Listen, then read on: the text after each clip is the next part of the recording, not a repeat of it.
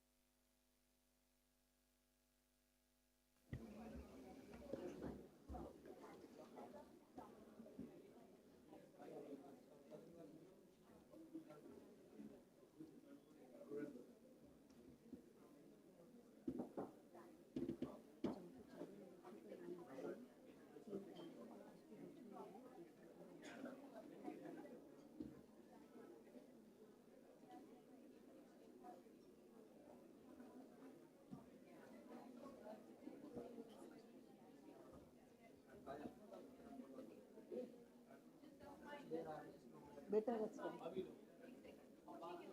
भैया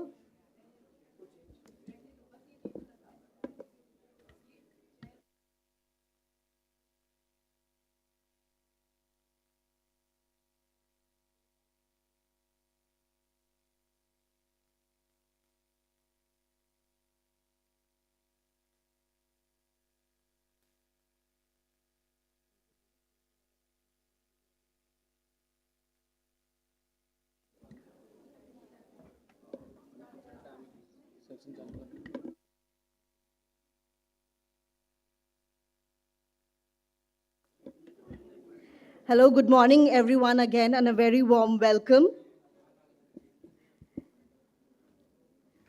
It has been an amazing start to the day, and we've just witnessed an impressive lineup of pitches from entrepreneurs who aren't just talking about change and they are building it. And on this note, while we have this background arrangements being done, I would like to take a 20-second pause over here and give our very resourceful staff members to do the due arrangements. Thank you.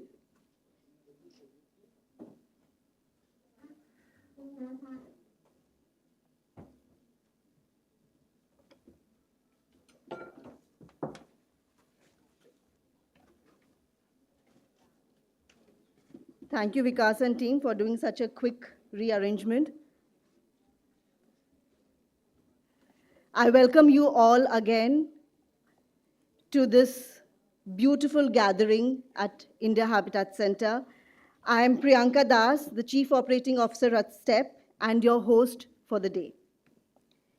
When we talk about climate change, we often talk about melting glaciers, rising temperatures, and carbon emissions. But in communities and villages, climate change has a different face. It is the woman who walks 2 kilometers extra because the hand pump has dried up. And yet, it is also the women who are quietly, courageously, and creatively building solutions. From innovation labs and incubators to small enterprises and local markets, women are designing responses to climate challenges across contexts, not with unlimited resources, but with clarity of purpose, lived experience, and a deep commitment to change. This is why we are here today, to recognize and strengthen these trailblazers shaping a more sustainable future.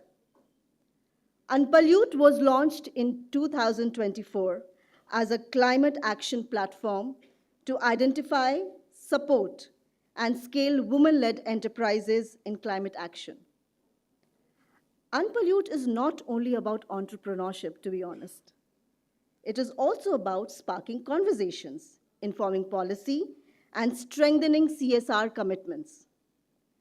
At the heart of this conclave are the Unpollute dialogues, conversations that bring together policymakers, industry leaders, green finance institutions, media partners, grassroots practitioners, and young changemakers.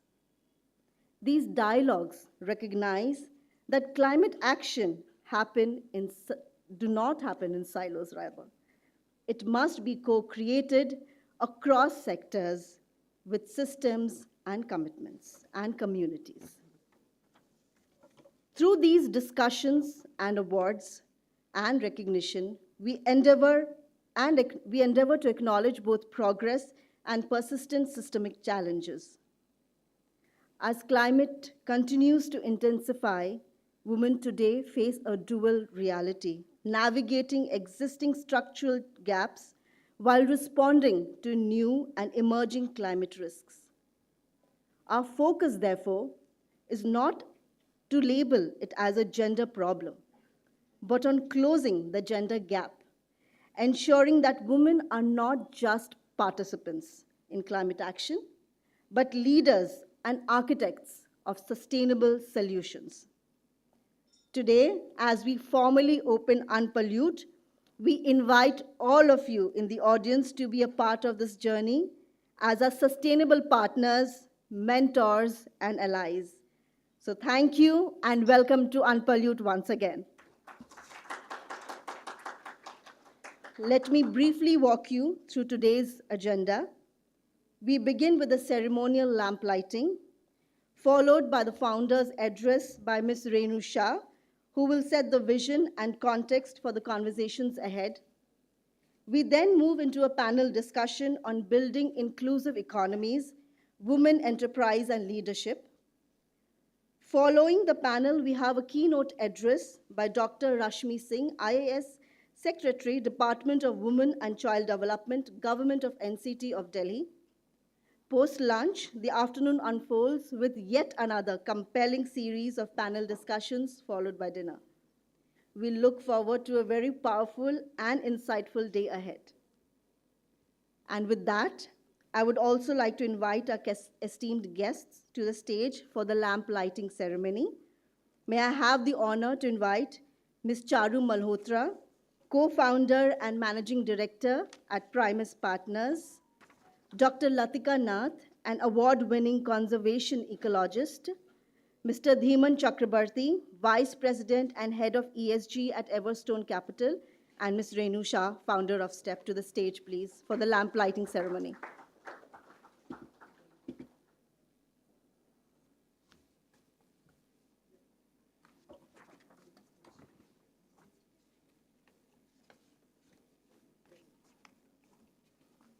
The excitement should keep continuing, and let them welcome again with a huge round of applause.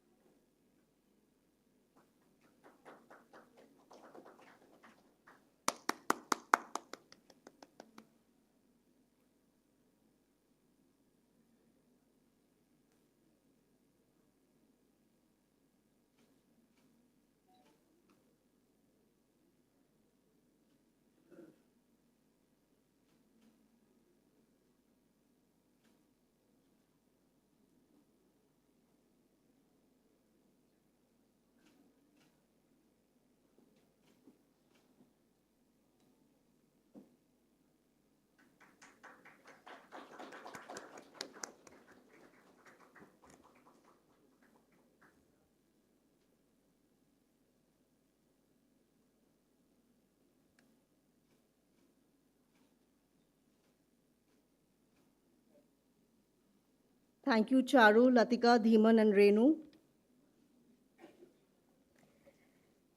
I would now like to invite our founder, Ms. Renu Shah, to the stage to address the audience.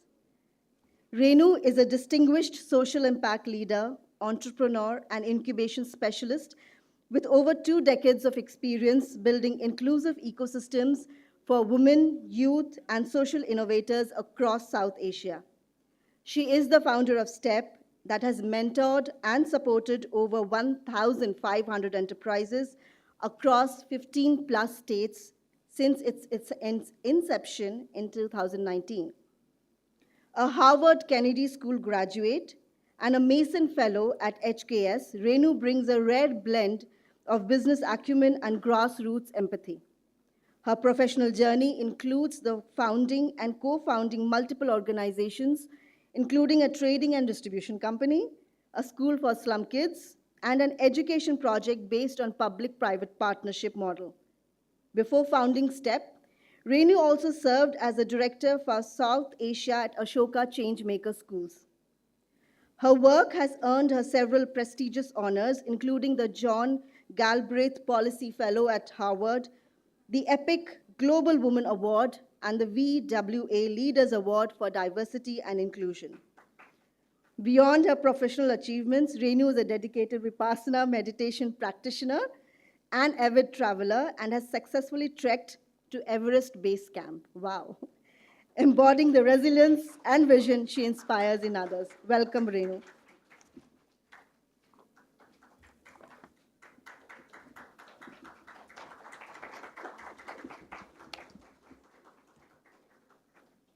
Good morning, everyone. What a pleasure to be here in another round of Unpollute. Just look around this room. Even before we begin, just look around this room. Students are ready to question, women entrepreneurs carrying ideas that could reshape systems, conversations that feel urgent because they are. This is what climate action looks like today, not confined to policy papers or boardrooms, but alive in people and in choices. Yet, there's the truth. Climate action cannot remain a side conversation. It must become a daily practice in business, in policy, in how we decide what matters. And shifts like this don't happen on their own. Nothing moves from the margins to the mainstream without someone backing it. Let me share a moment. It is not related to climate change, but this is one story which is very dear to me. In 2003, the Indian women's cricket team was about to miss an international tour, not because of lack of talent, but because of lack of funds. One person stepped in, Mandira Bedi. Mandira Bedi donated her commercial earnings to fund their travel. She didn't play the game. She changed the ecosystem around it. And that is what a champion does. And in the climate movement today, we need the same kind of champions because women don't just experience climate challenges differently, they design solutions differently.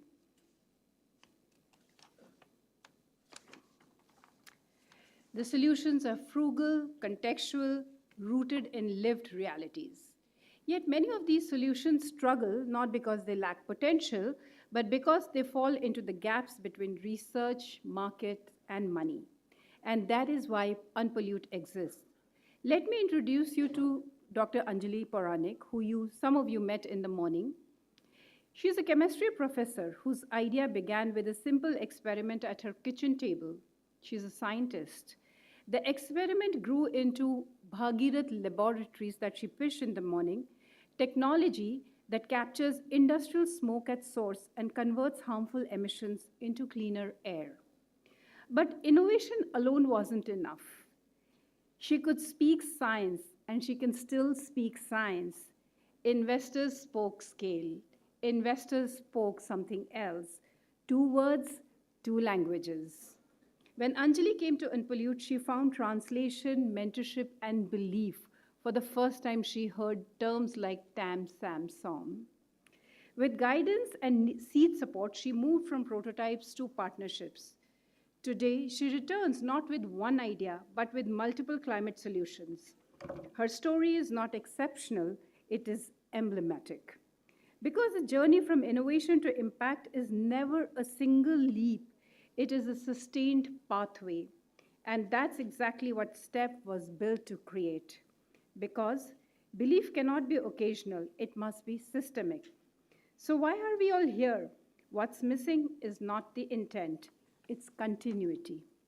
Progress happens when ideas meet mentorship, capacity, community, and timely belief. To the founders in the room, your lived experience is not a limitation, it is your edge. Don't lose the grip.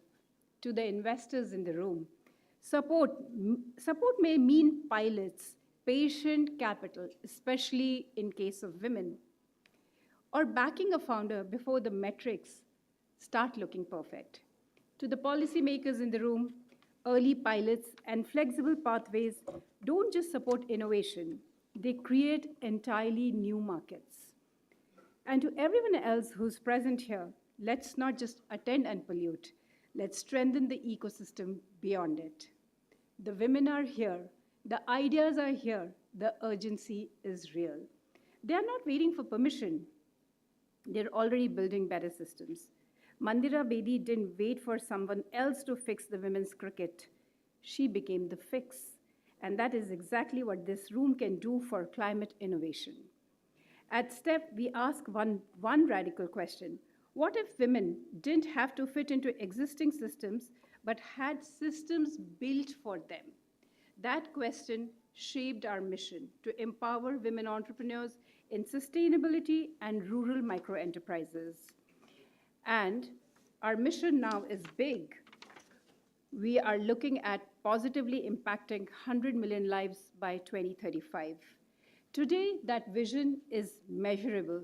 So far, we have worked with 1,500 or more women entrepreneurs across the country.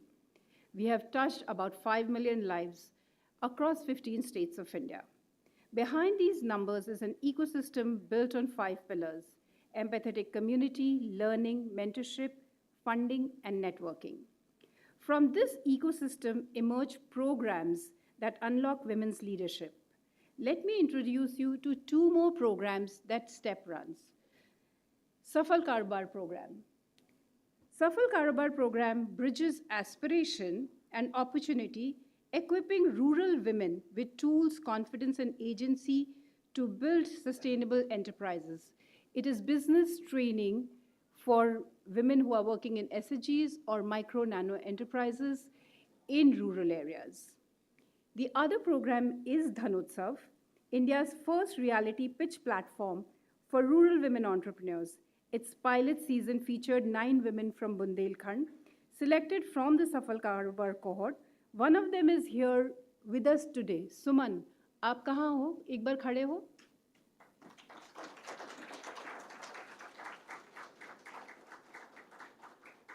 She won the first season of Dhanotsav.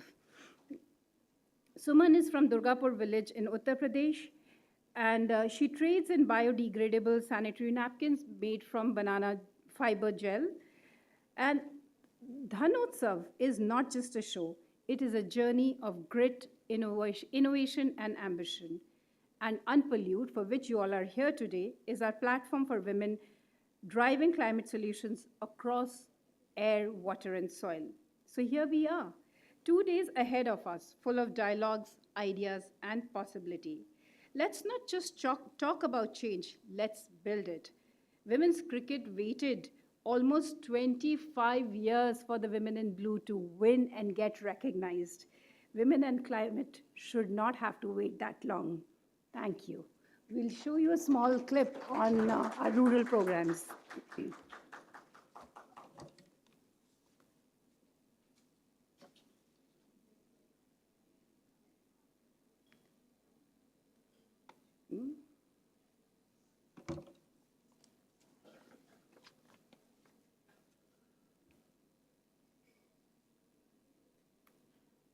Thank you. I think there seems to be a technical glitch. If you are able to fix that, then we'll show the video.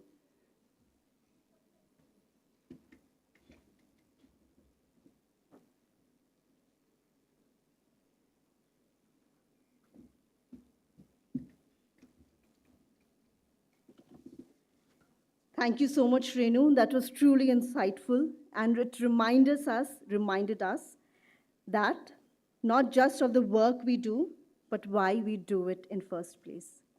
The purpose behind it, and the effort and the conviction behind the cause.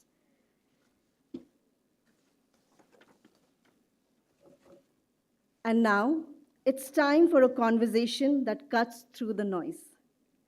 We talk a lot about women in entrepreneurship. We celebrate success stories. We host awards. But here's the question we don't ask enough. How did they actually do it in the first place? Not in an ideal world with equal access and perfect systems, but in a reality where opportunities are uneven, support is limited, and pathways are not always designed with women in mind. And yet, they rise and shine. Our next panel, Building Inclusive Economies, Women, Enterprise and Leadership, brings together an exceptional group. Founders who've built businesses against the odds, policy architects trying to rewrite the rules, multilateral leaders working across borders, and practitioners on the ground making it happen every single day. Let me introduce you to the panelists. Dr. Latika Nath is an award-winning conservation ecologist, photographer, and global authority on big cat conservation. With a doctorate from the University of Oxford and over 3 decades of field experience, she has worked with UNDP, IUCN, and Niti Aayog on wildlife conservation, sustainability, and human-wildlife conflict. Recognized among Asia's 100 women power leaders, she uses science, storytelling, and visual art to advance conservation, responsible tourism, and climate awareness worldwide. Our next panelist is Renu Shah, the founder of STEP. You just heard her. And I now have the opportunity of inviting our most dynamic moderator for the session, who will steer this conversation with depth and clarity. Ms. Charu Malhotra, she is a co-founder and managing director at Primus Partners, leading the education, employability, and entrepreneurship practice. With over 25 years of experience, she works across education, reform, digital transformation, and development policy. Her current focus includes AI integration in education, competency-based learning, women's economic inclusion, skilling, foreign language training, and enabling foreign university campuses in India through multi-stakeholder partnerships. Please again welcome these incredible speakers with a huge round of applause. Over to you, wonderful ladies. Thank you. I'm so looking forward to this discussion with Latika and Renu. It's not every day we have a conversation with two such achievers, long years in their respective fields, particularly in conservation and ecology. And with this, let me just ask you, Latika, women's participation, or let me say leadership, in conservation-linked enterprises, do you think their leadership, women's participation, leads to, more sustainable outcomes, to make it scalable without really taking away from nature? And the reverse as well. Do ecological value systems, what sort of lessons do they share with us? Or what can we learn from ecology, value systems to shape our inclusive economic models? So both, how can ecology actually provide lessons for us? And how can women involvement also make scalable economic models around conservation-linked enterprises? I thought I'll just make that clear. Thank you. That's a huge set of questions. Actually, Actually, it's one. It's two sides of the same coin. but it's huge. Okay, well, yes, women can make a difference. And this year we lost one of the greatest ecological leaders of all times, Dr. Jane Goodall, and what a difference she made. And that was one woman who had set out on her own path. And she really changed the world. And we've got many other examples here. The Chipko movement was led by Gauri Devi. We lost recently as well. There are many women leaders, even today. Medha Patkar and all her work for the Narmada Dam project.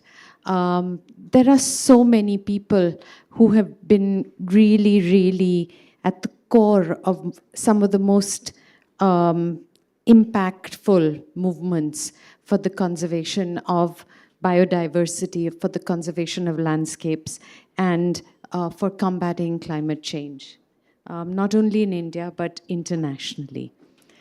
So yes, it does make a difference.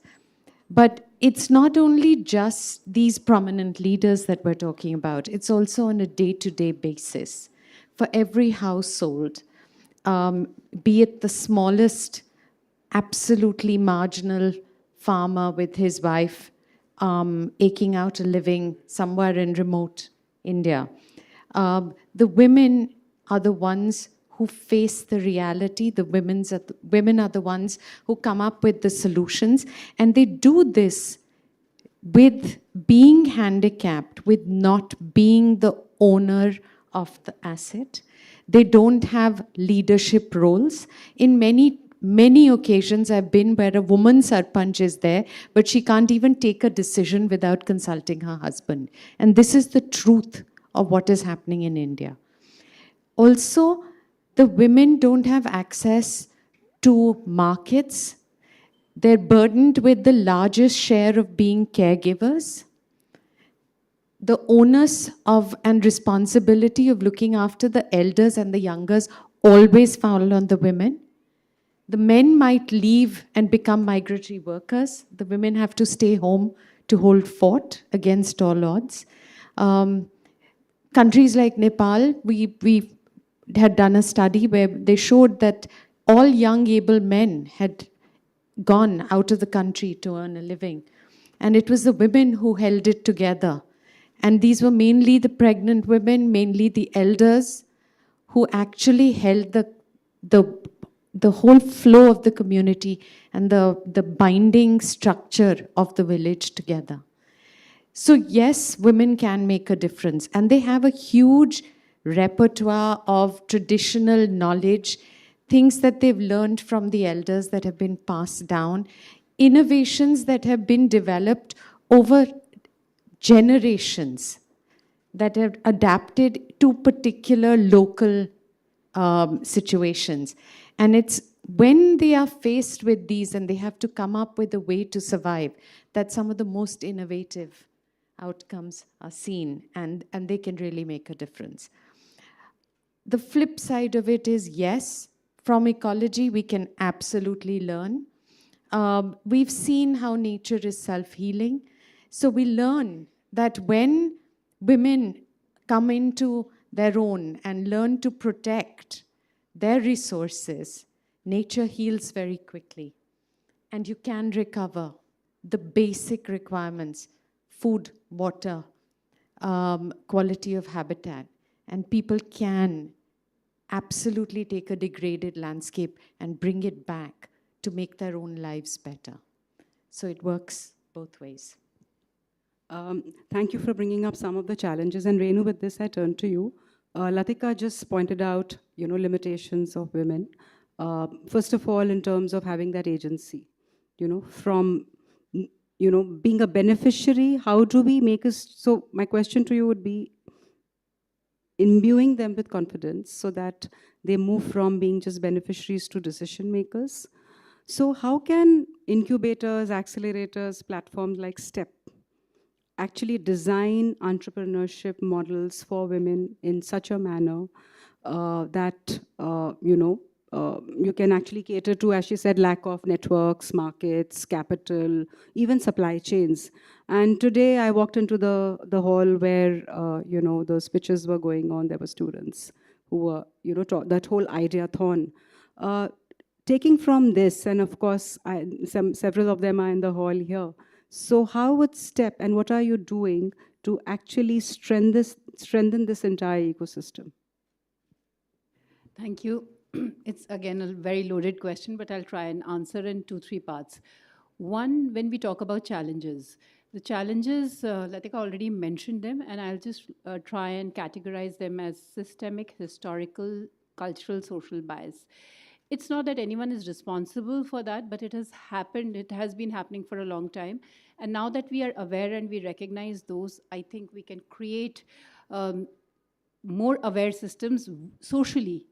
I'm not just talking from a policy lens. Policy, there is always, a policy can be framed and then there is the implementation of the policy. And there's only so much that a policy can do. I believe that social and cultural change is more important to empower women. However, these challenges are same, whether they are in urban India or rural India. We may think that rural India has more challenges and urban is a little more evolved. But in my line of work in the last 6 years, and I have now worked with more than 1,500 women entrepreneurs across geographies, across states, from Guwahati, Manipur, to Kashmir, to Kanyakumari, in terms of states, but also in terms of rural and urban geography, where we are looking at a Bangalore or a Delhi or a Mumbai, but also you saw Suman from Durgapur. So we have a whole lot of women from Mirzapur, Durgapur, Basti, Kushinagar, where we have worked with. And I have realized that these social cultural barriers are holding them back. They need family, community support to do that. Now, where do we come in? So where do we come in is, sympathy is something I feel is very outdated. What women need, they have ambition. They have the drive to do it. They do the hard work, but what they really need are the skills. So system development, skilling, we work with women entrepreneurs through and through, and all we do it is business trainings. Whether it is rural India or urban India, the sense of business, we try and train them or make them aware of what is required and close that gap between the market and them. And you asked that how can an incubator make that difference, especially for women? And let me tell you that most incubators are gender neutral, which is fine, which is great. However, women are multitaskers, maybe not by choice. And in our program, we said that we are going to create an ecosystem which works for women. And we have seen more often than not that women drop out of programs. And they don't drop out of the programs because they want to drop out of the programs. There's something else that has taken more priority. It could be a child's health. It could be something else happening in the family. So what we have done is that we've left it fluid. That if you cannot finish the cohort, you come back. And there's one thing that every incubatee at STEP you will hear is that STEP team was around for us. So we have made empathy the core of our work, and we are around with a lot of them. So I was talking about Anjali in the morning, and let me just share this because Anjali herself shared it yesterday, that while she joined the cohort, her husband passed away. And what could be more serious than that? And Anjali just continuously on all mentorship calls was crying because she was grieving. And we, as a women's incubator, recognize this, that a woman is grieving, and so we have to let her be right now. But also there has to be a right time when you just pull her up and say, okay, get on with life. So we understand this, and that's why that's the difference between us and other incubators. Rest of the things are same. You have to find market access. You have to find people who will listen to their ideas and probably invest in them, guide them so that they get to the point where they become investable. So those are common with everyone. But as a women's incubator, I think empathy is something that is at the center of our work, whether we do it in urban or rural. Thank you. Renu brought out the the aspect of empathy, you spoke about the healing power of women and that how that resonates with nature. So let me ask you one thing, and there are men in this in the hall as well. Do men dominate high-risk environments, and particularly where you are working with the whole human-wildlife conflict, as it was told? In such an environment, when you go out and work, particularly when you don your hat as a photographer, as a conservationist, shaping conservation stories, do narratives differ when told by women, about women and about nature? Yes, absolutely. I mean, I've always had this problem with being a conservation ecologist. And, I had, right from the beginning, I had people come up and say, oh, we're looking for the researcher who's working on tigers, and they'd expect a man. It was just a natural reaction. And I'd be, at times, the only woman in a room full of men, both from government and INGOs, and I'd literally be the only woman in that room. And I had this set of reactions always where either I would be dismissed, or they would say, oh, you've come from a privileged background, so you've used your family background to get to where you are. Nobody assumed that you were actually capable of doing your work. This was a very real issue, and it continues to be an issue even today. And when you go into these high-risk areas, when you go into extreme terrains, it's difficult. I mean, there are people who, something as simple as outdoor gear, they make it for men, they don't make it for women. I mean, there's brands in India that make shoes for trekking and hiking, and the men's shoes are in grays and blacks and browns. The women's shoes are bright red, and you turn around and say, but I need those too, and I need to also. So they don't even look at women as a target, buyer, a target audience, and it's very difficult to get your voice heard. And this is what happens when you go into these remote areas and you have women who are trying to be entrepreneurs. We have women who set up, the simplest of cottage industries, and just to get the panchayat to acknowledge that they're doing something is a challenge. And I think what's very heartening is the change that I've seen over the last 3 or 4 decades in the country. And I've seen this change happening. And I think access to technology, access to the internet, access to support groups online has made a big difference.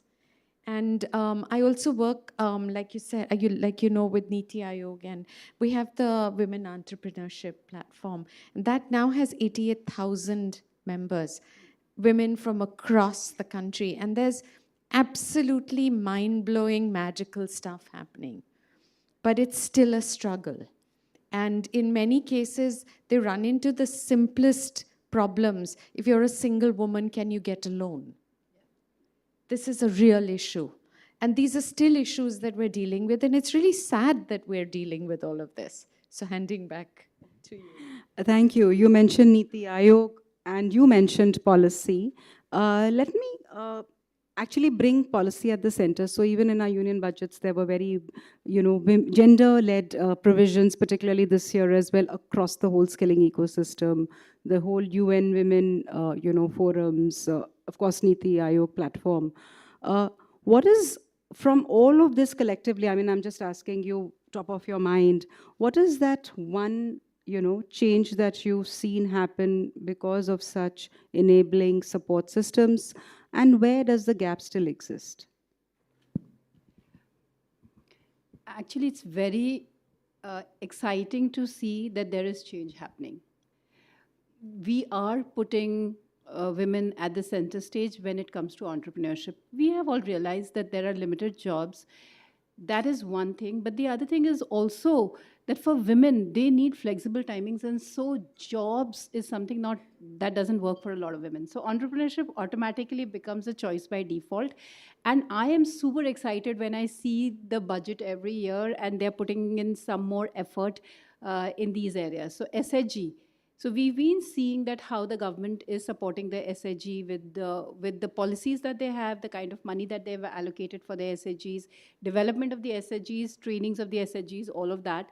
Then we saw the next step of the Saras Melas and all of that. Lakpati Didi scheme is one of my favorite schemes, where you see all these women entrepreneurs coming together and exhibiting their products. And so what is happening now with that training and all of that? First, the formation of the SHG, training of the women entrepreneurs, then finding a market for these products. So the government is trying to do that also. And apparently I visited the Saras Mela in Delhi, and which was quite successful. I saw a lot of people over there and spoke to a lot of people who had exhibited and were selling over there. And the sari that I'm wearing today is from the Saras Mela. So this is the market connect, and this as a policy can really make a difference. What is announced this year has blown me away, and that is the She Mart, which is going to be the marts where women's products made by SHGs or other micro entrepreneurs will be exhibited, and they will be up for sale. So there is a budget allocation for that. And I think while we may see these marts initially not very crowded or just picking up, but eventually it's just the first step, and we will see that how this shapes as we go forward. So these are some of the three exciting things that I have seen in the space of policy, and it's mindful designing of these policies. They just, like I say, nothing happens by chance. This is something somebody's really thought through this and have got it. I'm waiting to see more for women in climate action. That is something that I'm still keeping my fingers crossed across. And when you said that what more, yes, this is one. But I also want to see more capital, more patient capital coming towards women from investors, government, and the loans you were talking about. There are a lot of loan schemes by the government, but it is not so easy to access them. So I would love to see a little more simplicity in the processes so that women are able to access finance easier. So to both of you, one common question. Going forward, let's say your next 2-year plan or 3-year roadmap for either of you, depending on what matters to both of you. What is that one area, particularly for climate action, for you, and of course conservation and ecology-driven aspects, which you would be working on, which would put women leadership, innovation, in an agency at the center for both of you? Let's go with you, Latika, first. So I work a lot with the tribal communities in central India. And for me, I think that the basic grassroots level work that women are doing, whether it is for minor forest produce or it is using nature-based products for recognizing medicinal plants, for protecting wildlife habitats, for water conservation, and even traditional architectural materials in use. I think all of these are areas that I personally would be focusing on a lot. And I think there's a lot of movement amongst the village groups in my part of the world where they combat climate change on a day-to-day basis using these traditional and learned techniques. And which part of the country would this... Madhya Pradesh, I work in Madhya Pradesh primarily. Okay. But yeah, Madhya Pradesh, Rajasthan, all of this North India belt is where I've been working. But we've also now started working in the Northeast. So just on the tribal part, the MOTA, Ministry of Tribal Affairs, does have its goals and Yes. does have, Yes. of course, girls and, Yes.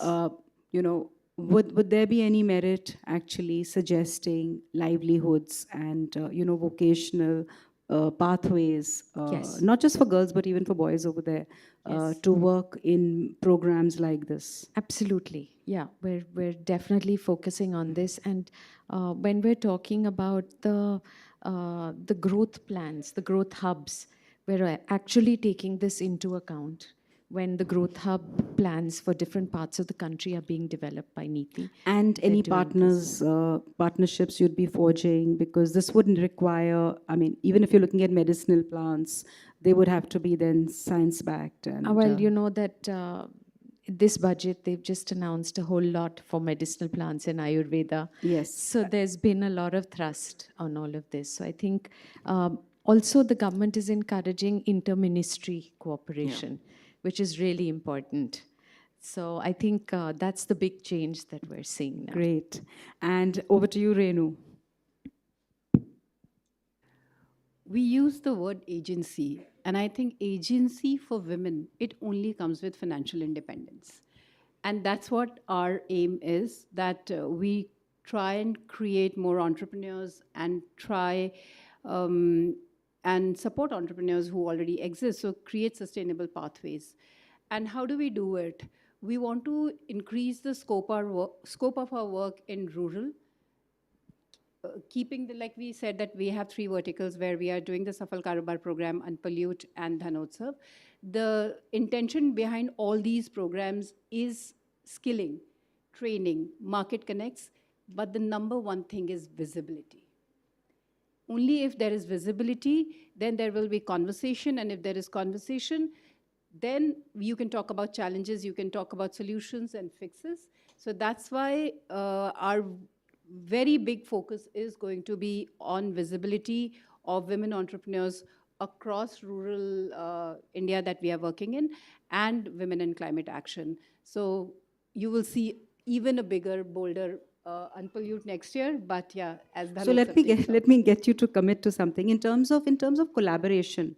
How will you collaborate when you're talking about agency for girls, for women, with institutional structures like, let's say, an Anganwadi, or let's say any other institutionalized mechanism to pitch these opportunities for people who may not be aware of them? That's a great question. So now with the work that we have done in rural, we understand SHGs and structures of SHGs very well. I have personally worked with government primary schools and Anganwadis as well. So I understand those structures. I feel this whole mindset shift positively towards entrepreneurship. I think Anganwadis can become a center where they are able to attract women who are looking at generating a livelihood. And then from that, a simple needs assessment will help us design a training structure and what they need. So there are those, in fact, one example, if I may take, around Anganwadis, there are Poshan Vatikas, Yeah. right? Yeah. Again, which are talking about locally grown, produce, of course, for Poshan.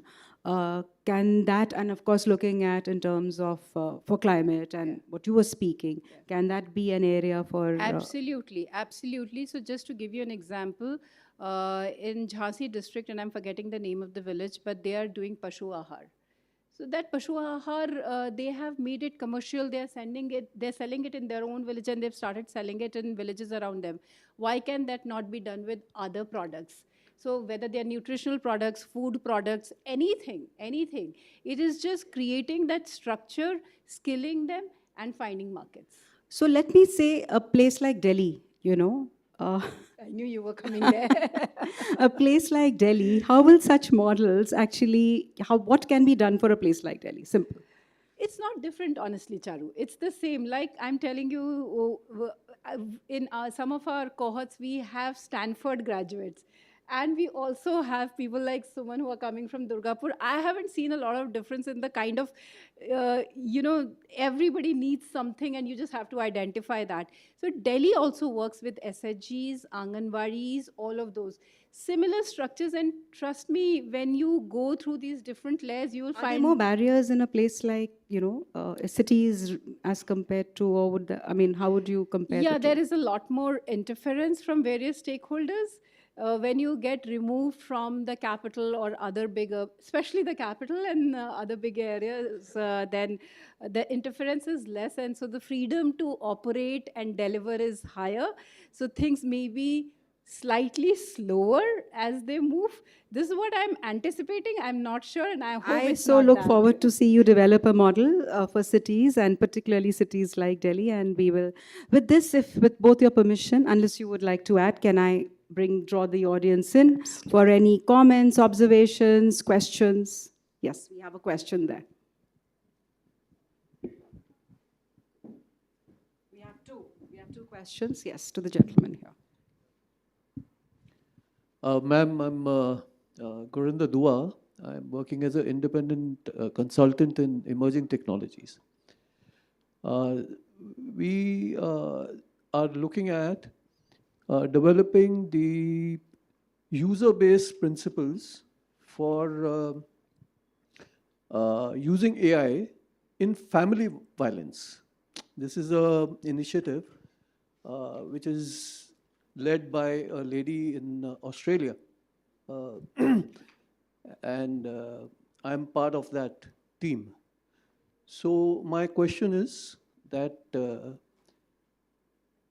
instead of looking micro, like you were mentioning, that with the advent of mobile technology, you have reached out to almost 1 lakh people who are part of the group, and it's a very vibrant kind of a interaction which you are noticing.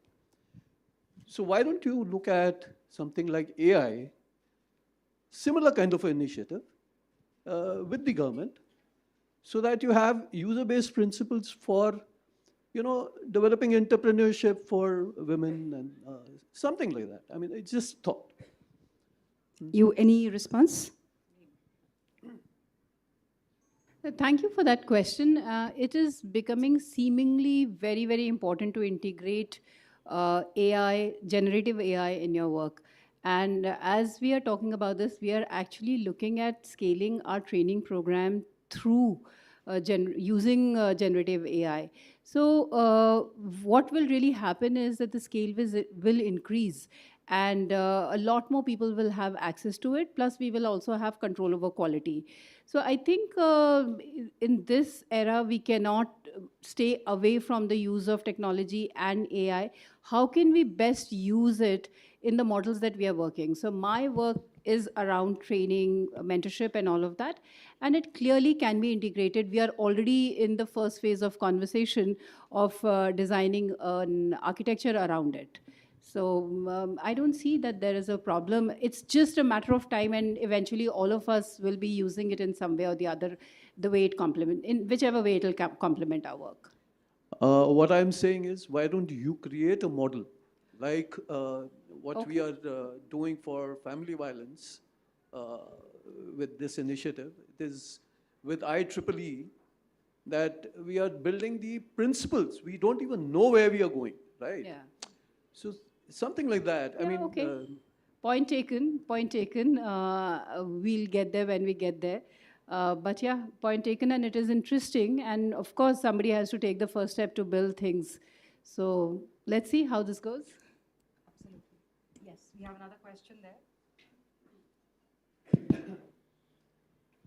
Yeah, Dr. Latika, the way you referred about Niti Aayog, your background, every year we have a budget, and moment contribution is equally important, but it's never considered in GDP as we consider in UN and other countries. And whether they are in domestic work or in agriculture or other types of work, that work is not converted to economic contribution to GDP of country. If it is pressed upon to the ministry, they should also consider this government contribution. It can make a difference in our overall income. Second, the way we are talking about AI and climate, in future very soon we will be having a semiconductor type of work, and women can be also helpful in this type of work, and AI also. So why not to train these women in high tech also instead of low tech and other things? Thank you. Thank you. I absolutely agree with you on the first comment. And I personally work with well, my PhD work was all on satellite remote sensing, GIS, and lots of technology. So I think, yes, absolutely, women are making great headways in using technology. And I don't at all think that we're not training women. And I think AI and computing and technology is fields that women are really interested in and are making a great headway in. So I'm very optimistic that we'll see a lot happening.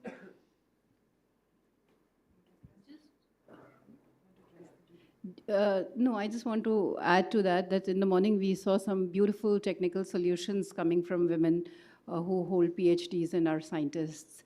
So I think it was exciting to see that they're like really up ahead when it comes to technology as well.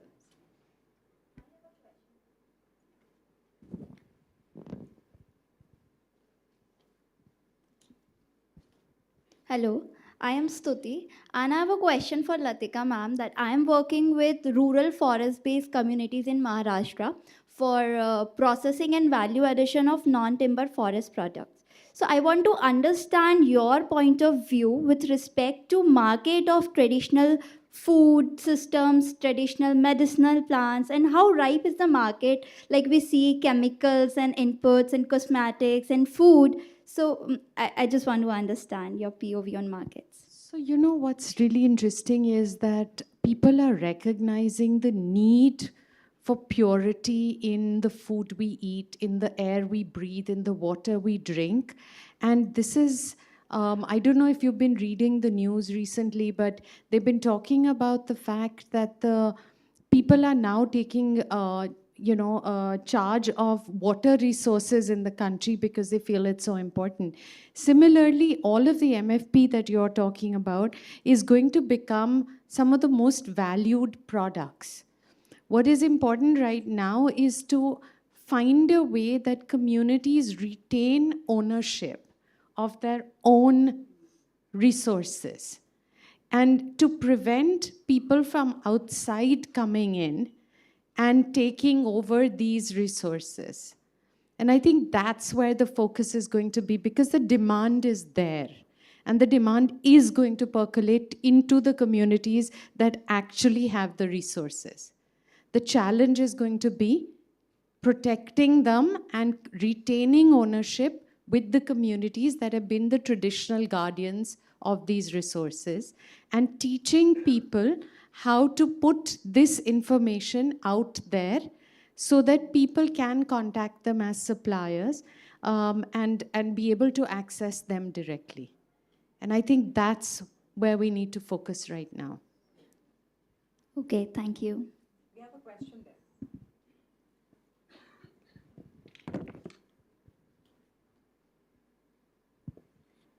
Hi, I am Pratim from Climate Praxis. So, I have a question, more sort of a rhetorical or philosophical question. So, in development sector, when you're talking about gender lens or gender-related issues, so being it for business or environment, ecology, or social aspects, so there are two sort of aspects. One is to do gender-focused intervention program, and another is integrating gender lens in different aspect of interventions, right? So just would like to understand from your both of your experience how you have seen it and which kind of pathway you see more effective.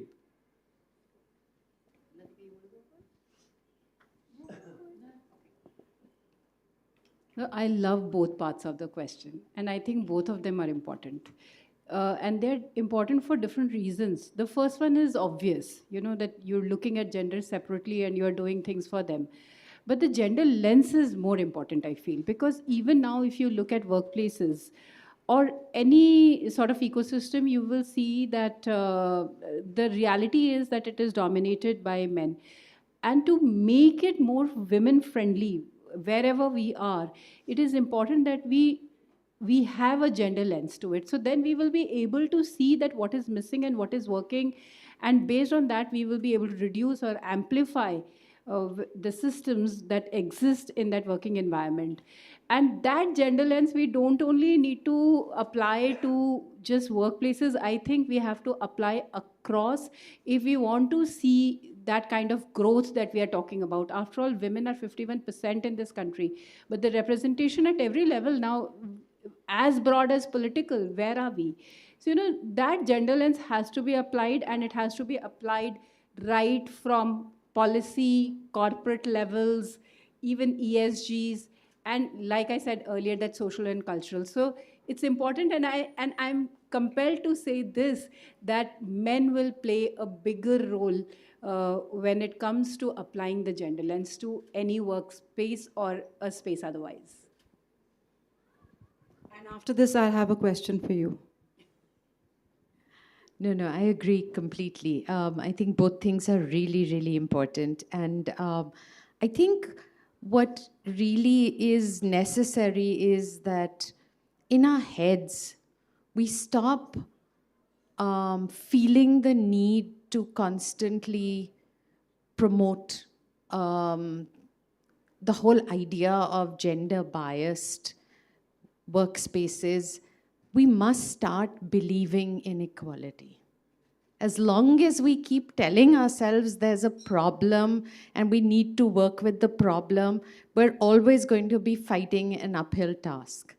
The minute we acknowledge that all work is gender neutral, all knowledge should be gender neutral, all opportunity should be equal, then we have a place to stand in. Yes, we acknowledge that there is a problem and we deal with it, but the basic foundation is we are equal. We need to be able to say that. So on the one hand, we have focus on gender lens, reinforcing what you said. Here we have gender neutral. And I know there's a question at the back, so please hold on to it. Coming back to you, sir. What is it, I mean, you also engage in climate. Do you encounter the gender aspect of it? How important is it? What are the problems? And what is your perspective on it? So I personally feel that we have gone beyond that level where we're talking about gender-focused program. And we have to now get into a stage where we have to see each and every aspect of our life and business and what we do. We integrate gender lens. And lot of time, lot of resistance I am seeing coming for women from women. That is also happened lot of case. There are examples maybe I can give later. So I personally feel I think we have to raise our bar quite high, and we have to see now how we can more and more integrate gender lens in each and every aspect in whatever we are doing. Okay, I will pass that. One question at the back.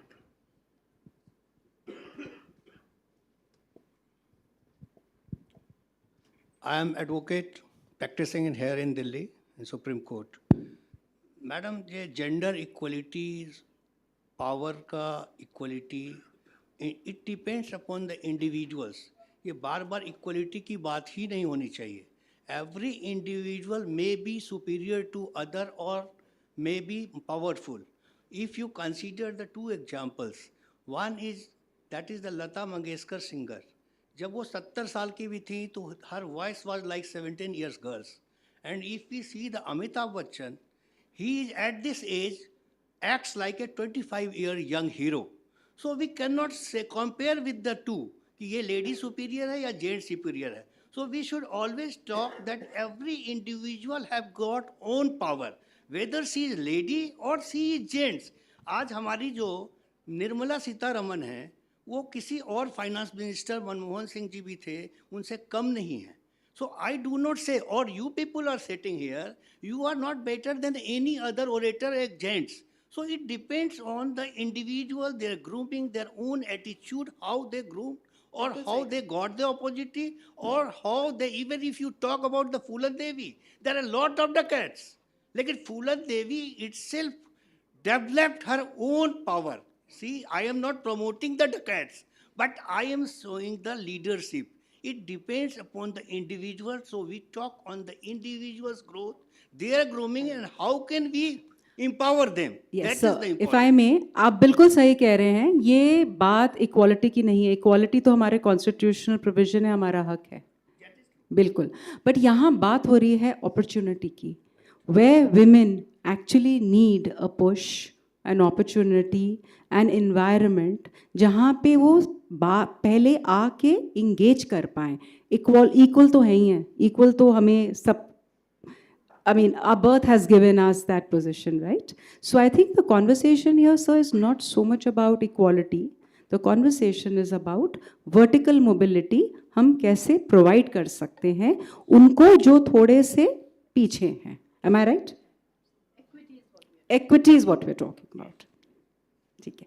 Any other questions in the house? Oh, yes. And with that, should we call it a last question? Hi, ma'am. I very specifically wanted to check with Renu ma'am. I think I come from a corporate background. I've seen the times have changed. मतलब equality या opportunity या support हमें हर तरफ से मिल ही रहा है. And people are coming back to work even after taking breaks. But I think ये scenario काफ़ी different हो जाता है when we go to different parts of rural India. तो आपने क्योंकि इतना काम किया है, from your experience, what were those 2-3 top motivations जिसने drive किया women to come out of their houses, to come out of their responsibilities, और वो जो एक मन में guilt होता है that I'm leaving some of the household works या मेरा जो responsibility यहाँ है उसको छोड़ के मैं अपना time कहीं और लगा रही हूँ, वो आपने कैसे find out किया और वो आपने कैसे fight किया? The 3-4 main pointers. तो आप रूरल की बात कर रही हैं ना स्पेसिफिकली? जी. तो बहुत ही इंटरेस्टिंग बात है क्योंकि चारों ओर मैं इस पैनल के पहले बात कर रहे थे and we were talking about the environment. I was saying circumstances and चारों वाज सेइंग एनवायरनमेंट. तो रूरल में अगर हम देखेंगे तो एक बहुत बड़ी ज़रूरत जो दिखाई देती है वो है इनकम की, लाइवलीहुड की. वो एक सबसे बड़ा मुद्दा है जो कि विमेन को पुश करता है that they want to do something. They want to get that money for something very specific. It could be their children's education. They need to build their house. They need to do something. There's somebody sick in the house. Up until then, that barrier is there कि हमारे घर की लड़कियां, हमारे घर की बहुएं काम नहीं करती हैं. But this livelihood generation for a specific reason most of the times becomes their number one motivating factor to step out of the house and work and consistently work. एक और बात हमने करी सुबह एजेंसी की कि once you start working and once you start finding that money to fulfill your daily needs, and so then you start getting a voice in the house. अभी तक आपके पास आप काम कर रहे हो लेकिन आपके पास अभी भी ओपिनियन देने की कोई जगह नहीं होती है. The moment you have money in your pocket, you start finding the voice and that gives you the confidence. The third stage is when you start employing people, then that makes you an influencer. And I was quoting Suman's example. She's working in 56 villages and she has 56 women working with her. So that, तो पहला तो mostly वही होता है. Young girls के साथ में आजकल they have lot of access to technology. उनके dreams, उनके desires, उनके aspirations urban से क्यों different होंगे? They also want to be independent. So the first category is probably slightly older and need based, but the second category तो हमारे बच्चों की तरह ही है ना जो यहाँ शहरों में क्यों फ़र्क होंगे? They are watching the same Instagram, they're watching same consuming the same content, they have same dreams and aspirations, but as sir They say all of them are also on ChatGPT, as are urban. Exactly. They are all doing that. And as sir was saying, so it's not a matter of equality. पर उनका gap तो urban से भी ज़्यादा है. One, they are women, and second, it's the urban and rural divide. So, that is another thing. But kyun? So they have the same aspirations, and so that is their motivating factor. उनको और कोई motivation नहीं चाहिए. So I've broadly seen these two categories, and one interesting person, or actually so far I've met only one person who's doing it to fill time. कि अब मेरे बच्चे बड़े हो गए हैं, ये हो गया है, मैं, and she thinks about climate, so she's making sustainable bags and all of that with recycled plastic and clothes. So she said कि अब मेरे पास time है तो मैं क्यों नहीं करूँ? Again, it is about access to technology and what content you are consuming. The world is becoming wider in a certain way and it is shrinking in the other way. So that ways we have closed the gaps, right?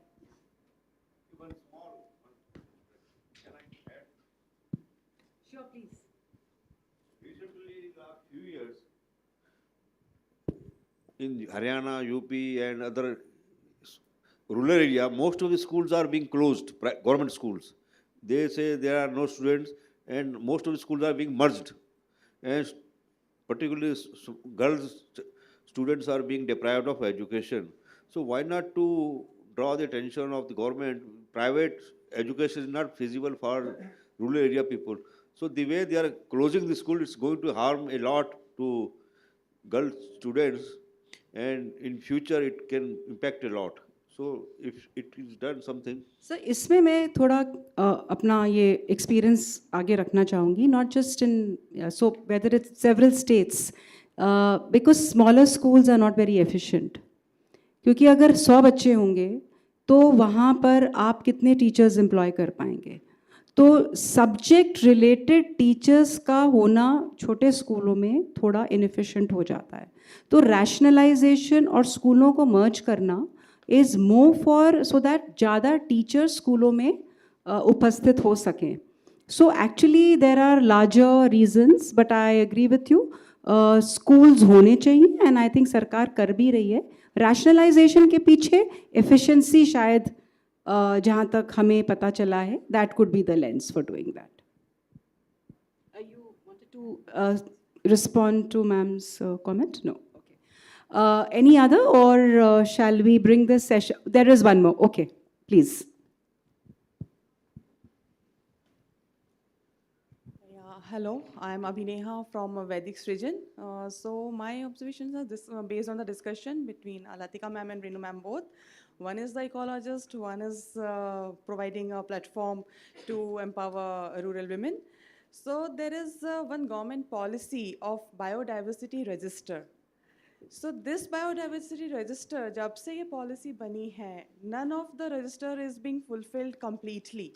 What I feel is the rural women, क्योंकि उनके पास वो access है, वो इनका traditional knowledge है to understand these herbs and these vegetation which grow in wild and all.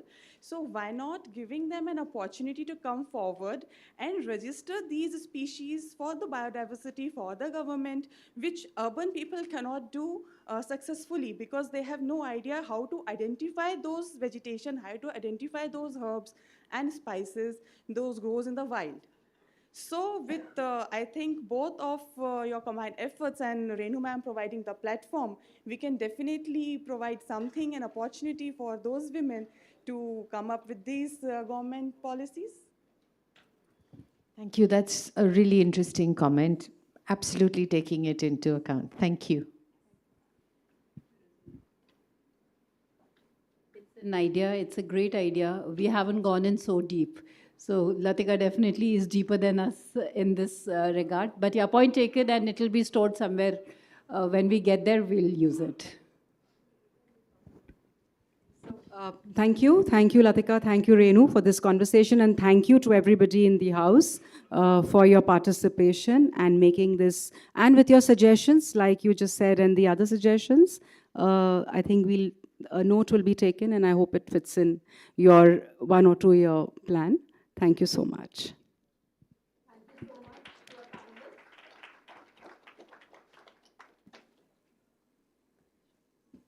Thank you so much, Charu, Dr. Latika, Renu, for this very charged conversation and climate dialogue. A few takeaways that I had, at least personally for myself, is we spoke about the empathy, the healing power of women, and the fluidity and the flexibility that is required, but also the balance between having gender lens be applied across thematic areas, which is so fundamental to any step that we are taking towards gender equity. And thank you for bringing those conversations alive. We are honored to have you over here. And before you let you off the stage, I would like to call upon Ms. Swati Shah Gupta, the Head of ESG and Sustainability at Fireside Ventures, to felicitate our esteemed panelists. Please. Can I have the gifts over here, please?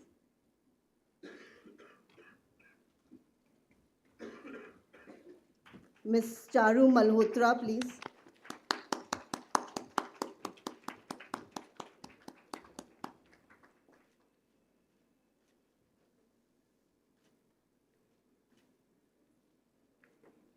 Dr. Latika Nath.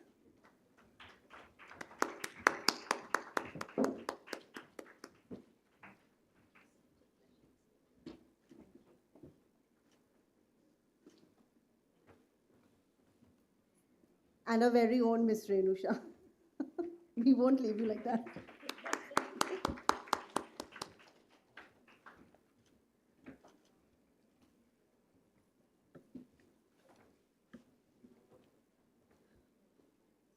During the course of this dialogue, during the course of, and I almost forgot the very wonderful photo of. Absolutely not. Swati, we would like to also for you to join in, please. One with you as well.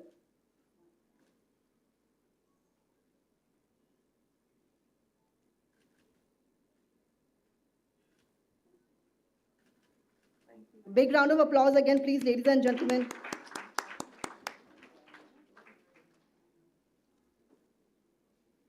During the course of this discussion, we also talked about cross-sectoral partnerships and Anganwaris and collaborations with the SHG networks, and institutional support is what came across quite vividly and strongly. And earlier in the conversation, in a speech, Renu talked about video that we were not able to show earlier about the rural woman entrepreneurship journey of STEP that we have been working with women on the ground in Uttar Pradesh. So I would like to walk you through a 2-minute short video on the journey of the Safal Karobar program to Dhanotsav, which is India's first pitching platform for rural women entrepreneurs. Please, the tech guys.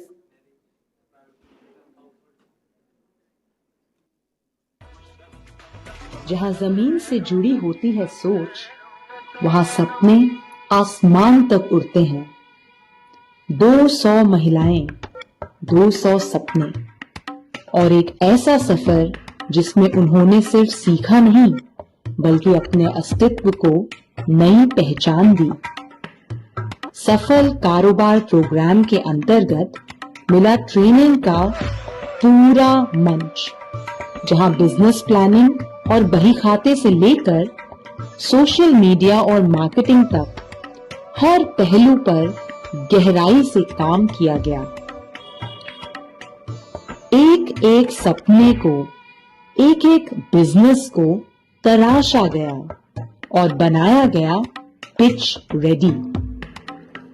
200 में से चुनी गई 9 change makers, जिन्होंने खुद पर विश्वास किया और दुनिया को दिखाया कि असली लीडरशिप कैसे उभरती है। ये सिर्फ एक शो नहीं, ये एक नई शुरुआत है, जहां रूरल भारत की महिलाएं सिर्फ व्यवसाय नहीं, एक नई सोच लेकर आ रही हैं। जब एक महिला आगे बढ़ती है, तो पूरा समाज साथ चलता है। धनोत्सव उसी बदलाव का प्रतीक है, एक ऐसा मंच जहां सपने होते हैं साकार। धनोत्सव, सपनों का महोत्सव।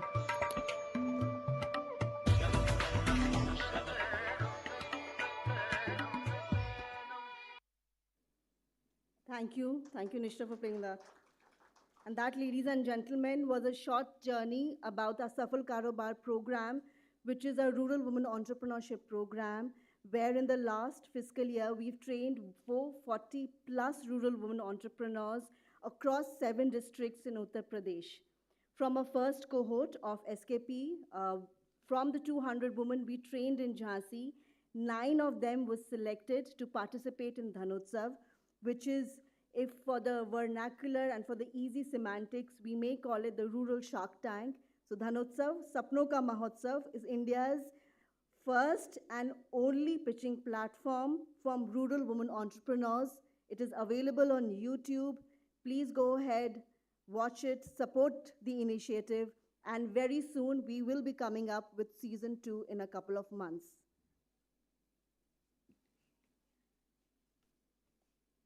I would now like to invite our keynote speaker, Dr. Rashmi Singh.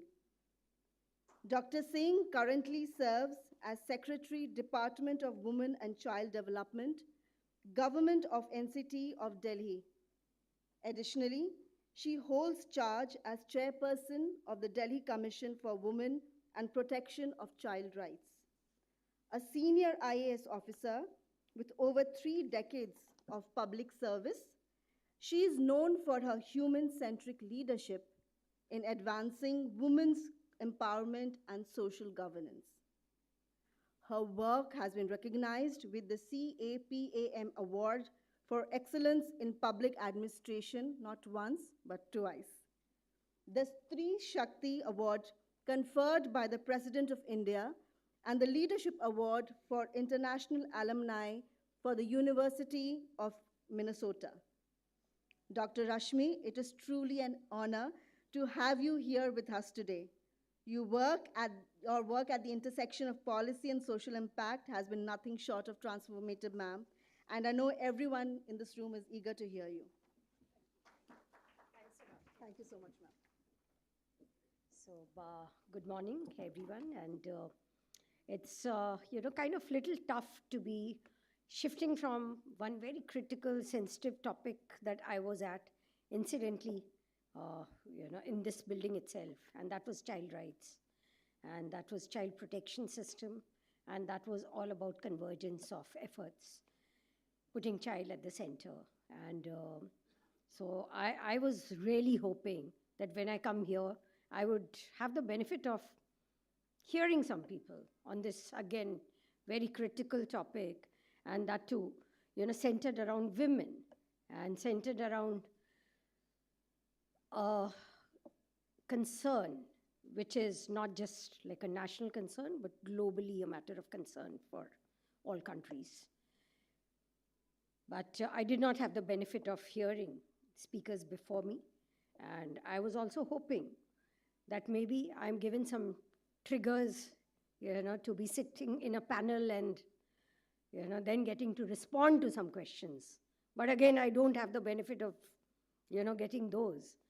So please do not mind if I, try and structure my thoughts around the issues through certain trigger points which were sent to me, because I did ask that what are the trigger points on which, you expect a response from a practitioner like me who's been working on the subject of women's empowerment, creating better ecosystems centering around women.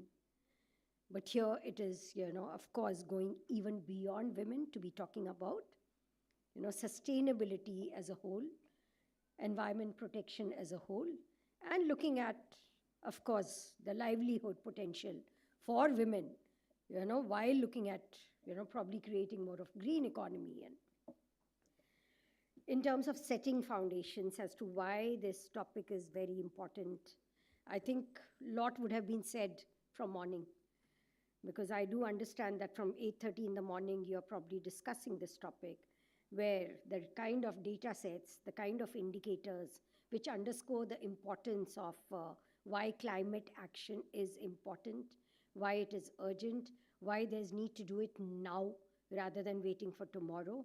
So I think more than any data set, it is important that end of sessions like these, we go back more awakened, more sensitized, and with a better commitment as to what individually we can do on a particular theme that we have been speaking about, reading about, sharing experiences with each other.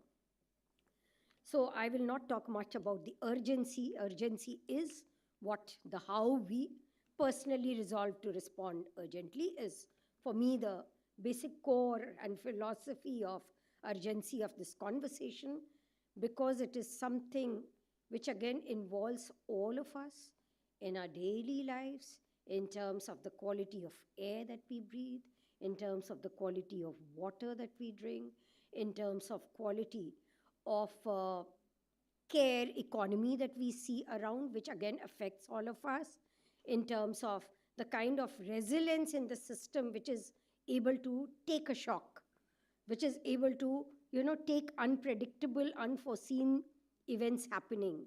So it's that resilience that we are talking about. So important again that we look for solutions for climate action centered around women, good practices which are there, innovations which are there, but which need to be scaled up.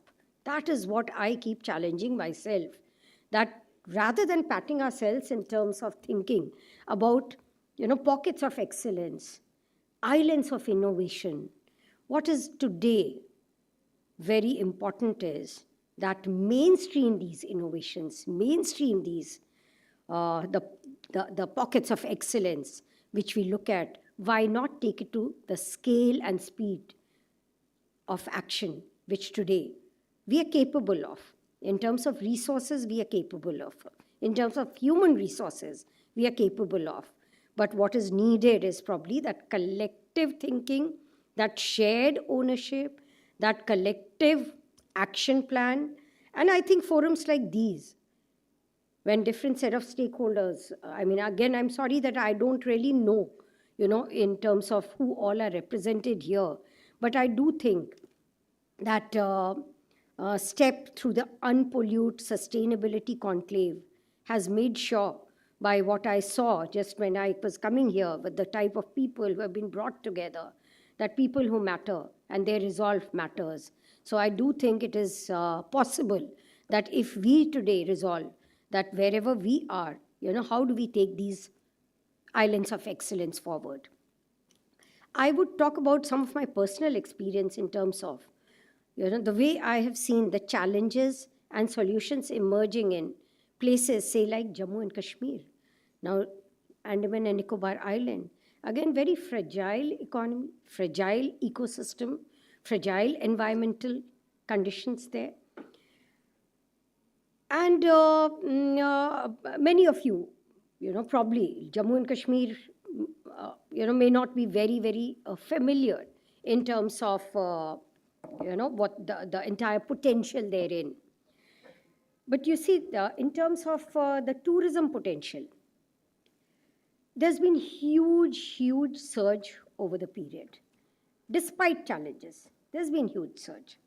Now, when I look at, again, the need for climate action, so what is bringing in people over there?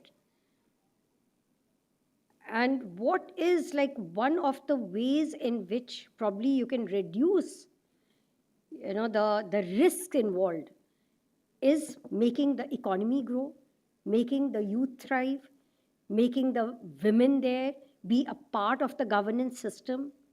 And when we talk about governance system, one word which I saw coming in was, women driving the agenda as leaders in the climate action governance system. I really like that, the principle that you are talking about. Why not women leading the agenda?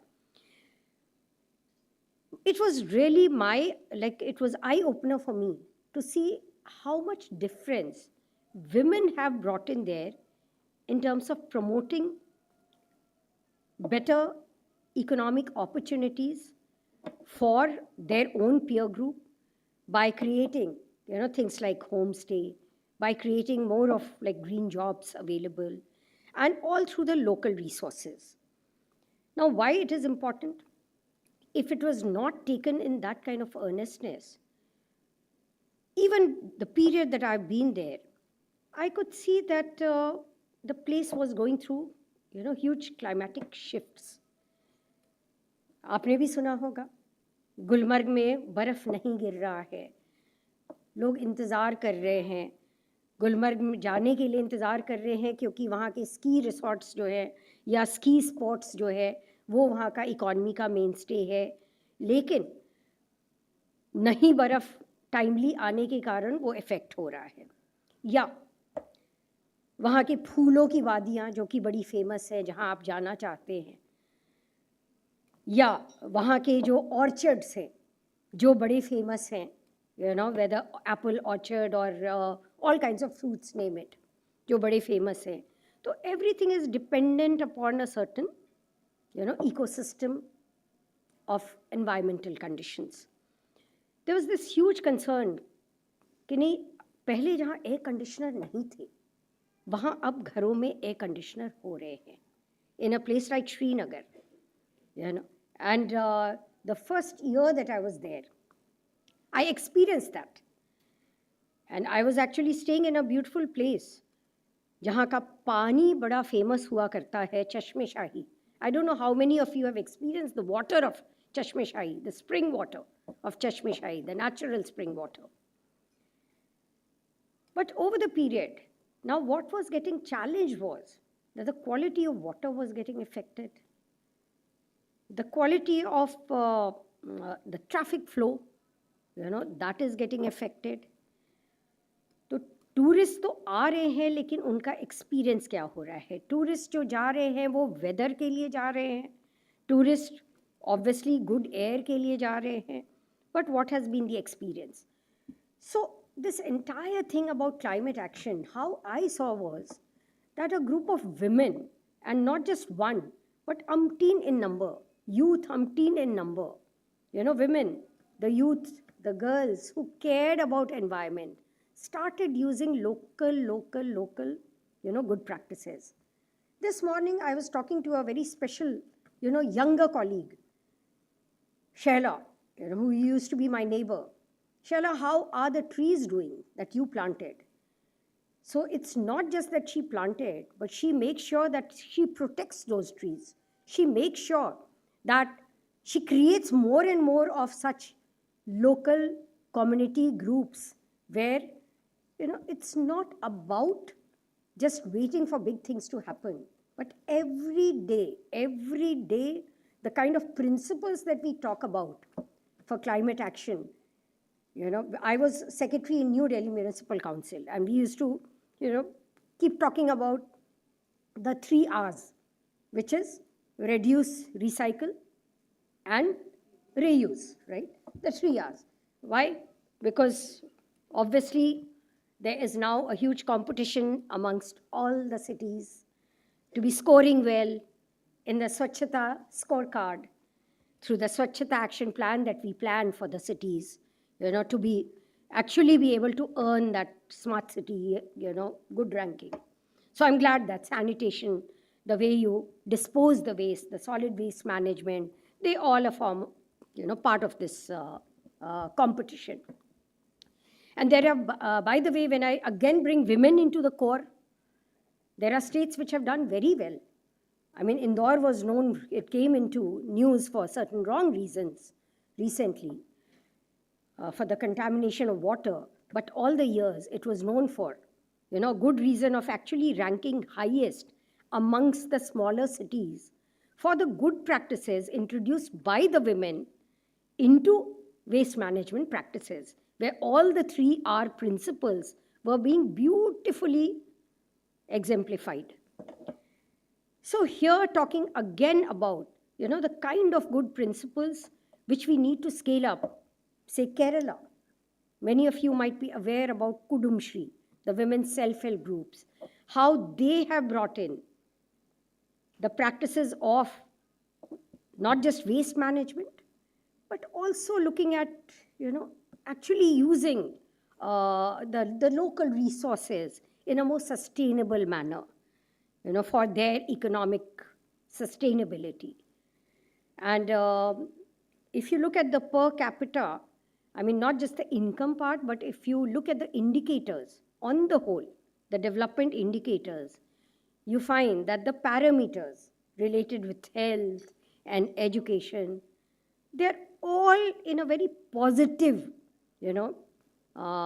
trajectory when it comes to the women's participation and women's leading, sustainable practices. Similar thing in Andaman. I talked about Jammu and Kashmir, I talked about Kerala, but when I went to Andaman, again, there was this huge issue, concern about coastal areas, the tourist inflow coming in, waste not getting, proper treatment in terms of huge accumulation of plastic waste around. So huge cultural change is what was felt to be, required in making children ambassadors. And I'm really glad that, again, I found that there was a lot of openness in, women coming up with innovative solutions. I had people, self-help groups, who were trained into, making, say, local, products like coconut into all kinds of resources to be leveraged rather than, developing more of the consumer culture through, economy which was probably not customized to looking at how much that island could bear. So every place has its own carrying capacity. Andaman had its own carrying capacity. Jammu and Kashmir has its own, kind of challenges. What kind of ecosystem are you looking at? So very important that is awareness about sustainable practices has to seep in. And as I said, that it cannot just wait from, on a policy level, because there are like everyday responses which are important to be built into our culture. And I think women, and traditionally, when we look at the role, the intergenerational learning, which are passed on by the women, be it practices as agripreneurs. When I go to my village in Bihar, I find that women who have not had any kind of formal, agricultural scientist background, yet they probably know so much more in terms of indigenous practices, local practices, which we should, try and document. And we should try and have those created, in the form of learning materials to be used for others. Because I find that many of these practices otherwise are just going to disappear. And it is happening because the kind of communication that we need, the kind of repository of knowledge that we need to be built. So there somehow we are not able to actually take it to that level of grassroots penetration, whether in terms of getting the indigenous knowledge practices of the tribal women living in the forest, or on the fringes, or as I said, that the local communities in in other states of they are not getting documented. So I think very important that we recognize that kind of leadership coming from practice, coming from indigenous practice, coming from local practice, and organizations like these, which are looking at ways of creating more of, good practices to getting scaled up. I think important that we have knowledge sharing done by the women who have probably never been able to come and talk using a mic. मुश्किल होता है सबको कि mic पे आकर के बोलने के लिए, लेकिन शायद उनकी भाषा में जाकर के हमें करना होगा. We have all kinds of tools and technologies. AI large language module पे काम कर रहा है. तो वो अगर हम कैपेसिटीज़ लेकर के आते हैं क्लाइमेट एक्शन में, women का role in various kinds of whether agriculture based practices or जैसे once again if I go back to Jammu and Kashmir, how they recycle. And the shawl that I'm wearing, why I particularly decided, ये शायद 100 साल पुराना कहीं का it was like a curtain and given in some kabadi, which somehow it came to me, when I went there, I bought it and had it recycled. So women actually are capable of, creating those kinds of, innovative practices for the use of each and everything which we might not recognize the importance of. So usko, because I think it is very important that coming in forums like these, as I talk to you, I also get a chance to reflect. I mean, I'm being very honest that I get a chance to reflect. So I think as government, be it any policy, we should also try and see that be it any sector, whether horticulture, technology-enabled documentation and dissemination and customization, so that the benefits of whatever we are talking about, that goes to the last mile. Because again, the benefits cannot remain just in policy. Benefits cannot remain just in looking at certain recommendations coming. So I think what is very important that if we feel that, okay, something works, why not get it more and more, localized through the support of various stakeholders. We don't have to do everything ourselves. But I think it is very, very important that we identify those champions, wherever the intent gets translated into action. Because I think today it is a call for action, again, for a very climate resilient environment, the ecosystem that we are looking at, where government is important, where environmentalist is important, technocrats are important, experts are important, bureaucrats are important, but at the same time, every youth is important, every woman is important, every household is important, every community is important. So that call for action has to involve everybody with a very, very collective ownership, collective commitment that their action matters and not left for tomorrow, but today. Thank you.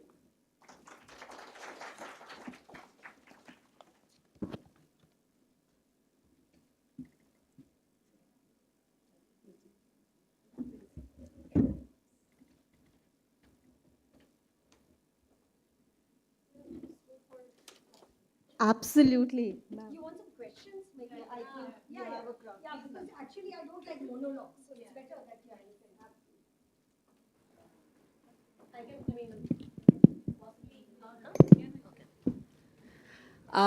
Thank you so much. I rarely hear, I think, some comments, especially from a bureaucrat, so grounded in reality and absolutely on point. So congratulations on that for sure.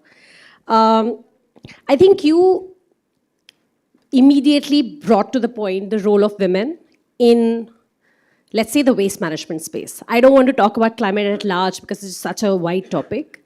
And you talked about the 3 Rs and how it comes so organically, so naturally to women to be drawn to that idea. Today, however, because I work in a venture capital fund, so I realize that funding businesses like those is harder than funding a traditional business. In simple words, making a new shawl is today cheaper and easier than actually procuring, recycling, and reselling a shawl, right? And it's just so unfortunate, but that's the reality of the world today.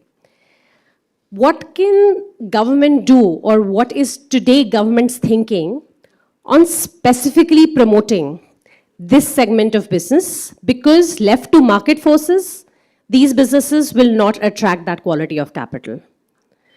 So, yeah, that's my specific question. Thanks. One which is immediately coming to my mind is GI.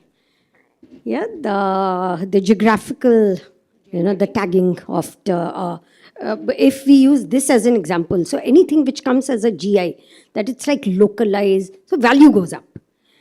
So if the value goes up, the ethnicity, that coming with a story, also enables us probably to carry forward that heritage value.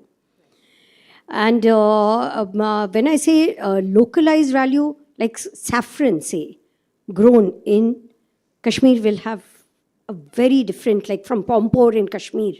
So that sells at another price. And, there are people who are giving up many, I would say the land is being given up, to go to larger manufacturing sectors, because they feel land is not yielding the right dividends. Why it's not yielding the right dividends is because we have not been able to market it with the story. So I think where government is helping is to create that story now with the GI tags. So be it in like, produce, agricultural produce, or, items like handicrafts. So, and of course, like startups, you do have a policy of supporting startups. MSME has a policy of, again, looking at promoting women startups, women business. So that also helps. So, sorry, just want to leave with a request or a thought as well. Since you said that, maybe we leave these spaces with some inspiration and some ideas as well. You talked about GI tag, you talk about women entrepreneurs. You also talked about reducing and recycling space. My request is if we can specifically come up with funding on reused and recycled sort of businesses, especially being led by women, I think it would really be a game changer in the space of waste, climate, pollution, whatever you would think of. So. That's a very, very, very good suggestion. And certainly, more of that viability gap funding mechanism Yes, can help. absolutely. Yeah, because it cannot, right from day one become a Market ready. commercial business. Yes. Yeah. So that viability gap can be a good option. Thank you. Thank you so much. Questions? Yes, I see a hand there. Pass on the mic, please. So thank you, ma'am. Thank you so much. I'm Bhavini Parikh, founder of Banco Jonko, and we are into the upcycling. As Swati ma'am said, same thing we are facing. So I've started Banco Jonko in 2019. When we pitch, they first ask, ki how much revenue you have generated. They will not see the impact. They see the business. They want the revenue, right? So that is the biggest challenge we were facing till today. And we have trained the women all over the India level, from Himachal to Gujarat to Maharashtra, everywhere, more than 5,000 women. We have received lots and lots of the awards, recognitions, media, feature. But what about this is the challenges we are facing, as a startup, as all that things. We have the product. We are first upcycle manufacturer registered by the government of India. They are doing wonderful. But still, to generate the revenue is the biggest challenge, because we are also listed on the GEM. But people don't know about the upcycle category at all. And that is where the government need to create the awareness and all that thing. So we are looking for your support. Thank you so much. You see, in terms of the policy dialogue, it is very important again that proceedings like these, your recommendation should also go to forums like, say, Niti Aayog. Yeah, because when a policy is made, so the stakeholder consultation should not just wait for another conference to happen, but I would strongly suggest that you should give these takeaways also there, where like policies get translated into commitments by different departments when they start making their policies. But Niti Aayog can act as like more of aggregator, because it's not just one department, it's also like different ministries which would have a role in this. And of course, like the awareness, the communication, and more of the supply side and the demand side. So both have to work together. So the demand side, how many people are really aware the value today? We are talking about Atmanirbhar Bharat, but unless the demand side gets really strengthened about really knowing ki acha Atmanirbharta mein, all these things make a part of your Atmanirbharta. Yeah, where even if it comes with a price, it's coming with that pride behind the price. Thank you. And we are planning to present a report. After we finish the conference, we will present the report. So next question. Can we take on? All right. If I can, please, ma'am. Sure. Thank you, ma'am. I am from Bhagirath Laboratories. I am working in Climatic. As a woman entrepreneur, two things I have to face from government people. My mentor is from Niti Aayog, not from this state, but from Ramao Margi Prabodhini. What I experienced is that, madam आप क्यों भागा दौड़ी कर रही हो? आपका knowledge है ना, किसी और को दे दो. See, lady cannot do भागा दौड़ी. Lady cannot work for business. And yeah, so is there any policy which can protect women like us from getting pressure like that? Don't do the business. You are budhiya, you are aurat. And Niti Aayog said that, okay? So why don't हम लोग कर नहीं सकते क्या? Okay, so let me react to that. When you say Niti Aayog said that, maybe, and you're talking about an individual, right? Because often institutions are branded, by the response, by experience which you face, vis-a-vis some individual. So that I would encourage should not happen, and it should not deter you, because you see the perseverance has to be there, because there are institutions meant for something. So the more you are able to follow up and maybe meet some other people. But I also feel that bodies help rather than only individuals going and meeting. I think bodies like these, forums like these, Yeah, we forums, because you're part of a particular forum.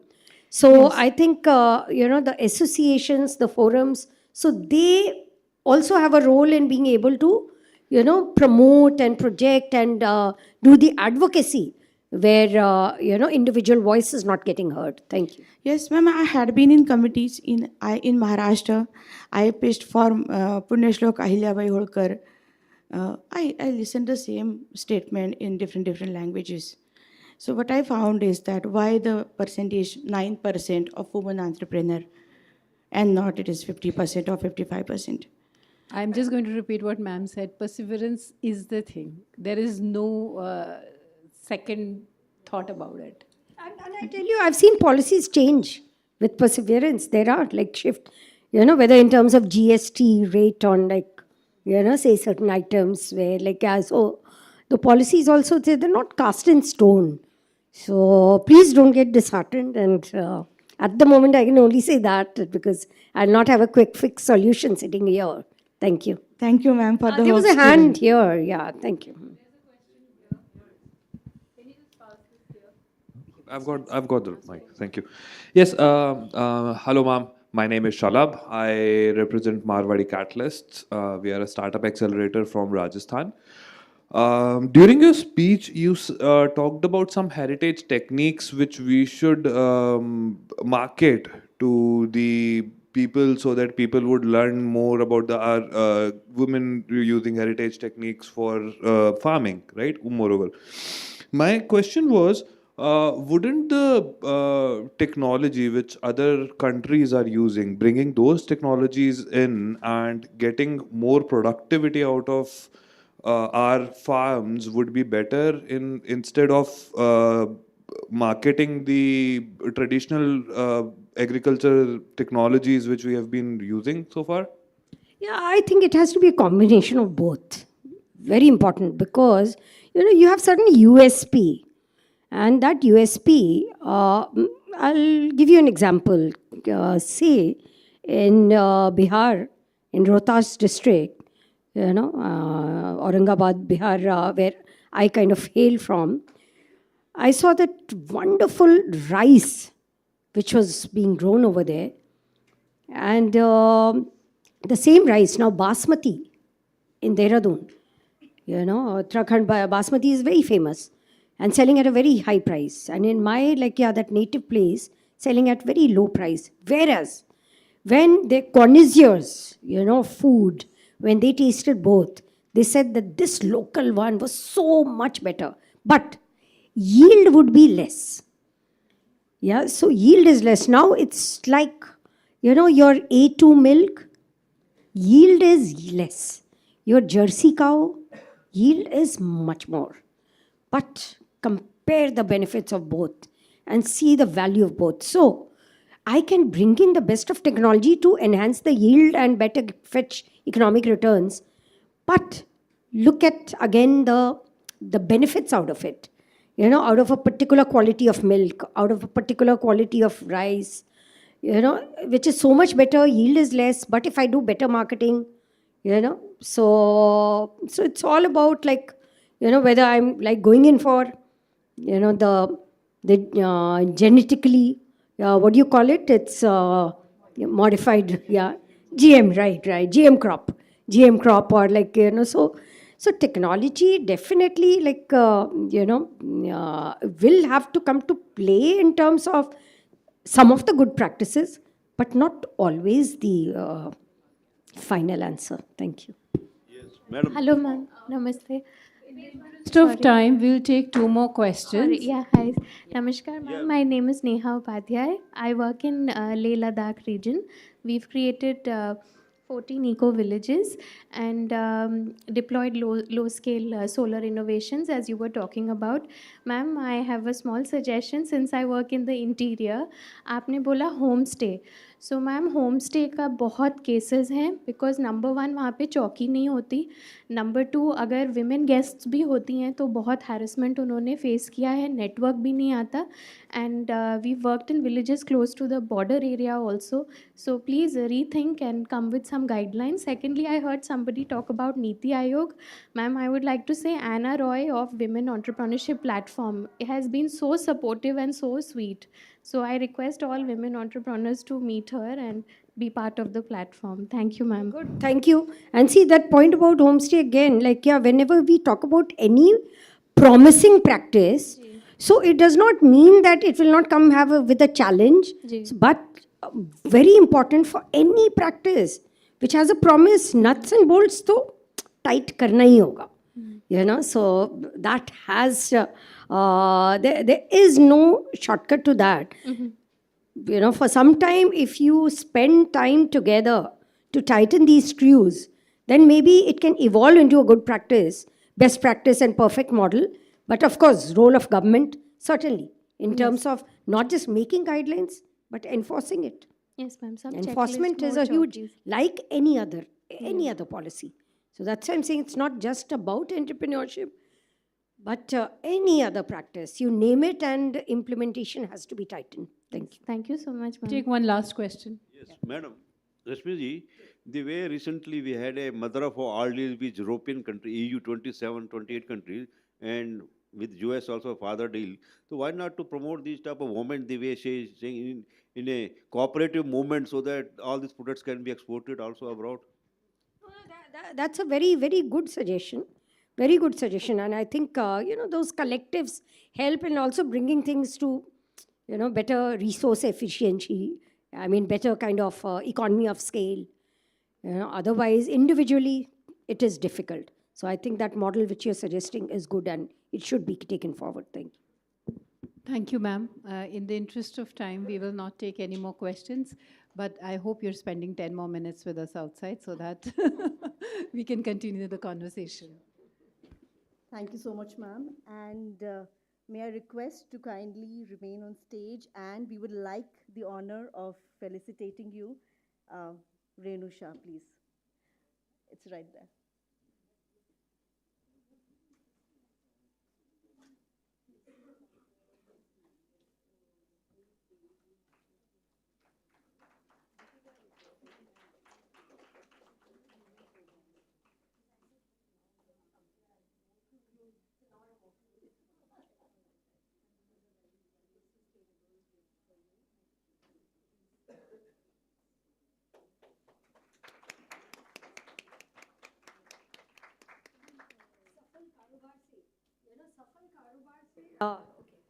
So, you know, I'll just end because I saw Safal Karobar.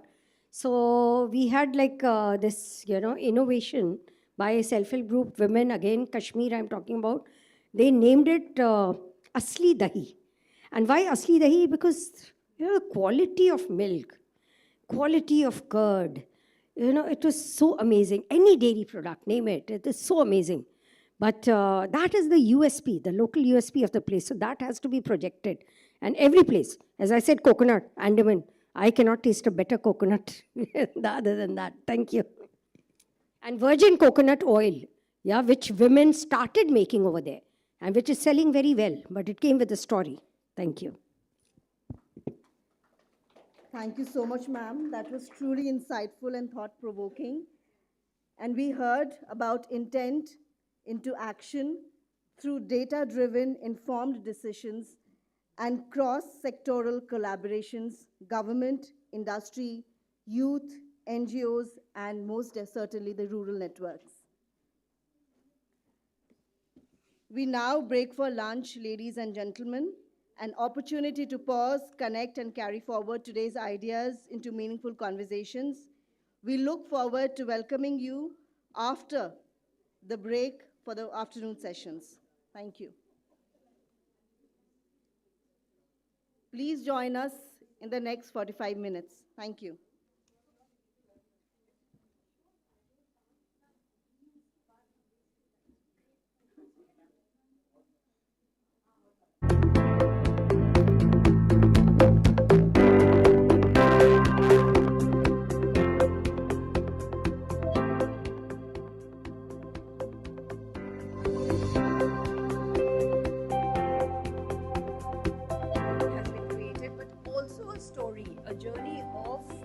organization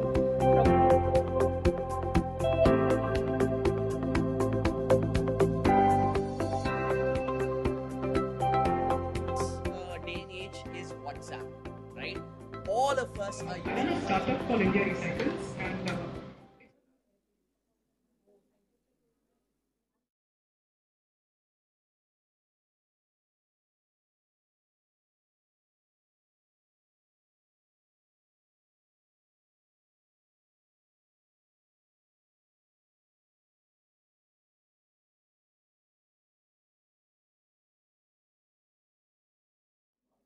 Thank you for your cooperation and allowing me to do the wonderful job of hosting you today.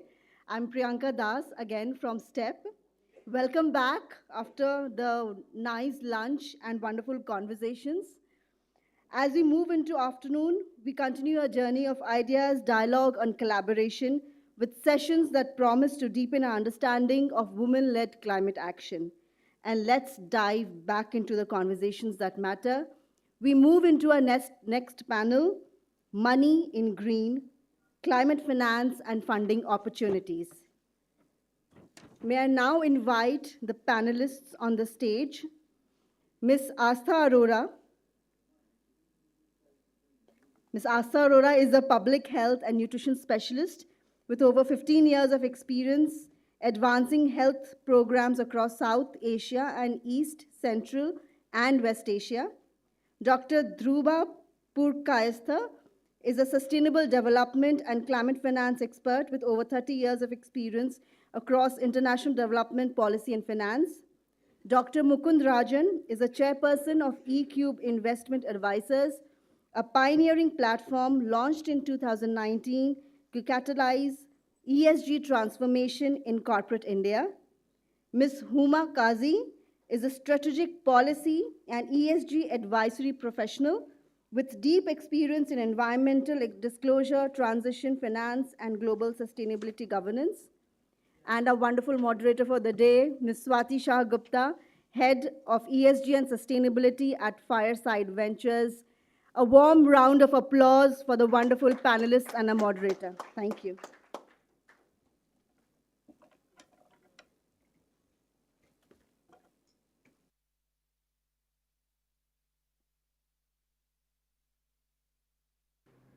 Audible? Hello?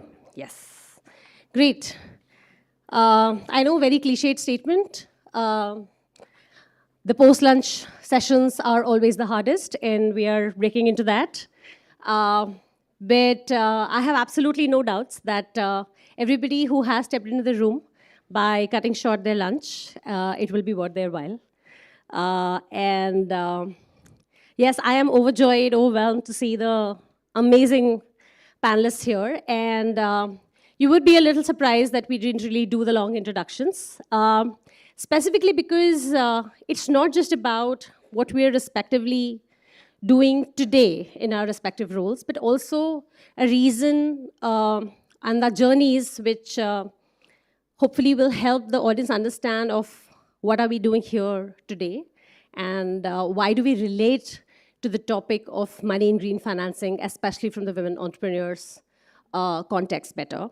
So before I jump into setting the context, I want to invite each of the panelists to talk about their journeys, their motivations to be here today in this panel. Mukund, would you like to start? Sure. Thank you so much. And first of all, thank you to the organizers for putting together this wonderful day and wonderful panel. Delighted to be here, honored to be invited here. So in terms of my climate journey, it goes back at least 30 plus years, which gives you a sense of my age. I first looked at the politics of the environment and the politics of climate change and other global environmental issues when I was researching for my master's and my doctorate at Oxford University. Before that, I was an engineer from IIT Delhi, and I think climate was my way of trying to show the connect between politics and technology and engineering. And I thought environment and the science behind climate issues would explain and justify my selection of a thesis topic. I then came back to India and joined the Tata Group, where I worked for the next 2.5 decades. And towards the end of my stint with the Tatas, I was part of the Group Executive Council with responsibility for the Tata brand. And because of that, I was given responsibility for both ethics and sustainability, because these have been important pillars of the way in which the Tata brand has been built.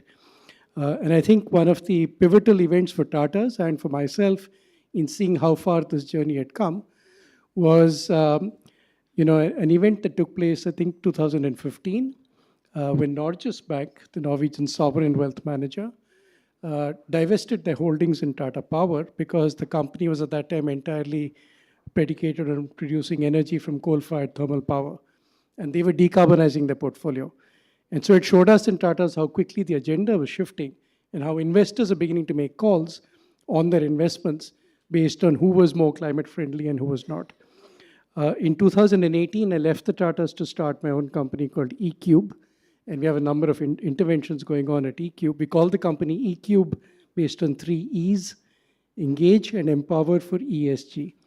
The most recent initiative we have launched, and love to talk about that with some of you in this room later, is a private equity fund focused on supporting with growth capital, so slightly later than early stage investing, companies that have exciting climate-related solutions, both in the decarbonization space, but also for larger companies that may be pivoting or modifying their processes or trying to address new standards in India and in export markets like Europe.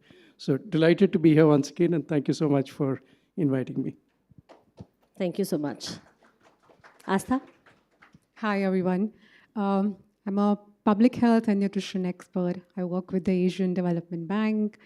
My journey is slightly different than many of my panelists. I come from a public policy lens. So I've studied nutrition, then I studied public health, realized wanted to work in public policy, was in Australia, came back here, worked with UNICEF. So worked on the ground in Orissa as a district coordinator for child health and nutrition. Learned that everything that I'd studied in my master's during public health, from Ottawa Charter to whatnot, did not make sense because the field realities were very different. So really, I think that was my job, where I learned how the ICDS system works, how the Anganwadi worker works, where none of the behavior change theoretical models can be applied as is. From there, I worked there for a few years, worked in consulting for about 8 years thereafter, worked with the Government of India for conceptualizing the PMJ health insurance scheme, then worked with the World Bank, and now working with the Asian Development Bank. So really, public policy and then development bank lens is what I get here. Thank you. Thank you so much, Astha. Huma? Hello, everyone. First of all, thank you for having us for this esteemed panel discussion.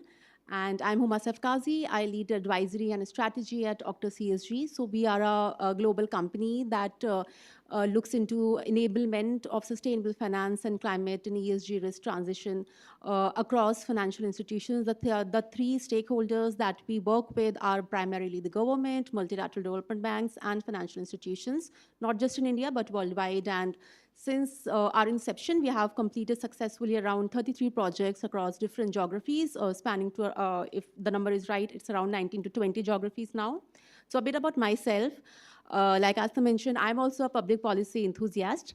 So I began my career sometime back in 2013 or 2014 with international relations with Ministry of Commerce and Industry, where I worked with very closely with international experts, government policy stakeholders on the India's bilateral and multilateral trade relations with international at international forums such as India, Korea, Japan, CEPA, India, Korea, Japan, China, Taiwan, Hong Kong, all the Northeast Asian countries. And then I pivoted my career to climate finance and sustainable finance back in 2018. And that was a time when everything around the world was picking up in sustainable finance, because EU, UK, they have all taken out their taxonomies, the sustainable finance framework at the same time. So then I joined UNDP, and then I was deputed in a Ministry of Finance, worked very closely again with the policy stakeholders or the regulators in advancing India's sustainable finance architecture at different platforms such as G20 Sustainable Finance Working Group, Climate Corps, and GEF, GCF. And then after that, I worked very closely with Carbon Disclosure Project on the disclosure mainstreaming and spearheading the sustainable finance vertical, not at just India level, but also at global level. Again, working with G20 SFWG, had also been a co-chair of the T20 task force on ESG-related metrics around Brazil presidency back in 2023. So that has been a very good journey, and now at the advisory role at Octa CSG. So yeah, that's a bit about me, my journey in sustainable finance. Thank you. Good afternoon. Pleased to be here. Very happy known Swati for a couple of years. Broadly like Mukund, 30 plus years, roughly divided into private, corporate, public policy, which has been with the government, rather World Bank Group. And then for the last 10 years, I've drifted into climate. For the last 10 years, I've been with international and domestic non-profit institutions, trying to figure out in climate finance as to how to profit from climate. That's why I'm here.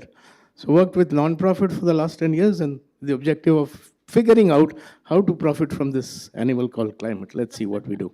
How to profit from climate. Amazing. I love that the way this round of introductions is ending. I feel a lot of panel discussions, land up somehow telling you maybe some market trends which you can kind of Google and read some reports and look up as well. But I specifically want to do these round of introductions. So you will hear the words MDB, DFIs, government, policy, a lot in these introductions, which is the reality of the space today, which is where the significant amount of capital and intelligence really resides. But the room here is ideally looking for maybe fundraising from the private sector as well. So both the challenges are equally important. How do you navigate the space of public financing and, if at all, MDB financing at some stage, whether indirectly or directly? Or if you are looking at that fraction of capital coming through the private sector lens, how do you access that as well? So we will try and decode that conversation a bit today, and sincerely request, I think, the audience to reach out to the individuals to learn on how to navigating these spaces well as well. I'll talk about my journey a little later because I really want to talk about some really hard facts today.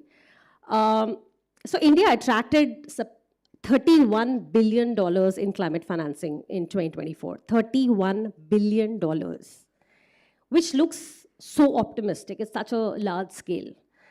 But then I thought that, why are we really struggling for people in this room on raising the capital, right? Like, why is the capital access so difficult? So we try to break it down. Only 30% of this is in the form of equity. Now you further divide this into public markets and private markets. For those who are not very savvy with the terms, public markets are your IPOs and the listed shares. And private capital is private equity is what looks like venture capital, startup fundraising, etc. As well. So if you break down that 30% further, only 40% of that actually came through the private markets. Let's further break it down by gender. Right? So only 12% of that actually got allocated to women. So that $31 billion large figure that we were talking about would come down to maybe some single digit, less than 5% sort of amount. That is the target that people in this room are looking for. The beautiful part is that the scale and the base is so high and it's only getting higher. So even that single digit percentage is still very large. So let's figure out on how to, pull up our socks, tighten our belts, and ensure that that capital reaches this room as smoothly and as frictionless as possible. So my question, therefore, that yes, the numbers look strong, but how do we really decode this space for early stage ventures? So we also know that, most of the early checks in this space would come from grants, angel investing, etc. And most of that especially in climate financing, is also going towards maybe the more traditional, well-established spaces, which is energy transition, electric mobility. A lot of entrepreneurs in this room also come from the sectors like waste, agri, renewables. So my question is, what are the most realistic 2 to 3 entry points that early stage climate ventures can look for in India? The answer can be as simple, as complicated as you would like. So I'll throw the question open to the panel and whoever would like to go for it first. Rupa, maybe you can start and then we can take it from there. Okay, thanks. Okay, let me take a question something like climate ventures. So you mean capital to private climate ventures? Right. You know what I mean? Just for the benefit for all of us, I would like to kind of get the climate venture part right, in the sense, you know what, climate is often confused in many ways. I mean, I think one of your sort of questions is climate, green, sustainable. You have a lot of. A business on climate is only and only that business which has a direct contribution to reduction of carbon dioxide, because 99%, the rest 1% is methane and other short-lived. But I'm basically making it clear that any climate venture needs to bring in a direct reduction in the emissions which would have otherwise happened. And the second climate business is clear carbon dioxide removal. The third part of climate venture is adaptation. And in adaptation, there is a lot of understanding of adaptation and private businesses.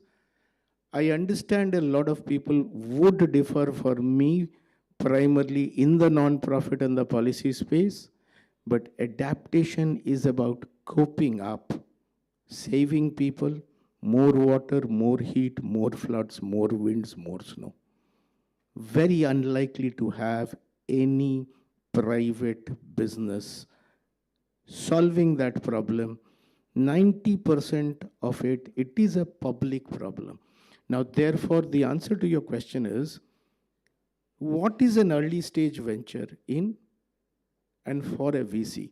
A VC is like a casino player. The difference is you're betting in 35, but you're expecting, if you distribute your bets in 35, but the one, instead of giving just about a double return, that VC needs to make an exceptional return on one out of that 35, where that P is happy with distributing cash and investments where there is a potential for growth. So the critical part to be understood for early, I'm not bringing in right now the gender lens, but I'll come in with the gender lens subsequent. We'll talk about the gender lens later. But therefore, it's important to understand what the VC is looking for and what the PE is looking for. It's important to understand that there is change in technology. If there is change in technology, change in energy production, change in carbon dioxide removal, these are climate businesses which will grow, fund themselves, and VCs will come in. VCs will come in if there is a business enterprise which shows. But the crux of the problem lies because we are trying to look at climate, and it is rightly so, it's a public problem. That's why I said I need to profit from a problem that is climate, which will have to be solved by the public sector, by the policy. And that leads to emergence of new product markets. That's where exactly private ventures and venture capital should come in and would come in. Thank you. Got it. So my takeaway one is to be on the safe side. If you want to call yourself a climate venture, then as tangibly as possible, being able to show carbon-related outcomes is very important. However, you may be an adjacent startup as well, which is working, let's say, largely in the sustainability or the environmental space. So let's keep that conversation maybe a little wider and not use the term climate ventures as loosely, right? So let's agree on that. That brings me beautifully to the next question for Huma.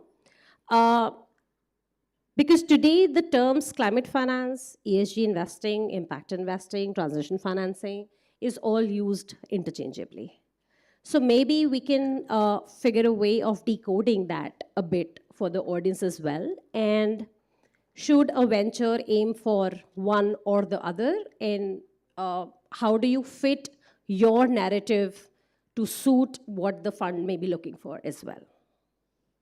Thank you, Swati. That's a very good question. And I think the distinction for the founders at the very beginning is not that difficult, because if you look at different jargons, you can get a little bit confused.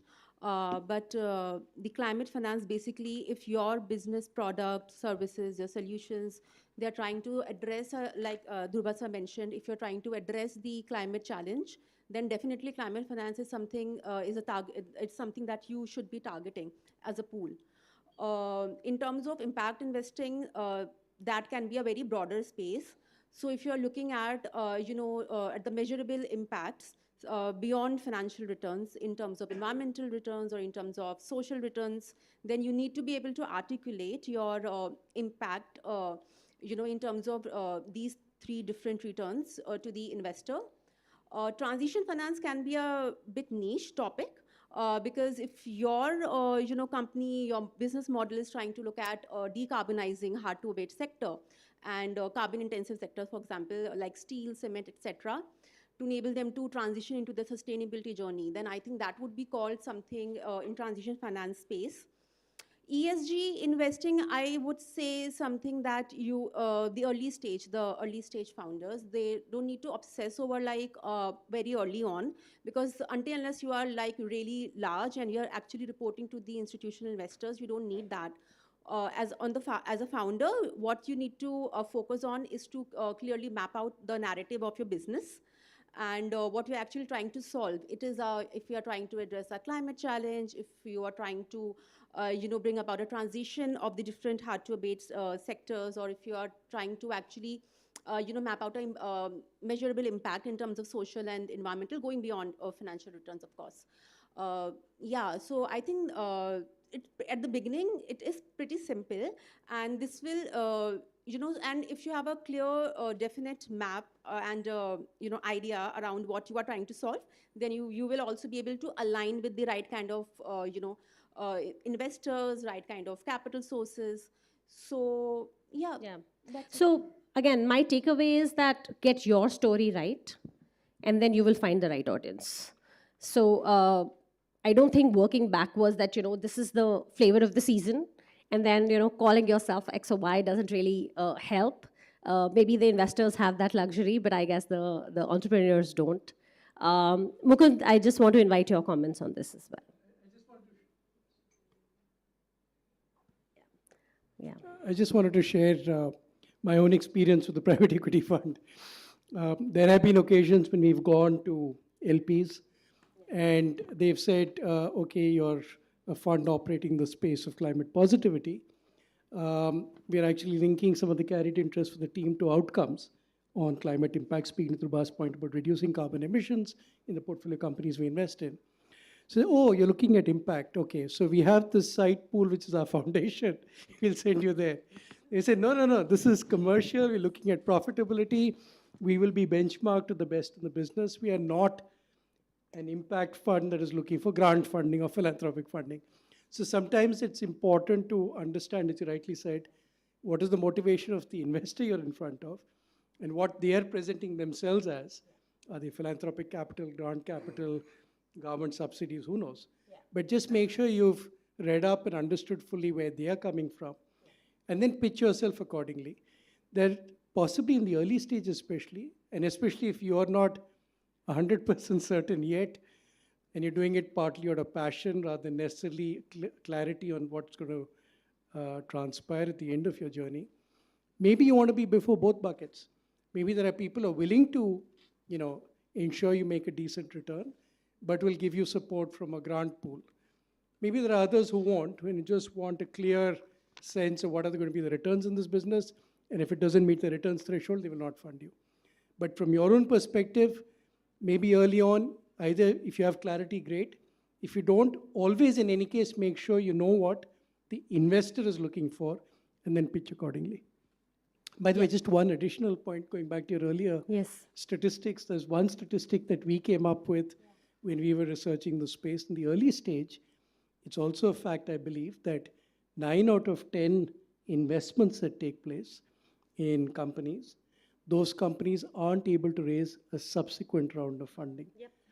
And therefore, I don't want to alarm all of you who've taken the initiative to do something in this room, but it's not an easy journey. So apart from the fact that, you have to get before the right investors, many will fail. And that's part of the, in a sense, the risk, but also the adventure of what you've embarked upon. Yep. So there's a weird kind of telepathy going on this panel, because that's my next question.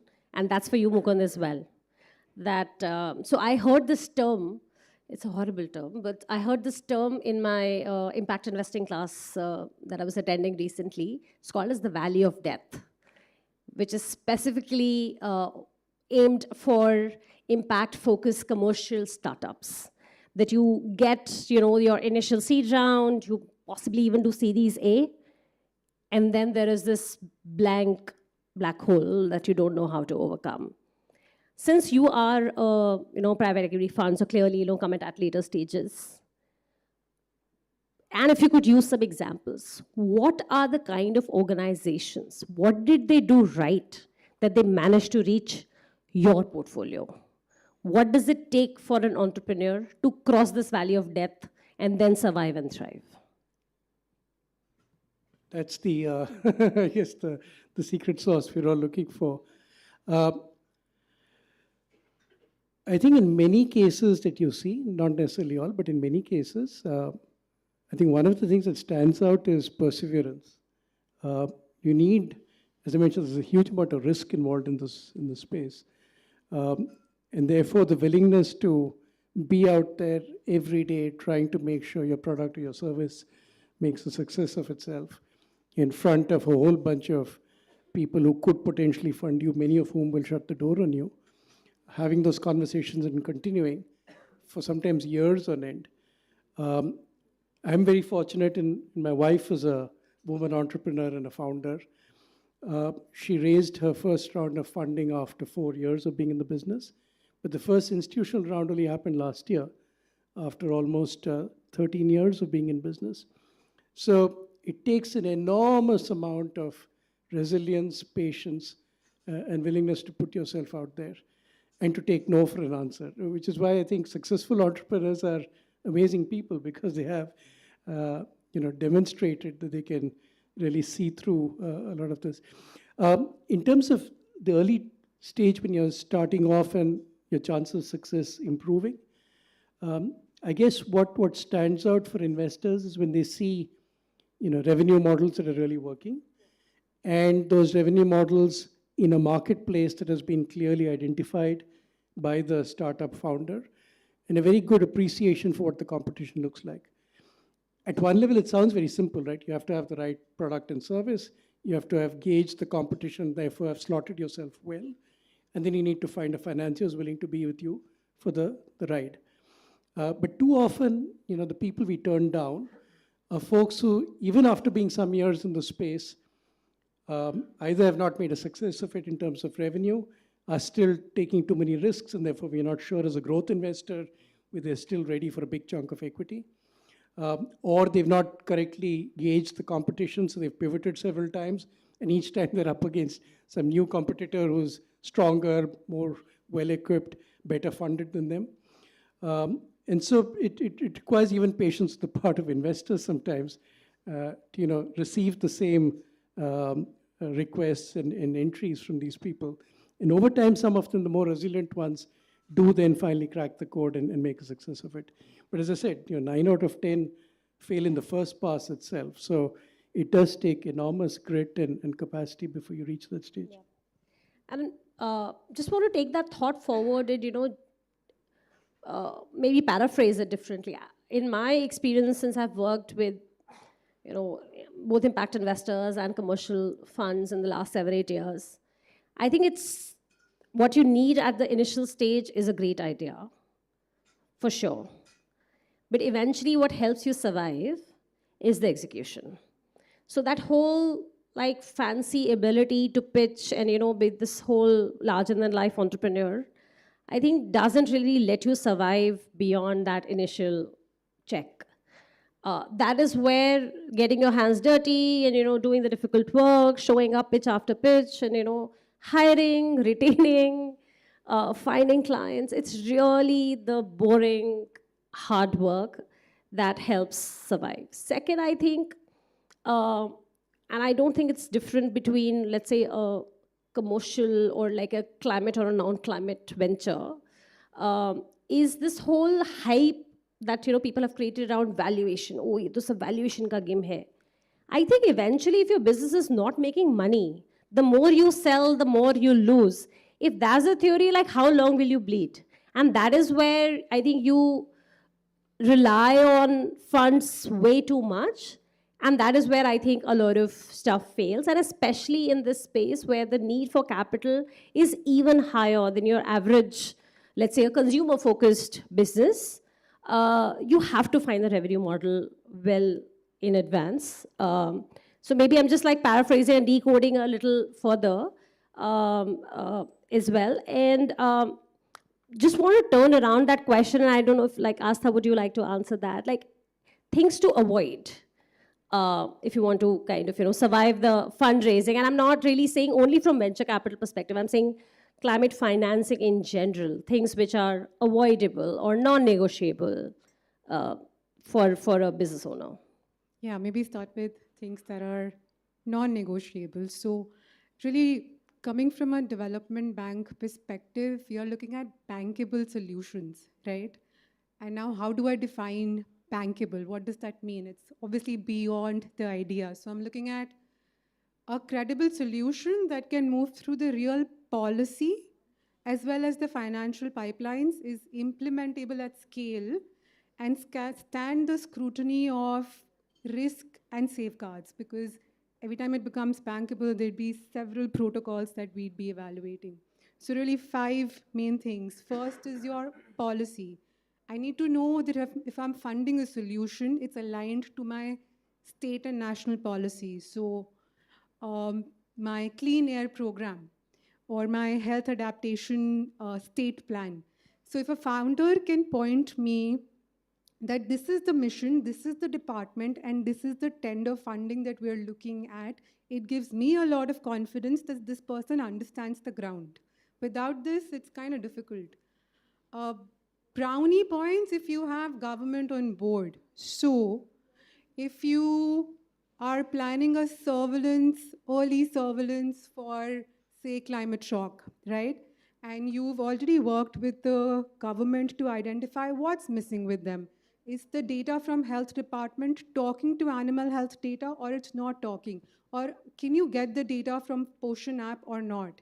If you've kind of done this homework and you understand the realities, I'm sold, because I know you've taken the risk of adoption by the government already. So if government of Meghalaya is coming to me and saying, hey, we want to try this venture out because they're doing this, they seem like a great partner, we are like, good, first step clear from our side, right?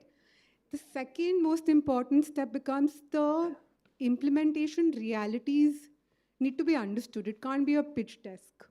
So you can't say, screening's going to happen, but we don't know about the capacity of the frontline worker, whether it's an Anganwadi worker or someone else, as to how she's going to do it. So if you've not gone on the ground and got your hands dirty and you don't understand, you don't have a long-term contract, you don't understand the operational challenges, and you can't talk to me in the same language that happens in the field, it'll be a bit of a problem. Like, there won't be any trust. I wouldn't know what to call the credibility for. The third important aspect, again from MDB perspective, would be your measurable outcomes. So there's a lot of reputational risk. Please don't, don't increase the numbers unnecessarily in terms of climate impact. We tend to do that. But the thing is, it's easier when you can undercommit and over-deliver, because we've also committed further ahead in our bureaucracy of sort that this is what we're going to achieve. So don't overestimate it, but give a realistic projection of what the result and outcome could look like, and then it should be verifiable. So we kind of check that as well. And then lastly, really have the safeguards in place. So all these MDBs do so many safeguard checks that you would have seen. If it's a mental health data, we talk about privacy. If it's about surveillance data, again, privacy comes into place. So looking at those aspects. And lastly, it's okay to have blended financing in the design stage itself. I think it's absolutely okay. We understand it's asset heavy. We understand someone needs to come in, whether it comes from, it can't be equity alone. And it's okay to accept that and kind of already put that in the design thinking. And that gives us a lot of confidence that they've thought about scale. Great. I think for all businesses and any individuals here who are eventually aiming really big, MDB financing, and MDB is multilateral development banks, just to clarify. This is, I would say, more like a checklist that you need to have in place. Yet, I'm also going to play a bit of the devil's advocate, because I think there are so many women entrepreneurs in this room. And I feel that instead of over projecting, it is extreme under projecting. Instead of saying that, hey, it's okay because I have a fairly stable, though small operation in place, but I'm going to wait for X, Y, Z, everything to happen. My pitch deck has to be in place, team has to be in place, 3 round hona chahiye, ye, wo. So much that I'm going to wait for forever to go and actually start making those pitches out there. So I think finding that right balance, that knowing that your North Star is going to be difficult and audacious, but you cannot expect to, again, go for the Everest Base Camp as your first trek. You have to go for your, maybe Kasoli as the first one, like something like that, if that makes sense. And that is where I'm segueing to, the gender aspect of this conversation. And maybe Huma, maybe you're the right person to answer that. If you could give some examples of where do you think the biases really come from, right? What kind of biases? Because nobody is going to really speak out loud about it, and hence this panel conversation. What is it that are the blind spots for women founders? Okay, so that's a very interesting question and very close to the work that I've been doing very recently. So we are doing this project, which is also funded by a big MDB. It's on greening of Indian financial system, and one of the sector players that we are looking at is the women. So it's how to green finance for women. So very recently we did, we had focus group discussions, we ran surveys with women entrepreneurs and the experts in this space. So the kind of findings and highlights that emerged were very stark, I would say. So a few of the things that I would like to quote from those focus group discussions or from those surveys were that women founders are often asked, different kind of questions when they go to the investors than their male peers. For example, they are asked about questions around the risk appetite, more collaterals, and even questions around caregiving, their motherhood journey, who they have to take care of after office hours, and which is, of course, that's the biggest bias. And in terms of male counterparts, they are kind of asked questions around the ticket size, the profitability. So I think the bias starts not at the point of application, but at the point of those informal conversations that start happening, where the expectations are expected to realize into opportunities. So I would say that. And if I may quote a few examples from the findings from the latest schemes, such as Mudra scheme and other microfinance schemes, women have shown, they have good bankability actually. And their default rates are lesser as compared to men. Actually, their default rates are less. So, so that is one thing, but it's not being taken into account. And the women in India, they run around, approximately 20% of MSMEs, the entire MSME ecosystem in India, yet they get an access to less than 5% of institutional investments, which is again very, the encouragement is very diluted at that front. So yeah, that are the few things that we are trying to address through this delivery of the project, and I'll be happy to connect with the others here in the present in the room. Few of the solutions that we're looking at is also the peer exchange kind of a platform where women entrepreneurs can come in connection with investors. They can be peer exchanges. They can tell their challenges, women, and investors can tell what they are expecting out of when they are coming out with their pitch deck, what they're looking at, what kind of business models, financial models. And we are also looking at advising banks, different financial institutions, and NBFCs also, to look at the financial products which are more tailored to women-driven, SMEs and their business models, that they do not often ask for larger collaterals.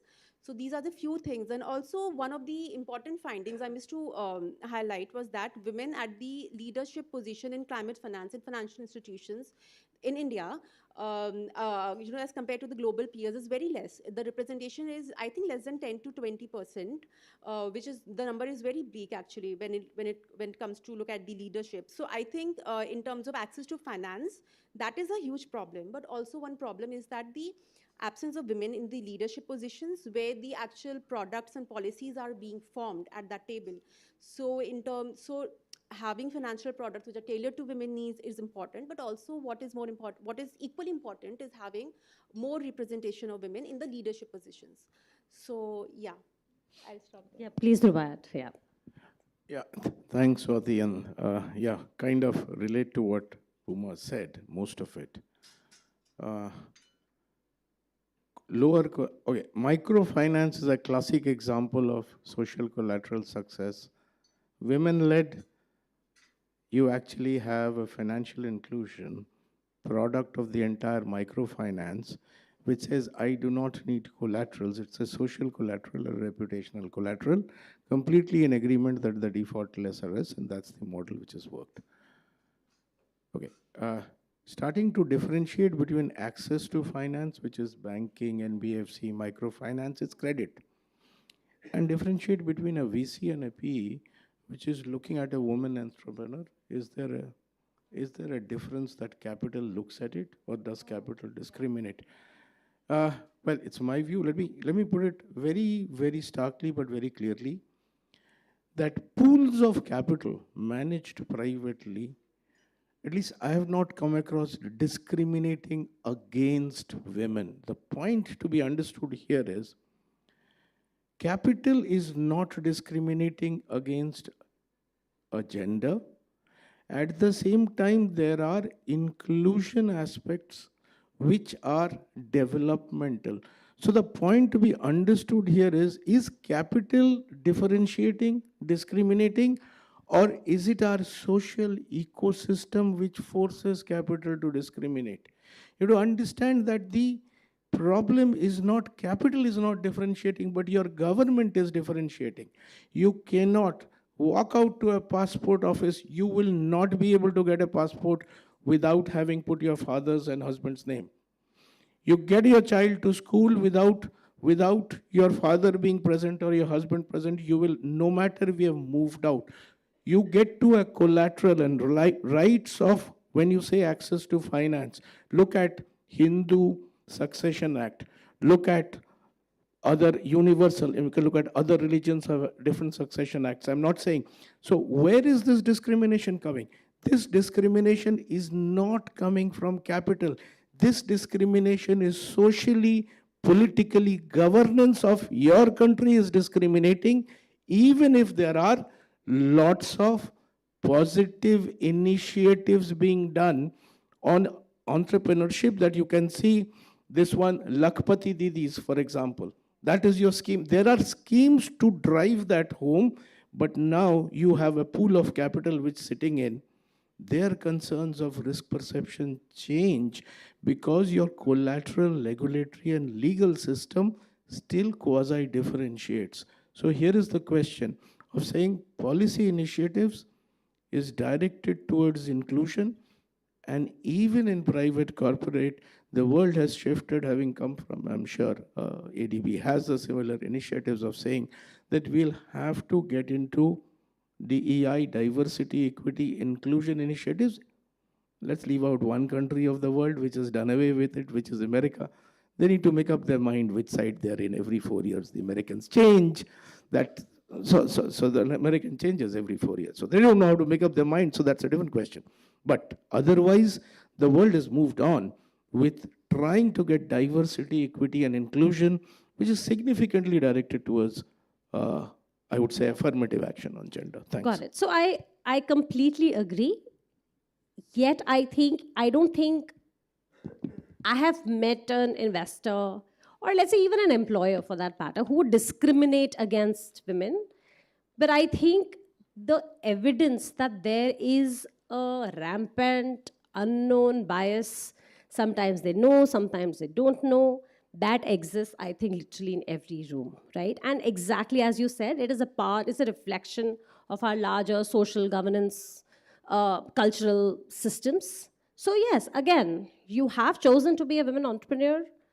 You are gonna go against the tide. Let's face the reality. I mean, there's no excuse anymore to just say that, the system is rigged against me. But you signed up for the race, and then you have to be stronger and more perseverant to get through it. But I want to kind of share a bit of a cheat code on that as well, and I was hoping it comes from the panelists as well. I think I also know increasingly funds which actually need to achieve some gender targets. Nobody would say it explicitly, but use your research, use your connections to find out, because if you are equally good, you would actually maybe get an entry into the door because they are looking for you as well. So don't always assume that it's gonna go against your favor. That is one part. Second is, I feel that Huma talked so extensively about these hurdles that one needs to cross and the biases that exist. I feel that I have been a woman entrepreneur myself, and I know that what I could have done differently is to have a set of advisors outside that investing room who could help me decode why did I not get that initial capital, or why didn't I get that client? Was there a gender play, or was it about my business? If you're not able to decode that conversation after conversation, you might sometimes give yourself the excuse that, oh, maybe it was a gender bias at play, where it was not. So I think being able to distinguish that very objectively is important, and that's where I think platforms like STEP, having access to the peers, having access to the advisors, is extremely, extremely important.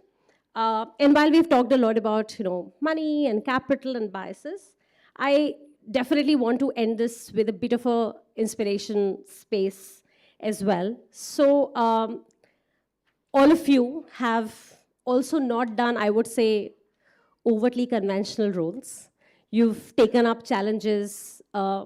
People who've been in impact or ESG or climate financing for 20, 30 years, it was not a very cool thing to do 30 years back. No, we were not like the stars in the room for sure. What has kept you going? In short, anything which I think the room would feel inspired by, it can be, or anything that you've recently watched or read that you think that others would benefit from. So something that can keep this room going, more on a personal sharing basis. So Astha, do you want to share first? Really want to raise one point to the earlier conversation on gender. One that you raised that I think always focus on international organizations. They're looking for gender. So I think that actually works in your advantage. But also the fact that we need to change the narrative, and we need to see where are fathers coming in to solve for the time poverty of women? Where are they coming in child rearing and child raising phase? And we're trying to do that in a lot of states with the government as well. But if you don't solve for the time poverty of the woman, you'll continue to kind of not involve the men in the main part, but allow them to be the earning members, and women to be doing that as secondary chore when they're making living. That needs to change as well. Yep. So just changing the narrative overall is also extremely important. Coming to what keeps me going, I work, again, there's a lot of paperwork, there's a lot of government interaction. What keeps me going is interacting with a lot of young, innovative startups, and I think that's very refreshing for us. And I was talking to Swati also in before the session, that really every new idea that you bring in, every time we talk internally, we look at private sector, we look at innovations, and we look at all of you to kind of bring that ray of hope for us to continue to change. So really, it is all of you. Nice. Just wanted to again comment on the previous discussion. I think one of the great things that you're doing with this kind of a panel and these kinds of discussions is increasing awareness. And as we're all aware, there are a number of programs that are now emerging to ensure that there's greater awareness built in the industry, even on the side of the investors. So you have WinPE, for instance, where more women managers in private equity funds are being encouraged to also think about their own career ambitions. And I mean, it's a clear fact that there are very few partners, for instance, currently at the senior most levels in funds who are women, but the desire is to improve those ratios. And I think likewise, the awareness for all of you in this room, there are so many government schemes available, for instance. I discovered when my wife was actually raising a loan from HDFC Bank that there are guarantees now that the government provides. So the HDFC Bank itself is not going to be out of pocket even if he defaulted on that loan. So many schemes up to 5 crores, 10 crores are available, both state government and central government, that can help many of your businesses. And those are not inconsequential sums of money. Coming to what keeps me motivated these days, I mean, it's this whole sense of continuous learning, of taking up new projects, investing time, and as Asta mentioned, meeting new people with very exciting ideas and projects. But one of the most important initiatives that my firm and I have embarked upon right now is actually a partnership with the Indian Express, the media house, to create a digital sustainability engagement platform. And the idea is to create communities of interest and to put out news, opinions, views, to inform and provide insights to people such as ourselves on what's really shaping markets, what are the new trends, and how can you actually benefit from some of the new opportunities that you're seeing. So I think as an entrepreneur, each one of you will need to feel excited about what tomorrow brings. And as I mentioned earlier, I have the resilience and patience. But if you can combine all of this, and what you do is a labor of love as much as anything else, I think you will ultimately succeed. So yeah, I think for me, it would be what keeps me motivated and going is actually trying to make a change and create an impact, because throughout my career, I've worked with policymakers on their, how India's policies are drafted, not in bilateral forms, but also in terms of multilateral, different forums. But now at the other side of being at the other side of the table, so trying to meet new people, getting to more partnerships, driving concepts around how can, different projects can be conceived. That is something which is very interesting to me, and I think that is something that is keeping me going for at the moment. So yeah.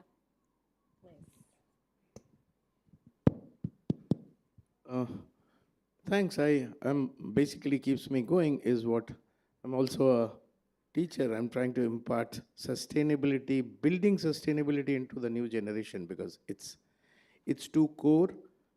Theories need to change, academia needs to change, the graduate schools need to change. So that's essentially what keeps me going. But just 2 points on venture capital in climate. Climate change, the need to address climate change is the creator of opportunity of business. And in this business, it is important to identify that there is product and there is innovation. And there is a lot of innovation which mankind drives to when faced with it.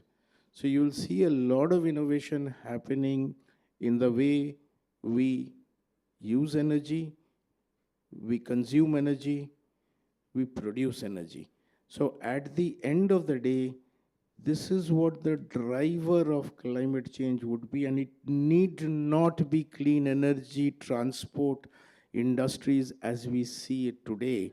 Just to give you an example, you will see an explosion of the way technology moves and the way you use UPI, you will have UEI, energy exchange, the way the explosion will happen in, let's say, storage, the change in technology on storage, the batteries that you use, the change that will happen in the way we consume just about food of what we eat, that is a venture capital play, because the scale of that in a country like India and its potential to export will drive a J curve up. And that's exactly where the PE needs to leverage on. Thank you. Amazing.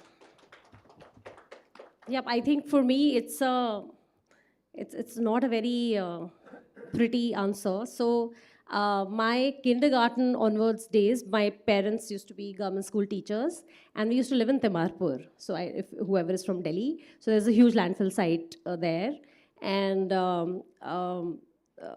I mean, you would just cross that, right? And your house like stinks in the evening because the whole air is filled with that smell. So that's like me experiencing Delhi as a 3-year-old.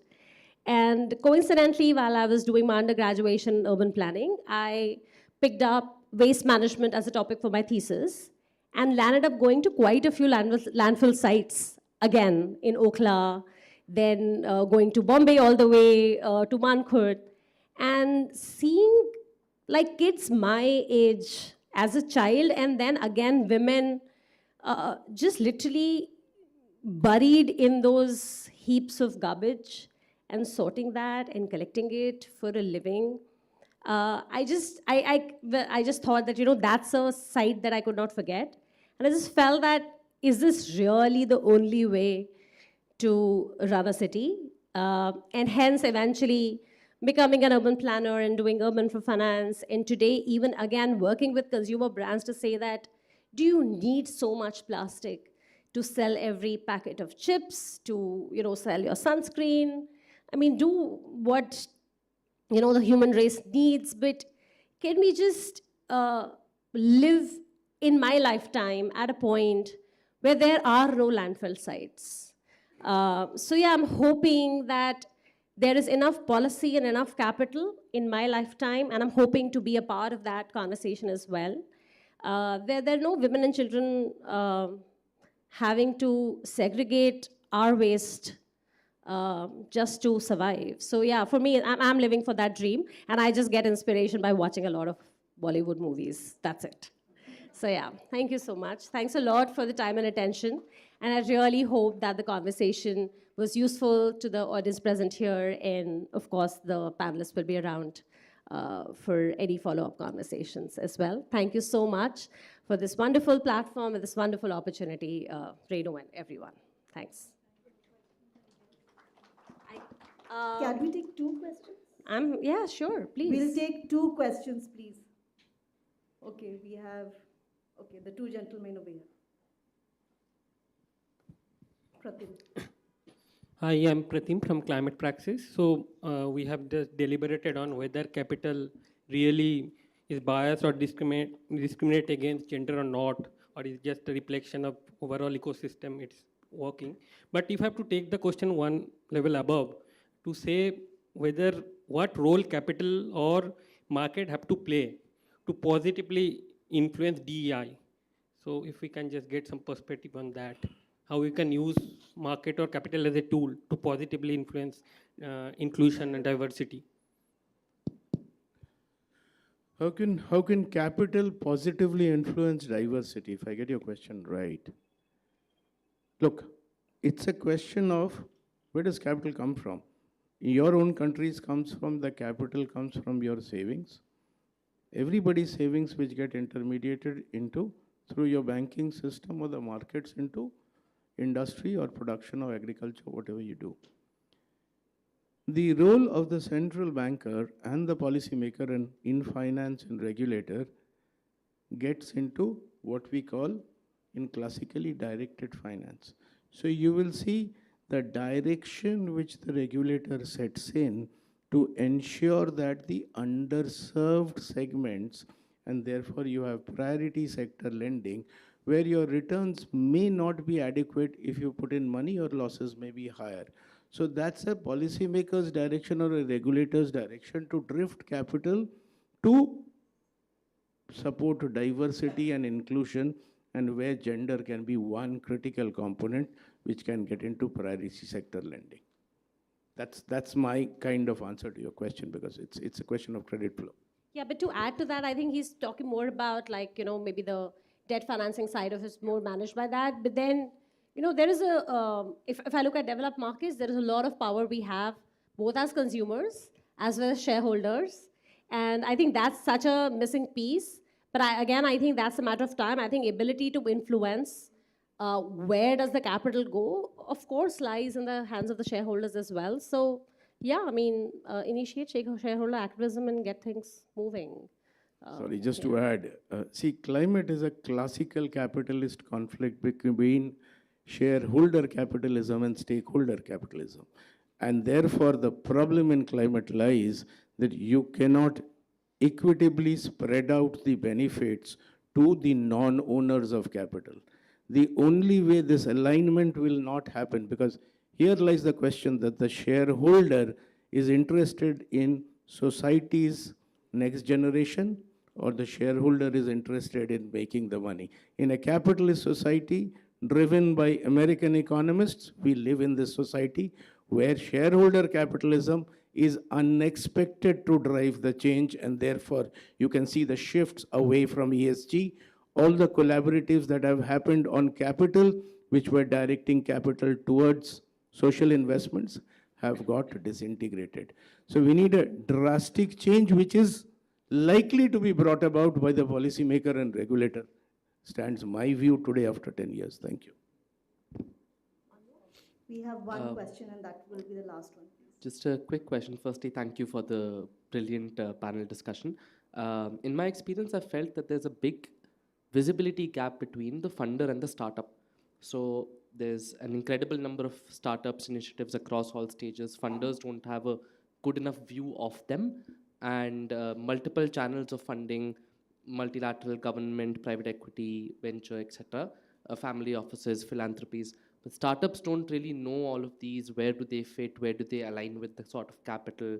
Do you think there are ways to have some organized initiative to reduce this visibility gap? Just views on that would be nice.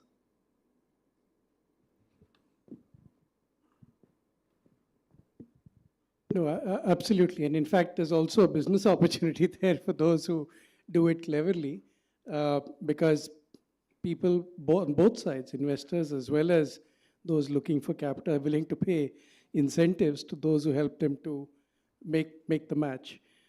Indeed, in the world of private equity financing, there's a phenomenon called placement agents, whose entire life is around finding sources of capital for these funds. So absolutely.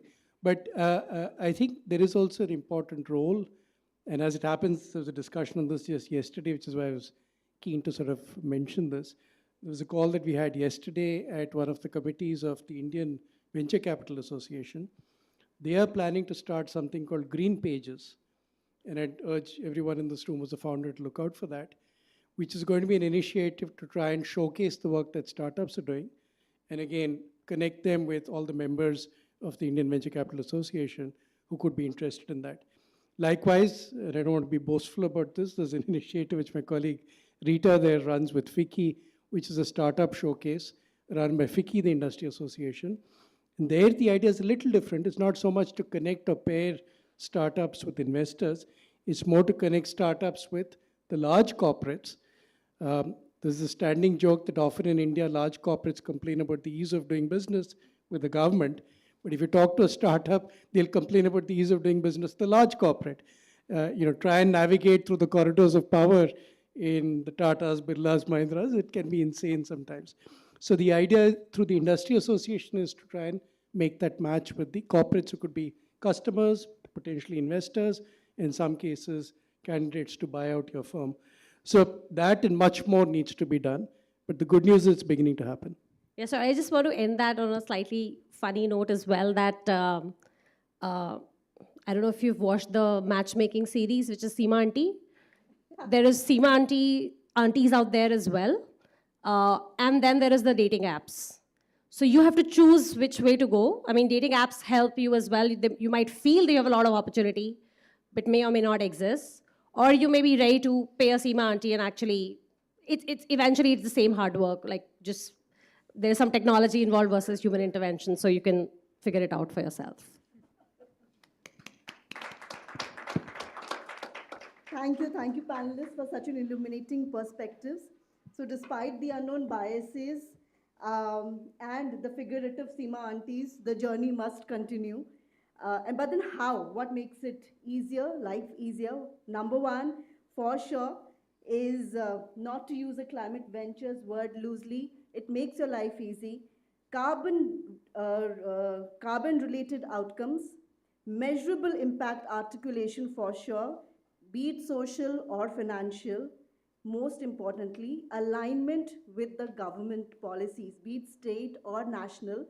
And on that note, Swati, I think in our lifetimes, we hope to see zero landfills spaces across the country. So good luck to all of us. And thank you once again. And to felicitate our esteemed guests, I would like to call upon Renu Shah, the founder of STEP. Please, thank you.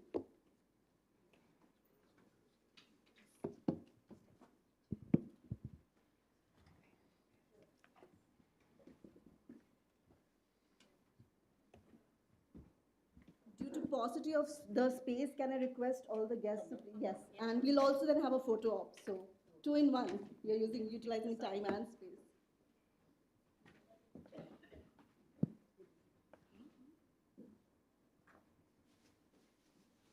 In the meantime, can we have a photo op, please?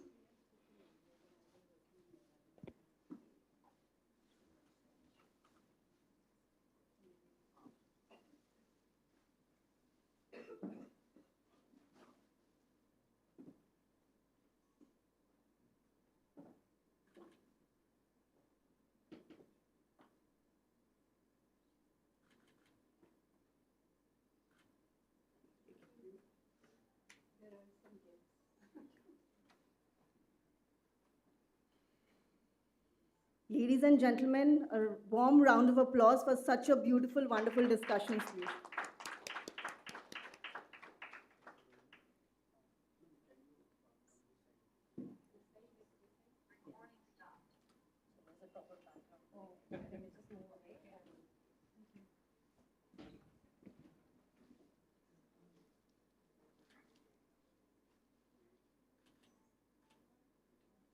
Maybe I was with the bank at that point. Yeah, I think so.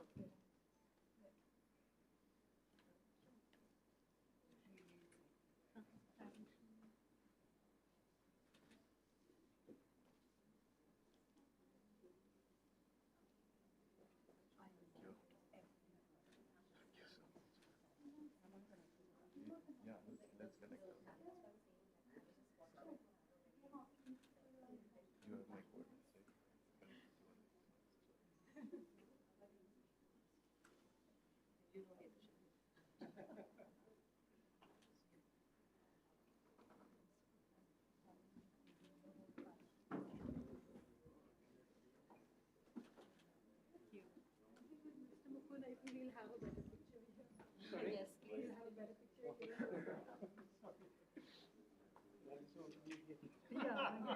and with Anthony showing. Okay. Thank you. So we had Soumya also as a speaker a couple of years ago when I was doing the nonprofit. That was on WhatsApp.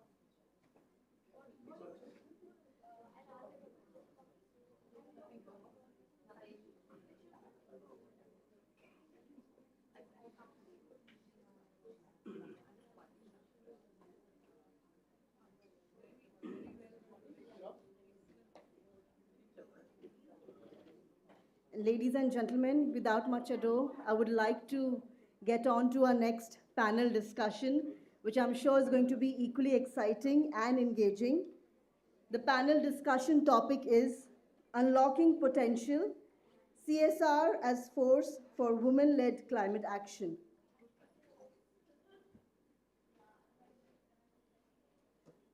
This discussion explores the role of corporations in climate action and how that role can amplify women-led solutions. Let me introduce you to the esteemed panelists. Ms. Gauri Bhure. Gauri, can I have you on stage, please? Thank you. She heads the CSR at DXC Technology and is a co-founder of Parenthesis India, with deep expertise in gender, education, inclusion, and livelihoods. With over 2 decades of experience across India and globally, she has worked as a director, consultant, counselor, and teacher trainer. She serves on the advisory board of World Being India and the Keto Foundation and has led inclusive education initiatives with UNESCO and United World Colleges. Thank you, Gauri. I would now like to invite Mr. Tara Chand.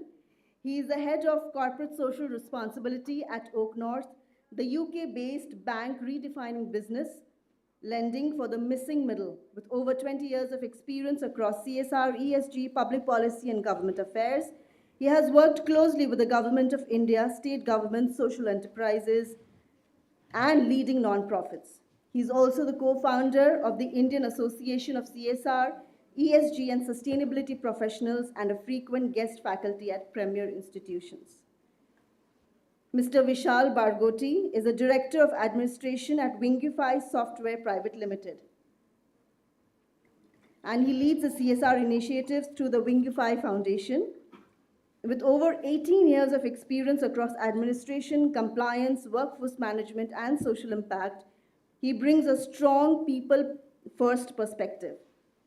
A University of Delhi graduate with an MBA in HR, he has been long associated with NGOs and is a co-author of 3 books on CSR, interdisciplinary research, and global HR management. So welcome Vishal and Mr. Tarachand. Ms. Pallavi Barua. Hello. She is the global head of CSR at Tata Communications and a seasoned CSR and sustainability strategist with over 20 years of experience leading large-scale social development programs across India. In her role, she drives CSR vision, planning, and partnerships with governments and civil society. Her work focuses on livelihoods, women's entrepreneurship, and youth skilling, enabling thousands of women to build micro-enterprises and sustainable incomes through scalable, high-impact initiatives. And now, a very warm welcome to our moderator, Ms. Garima Babbar. She is the Executive Director at Primus Partners Private Limited and a strategic leader working at the intersection of leadership, public policy, and government relations. She brings deep expertise in marketing strategy, digital education, go-to-market execution, AI skills and partnerships, and focuses on building scalable ecosystems that align policy, technology, and industry collaboration for long-term impact. So welcome you all to the panel discussion again, and we look forward to a very engaging discussion. Thank you so much. A very good evening to all of you.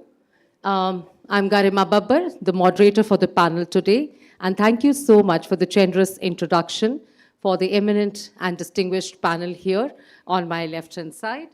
I'm truly excited that this particular panel discussion that we are going to have, it's not just be the exchange of ideas and brainstorming that we are going to have, particularly focused on CSR-led initiatives, women, and also climate action. While we are talking about these pertinent issues, and based on some of my experiences and research that I have done, that World Bank research actually says that by eliminating the barriers to economic participation of women in any project really helps the GDP of a nation increase by 20%. And that was the data that really stuck to me. And this actually underscores the topic that we have chosen for today's panel discussion. While on one side, I have, experienced professionals in CSR domain. We have Mr. Tarachan, who's going to talk about, the financials, about how women can really help tap into the funds that are available. In fact, that was a topic in the previous panel as well. Money is green. And going forward, what are the best practices that are being implemented on the ground?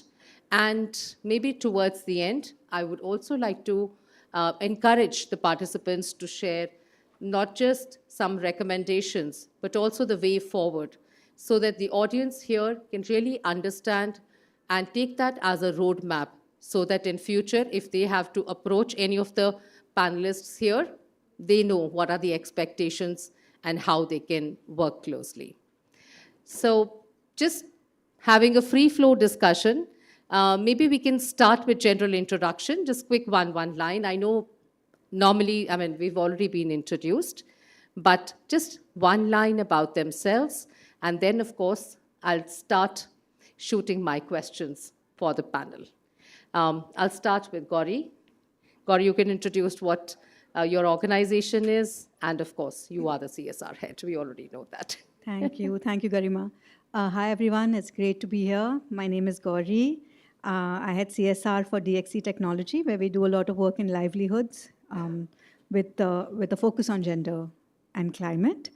I also sit on the board of Wellbeing, which is an organization that works in mental health and education, and Keto. Thank you. Pallavi. Thank you so much, Garima, for the lovely introductions and, of course, for inviting me for this panel. My name is Pallavi. I am the Global Head and Director for CSR at Tata Communications, which is part of the Tata Group. This Terry, coming back here at IHC, because I started my journey with Terry, the Energy and Resources Institute, 20 years back. And after spending nearly 8 years in the organization, I moved to the corporate sector, which basically helped me understand, what ground realities versus, what expectations from corporate funders are and what the missing line or the gap is. So that has helped me build programs for environment as well as sustainable livelihoods and entrepreneurship skilling in Tata Communications. And I'm hoping that I'll be able to learn so much from all the other three panelists as well today. Thank you. Thank you. Tarachan, please. Thanks, Garima. Hi, everyone. Thanks to the organizers for giving this opportunity to be here and interact with you. My name is Tarachan, and I work for Oak North, which is a bank in UK. I have been in the sector for last 22 years, worked with NGOs, with the state governments, with central government, and then with multinational companies. Thank you much. And last but not the least, Vishal. Thank you, Garima. Hello, everyone. My name is Vishal Bargoti, and I work with Winkify Software. It's a SaaS company, and in addition to my normal responsibilities of administration department, I also take care of CSR arm through Winkify's CSR vertical, Winkify Foundation. And social work, CSR, environment, pollution. So I'm dealing with all of these issues for long back as an individual, as a resident of Delhi NCR, and now officially this opportunity has been given to me. So looking forward for a very interactive session, and let's see where we conclude and what suggestions we'll get from you guys. Thank you so much. Thank you so much, all the panelists. Let me start with my first question, which is again a very curious question that I always have in my mind. How can we eradicate barriers? Whenever there is any project, of course, while there is a problem, there has to be a solution attached to it. But at the same time, let me start by asking Gauri, who is the CSR head of DX Technology, and she also happens to be the co-founder of Parenthesis India. She has worked at the intersection of gender, livelihoods, climate, and something very interesting that she shared with me over lunch, that she's been a trainer herself, and she enjoys capacity building sessions. And as a practitioner, I'd like to ask her that, Gauri, when we talk about women-led climate initiatives, I'm sure there are certain barriers to it.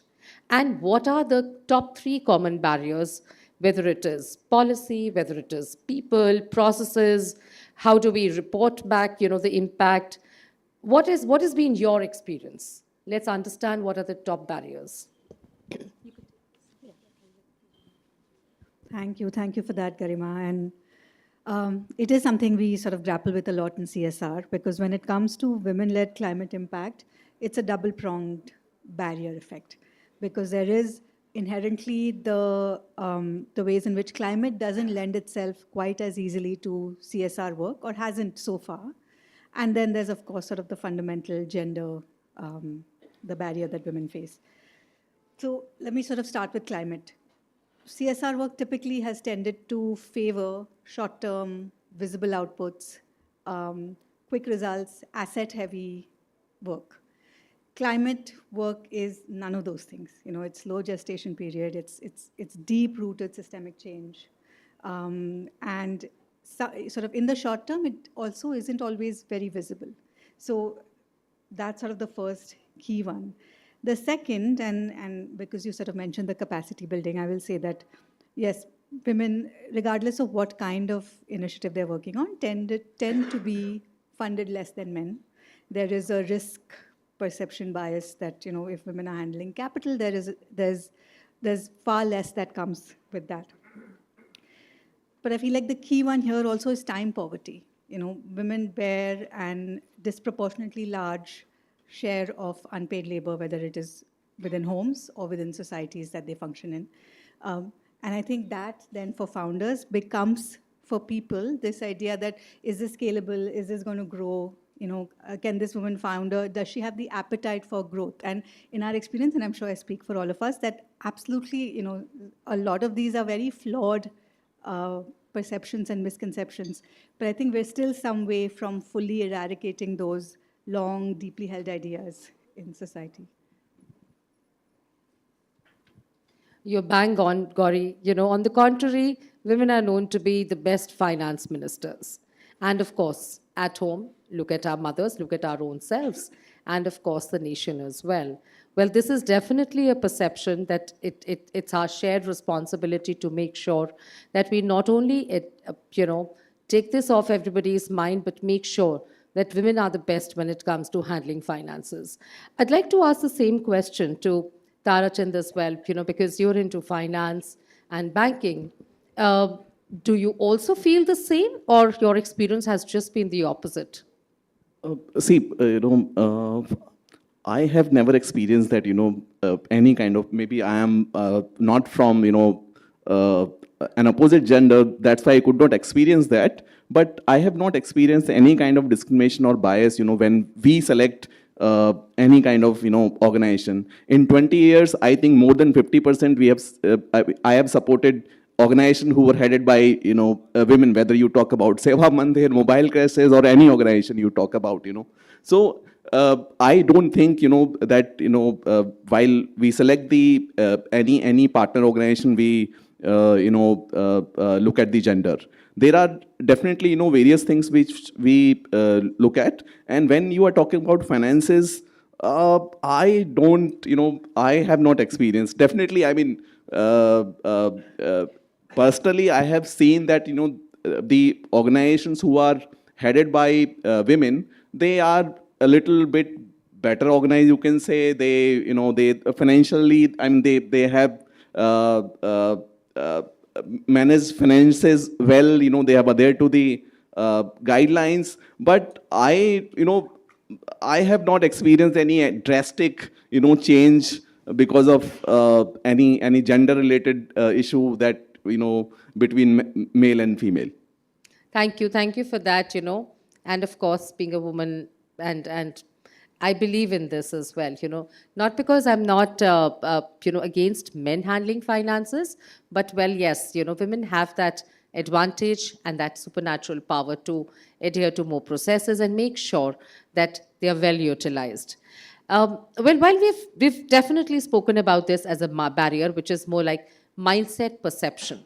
With that, I'll go further down, and I'll also like to ask Vishal, who's a co-author of 3 books on CSR and has been actively engaged with NGOs since his college days. Am I right, Vishal? Yes. Great. Now, the question that I'd like to ask him, that of course, building onto the barrier and the perception that we have, when you look at any women-led project, okay, let me also add in climate action here. Do you think that these projects carry higher risk? And if that's it, that what is a function of risk assessment? And while you share insights about it, what is that one metric or evidence that you want us to refer to so that that we can really understand that yes, this is just a myth in the environment, and whereas if these are the tactics that could be used, we will not only be able to overcome the barriers which are there, but also make sure the process is smooth and impact is high. Sure. So, first of all, I don't agree that women-led climate projects are of high risk, because calling them high risk, in my opinion, would be the biggest injustice to their hard work and the performance and the outcome we get. Or it could be anybody's hard work, Yes. by just a woman, it could be any project, the team as such. Absolutely. Let's put it that way. Yeah. And see, women-led projects are generally considered high risk because they operate at grassroots and in underserved geographies. Okay, and sometimes with very informal structures. And even if they have a structure, there is a lot of interference and pressures which we cannot measure and which we hardly identify, because we as the CSR operators or someone running the project sitting in the capital or the big cities, we don't know what is actually happening on the ground. The report we get, the data we get, that is hardly 25 or 30% of what actually is happening on the ground. So I would say we need to improve the measurements, the techniques, what elements, what factors we are considering, and we need to somehow, or up to a great extent, we need to ignore the structural disadvantages women face, or the projects which they are operating on ground are actually encountering on daily basis. And we need to focus on the performance at a larger scale. And I'll give you an example, and it's a data-backed example that in India, 80% of workforce in rural area or the agriculture sector belongs to women. And the amount of land ownership or the credits they get is way low. So that is something where we need to pitch in. We need to ensure that we are giving them more and more opportunities. We are supporting them wherever is required and however, wherever we can do and whatever it takes to ensure that they are getting all the support, all the resources, all the fundings, and they are able to work confidently with all the support, resources, technology, and they are able to deliver. And if I take another example of self-help groups from India, with over 8 crore women engaged in national rural livelihood missions, repayment rates are consistently 95% and above, which is a very good data. And if you look at the return, and that too from the women-led SSGs, then I don't think there is any reason to call their projects a high risk. Good. I appreciate your thoughts about it. And Vishal, if you were to also share, what is that one metric that you would look for any project so that you can give them a green signal? All right, this is good to go, low on risk, high on process driven and impact. What is that one metric that you would look for? See, it depends upon the nature of project itself, the very first point. And second is how interested you are. If I'm not interested in a particular project and I just want to allocate some fund and close my eyes for for the rest of the year, then it doesn't make any sense. So the involvement and engagement on ground by the donor and the team working on ground is the biggest role player in my opinion. So involvement, of course, interest and the team involvement, and also, what is the outcome that the team wants to run after in the next 3 to 5 years? Would Yes. those be your specific areas that you would look for? Absolutely. Okay, awesome. That's great to hear. Now, back to you, Gauri and Pallavi. If you want to share some of the best stories, out of the projects that you have been leading, it could be, not related to women in climate action, but it could be something related to women in livelihoods. So something that has really impacted at the grassroots level. If you want to share any success story, I'm sure the audience would love to hear that. Thank you. And maybe I can even sort of add to what Vishal was saying. A lot of things come across our desk that really flourish in the theater of innovation or pilot stage, and then kind of die a slow death when it comes to dealing with ground reality. So often we find that how integrated a particular idea is within existing systems, and if there is a plan for that over the 3 years, that I think really makes the difference. And so if I think of some of the programs that we have done that we felt really had high adoption rates, the recurring things were how elaborate and intricate the design is, because there is a lot of nuance one thinks about. Is it reducing cognitive load? Is it adding to what people have to do to people who are already often overworked? In the Northeast, we started a program which builds on livelihoods that are climate resilient, sort of future proof. It was ending ultra poverty, so it was really sort of the poorest of the poor households. The two things that we did differently, we built a consumption grant into the work. It was a 3-year graduation program. What it meant was that 1,500 rupees a month was just, this is money that you don't need to account for. This is yours to run the household. What we found that there was just a greater, when there is, I don't know how to put this as best possible, when there is a sense of security that already comes with income that's reliable and happening, there was a lot more ability to then partake of the other things that we were building on. The second program that I want to talk about is we work on a women's entrepreneurship program, and now it's in its 3rd year. And so every year we've had a chance to fine tune it. We were doing entrepreneurship programs, but what really worked was access to credit. So what are the blended finance options? Women were learning all these sort of business models, learning how to start things, build things, make things. We had to work on market linkages, so helping them build catalogs, helping them with pricing, helping them get to market. How do you set up packages and then deliver them to customers, for example. And the second was returnable grants, exactly what Vishal was talking about, very high return rate. They also then started sort of becoming mentors to their community. The capital then was circulating within their own economy and then going forward. So it was unlocking much more, over what CSR could have done. So sort of strategic, CSR is also now trying to be strategic in how it is, what money it can unlock over time. I like that fact, that you just, underscored that it's CSR, but it's not just about giving out 2% grant, but also to make sure that what are the short-term and the long-term goals attached to it. And also love the idea that once you make those women entrepreneurs, financially secure initially, I think their confidence level increases so that they can participate and they can bring out the desired results.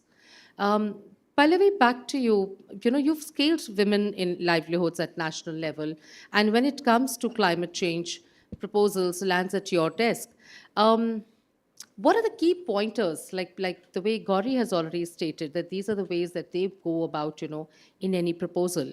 What are the key pointers that you look for, and what are the common concerns that probably people may have, which you try to then help out your partners during the implementation stage? Sure. Thanks for that question, Garima. So at Tata Communications, we have evolved over a period of time, and being part of the group. CSR was always a thing to do. It's just part of the legacy. So even before the law came into... I think CSR is a part of Tata Group's Yeah. DNA. That's how I would put it. Even before the law came into place, we worked on livelihood programs. We started with one program way back in 2012, 2013 in Pune, where we wanted to work with women who came from the vicinity of Tata Communications office in Pune. It was not a climate action program, but just to talk about climate action program and also how we look at it now is that we have very integrated approach where environment, which includes your climate adaptation, disaster risk and response, plus are we just looking at environment? When I say we are working on an environment program, are we also impacting the community through livelihood programs? So that's how the integrated approach is. So whenever a proposal lands at my desk now with a new strategy, which is called Kairos at Taracom, we always look at, and partners do come with, a lot of expectations in terms of that, oh, these are the 3 things we will do, you'll fund us for that. I'm absolutely a very core and hard believer of co-creation. I will first say, this is what I want. I'm not taking any passive projects now where, the partner comes with their own expectations. This is what I'm putting on the table. This is what I expect you to put in the mix. And of course, he will be the implementer for us. One thing that we have learned, and I know there's a question for me which talks about matrices and how we look at programs when it comes to women. One thing that we've always learned that, and Vishal and I think Mr. Tarachand also mentioned about it, about the fact that what happens on the field, 50% of it is reported to us as it is, and what 50% happens is probably, sometimes gets lost in the entire reporting and mechanism. So for me, when it comes, I'm the first one on the field. As a leader, and because I said that, I come from Terry, and I've built that into my, in my portfolio. I'm the first one on the field to understand what is it that the community really wants. And I think Vishal also mentioned about it, that what is it the community wants. So I go with that lens, baseline, and trying to understand what is there. And Gauri also mentioned about, ultra poor communities. So we've been working with ultra poor communities in Jharkhand and Orissa, where the fact is that while we have the women at the core of it, and we say, oh, we expect the women to run their houses, raise their kids, do farming, lead climate action programs, but what is it that I'm offering? Projects are, asset heavy. I agree to that because, you have to do a lot of things.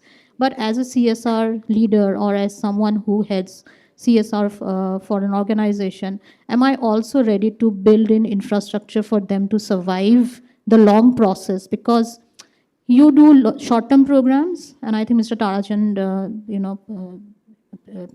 pointed that, short-term programs with a little bit of impact, which hinders long-term impact, basically, because you are not ready to put infrastructural costs in your project.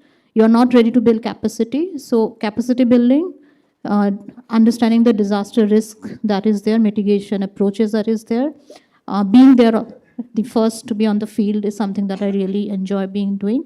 But for me, the women comes first. So I'm also working on, and very good to know that Gauri works on mental and social well-being.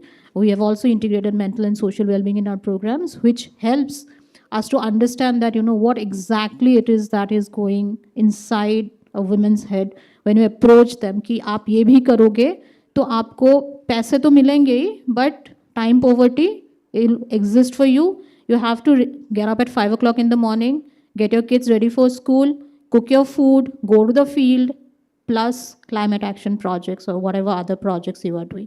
So for me, these things matter a lot. And as I said, I want to co-create projects, and I've co-created them, and probably that has been one of the success. And it's not just me, it's my team as well. No, thank you. Thank you. And I love that perspective of yours, Pallavi, that you go along with the team. So it's not just you command, but you make sure that you show them the impact by being there on the ground with the team as a supporter. And I also like the fact, that you really mentioned, as a woman, the journey that all of us go through, whether it is raising our children, taking care of households, and of course, we have a job also where we don't want to just perform well. We want to lead by example and also grow the teams and the impact on the ground. With that, can I just add one more thing? Sure, go ahead. So just one more thing. So recently I was part of a roundtable where we're talking about exactly climate action programs for women. And we ended up discussing compliance and ground realities, but we never got to the point of actually discussing climate action programs led by women, because I think climate compliance, a lot of it also becomes a barrier, not maybe for the corporate so much, but maybe for the partners. I think there it has to be a give and take, understanding that why we require certain things in a certain way. Just, I'm sure there are people from the not-for-profit So yes, section. I think this is So this is addressing yeah. to the audience. Yes, yeah. Don't just think that Pallavi is declining or accepting any proposal based on her whims and fancies. She has a complete process laid out to adhere to. Am I correct? Awesome. Great. Next question is to Tarachand. Yes. While I was reading your profile, very interesting profile, and it talked about that you're working for a UK-based bank, next generation credit platform to serve the missing middle. I like that word, missing middle in between, and well, if there's any one metric that you can talk about to really make sure that you're able to bridge the gap of missing middle. Yeah, thanks, Garima. So, see, when we select any project, it is not the project. We look at the entire picture, We conduct a in-depth study of an organization, whether, how good they are at the governance level, whether they are conducting their board meetings, what is the structure of the board, whether, what is the composition of the board. We look at the finances, what kind of, financial health that organization has. So the kind of, business principle you apply when making an investment in a company, same kind of, due diligence and, valuation we conduct on a charity when we are making any investment or, supporting that. So if I can also Yeah. ask something that I would love to know. If you have 10 proposals in one day, how many of them are women-led projects? Women-led projects per se, out of 10, there may be around 3-4 projects. कितने आ जाते हैं? Yes, but focused on women, that is, always there. More than 80% of the, projects we get, they are focused on women, whether you work on water and sanitation, whether you work on, giving scholarships, or, whether you work on regenerative agriculture. So more than 70-80% projects are focused on women. So, for the benefit of the people who are looking for funds, I would like to tell them that, the struggle is when you are setting up an organization, when your organization is not, 3-year-old, or, you don't have enough, cash flow, there is nothing on the balance sheet. So when we analyze a charity, when we analyze a company, when we analyze a non-profit, we look at the, what is the financial health of an organization. If we are providing you 1 CR, are you able to, do you have some kind of reserves in case there is a delay in, giving you installments? Would you be able to manage 3-4 months of, expenditure? So, it is not always a project, that what kind of, results a project will yield. But, what is the overall, health of an organization? How good an organization is structured, or, in terms of, at various parameters. So we prepare a report which lasts in around, 10 to 12 pages. And then that report is presented to the CSR committee, and based on that, decisions are taken. So it's not always that, that only, any single metric which will decide that which project will get the funding. So अगर हमारे पास 3 metrics हैं, एक है impact, scale, and a sustainable long-term project. आप इन तीनों में से कौन सा pick करेंगे? So I will definitely, not single I will pick. I will definitely go for impact and sustainability. Scale नहीं?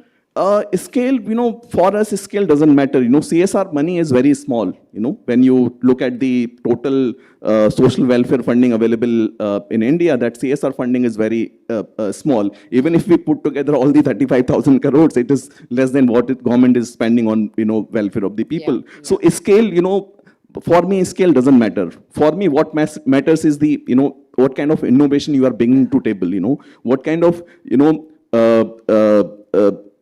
solution you are providing which is not available, you know. So it is like, you know, it is, the CSR funding is for, you know, bringing innovation, creating innovation, you know, it is, you know, we talked about Gauri talked about that blended finance, you know, so it is about, you know, what kind of, you know, financial innovations you are making in terms of, you know, financial instruments or, you know, Very clear. And solutions, I think yes. I really appreciate and I love the way that you have articulated your thoughts, that what are those 2 or 3 key things that you look for any proposal. And you, of course, you want to promote women-led initiatives, whether it is climate change or anything. But yes, you would like to look for impact and of course sustainable you know, activities being a part of that. Let me you know, pose a similar question to Vishal. Vishal, according to you, what would be the top two metrics to influence decision making for funding, and also which undervalues women-led climate initiatives? Do you think your team will only rely on impact and sustainability, or in addition to that, any other 2 metrics that you would look for?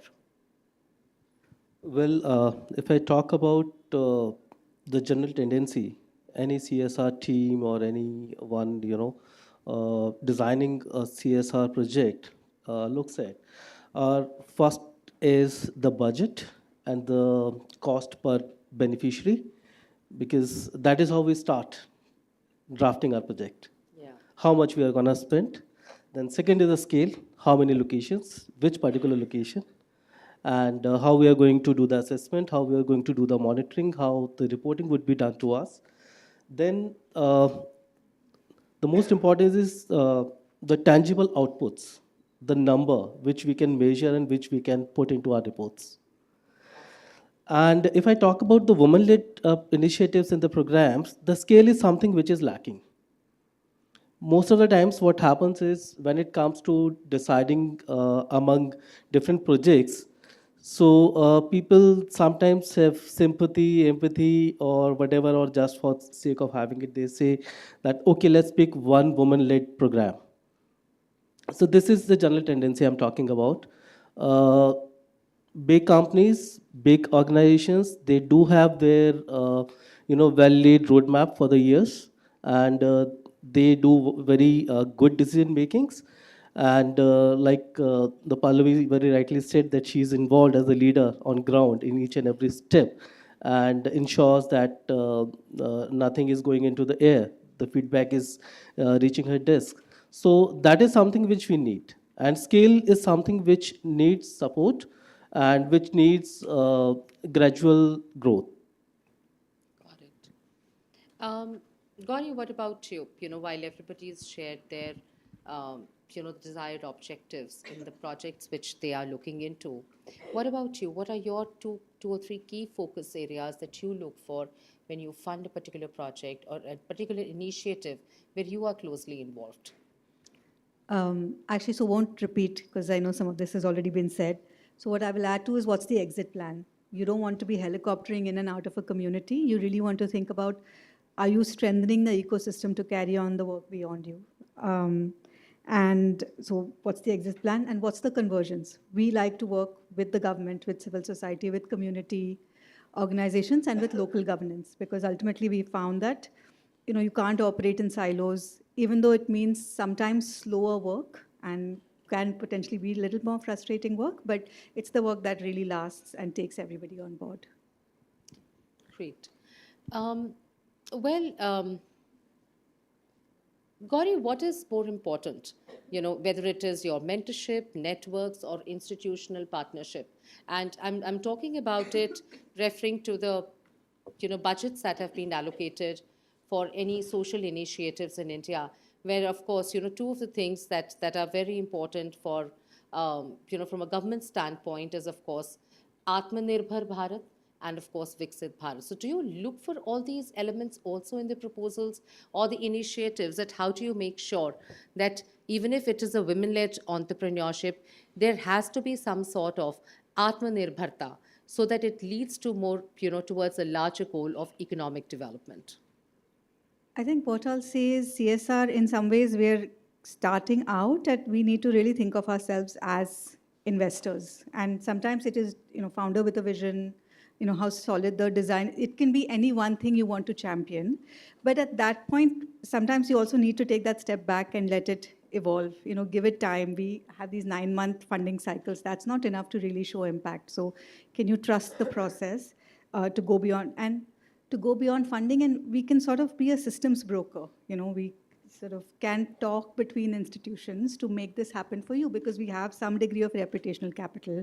You can be, endorsing, offer the institutional legitimacy for people who are doing brilliant work, who really have hearts in place, have thought it through. Then you just come in as the capital for that. Thank you. And I think towards the end of it, let's do a quick rapid fire, and this is something, and I made sure that I add as a part of our, panel discussion. And audience, please feel free to ask us any questions towards the end of this.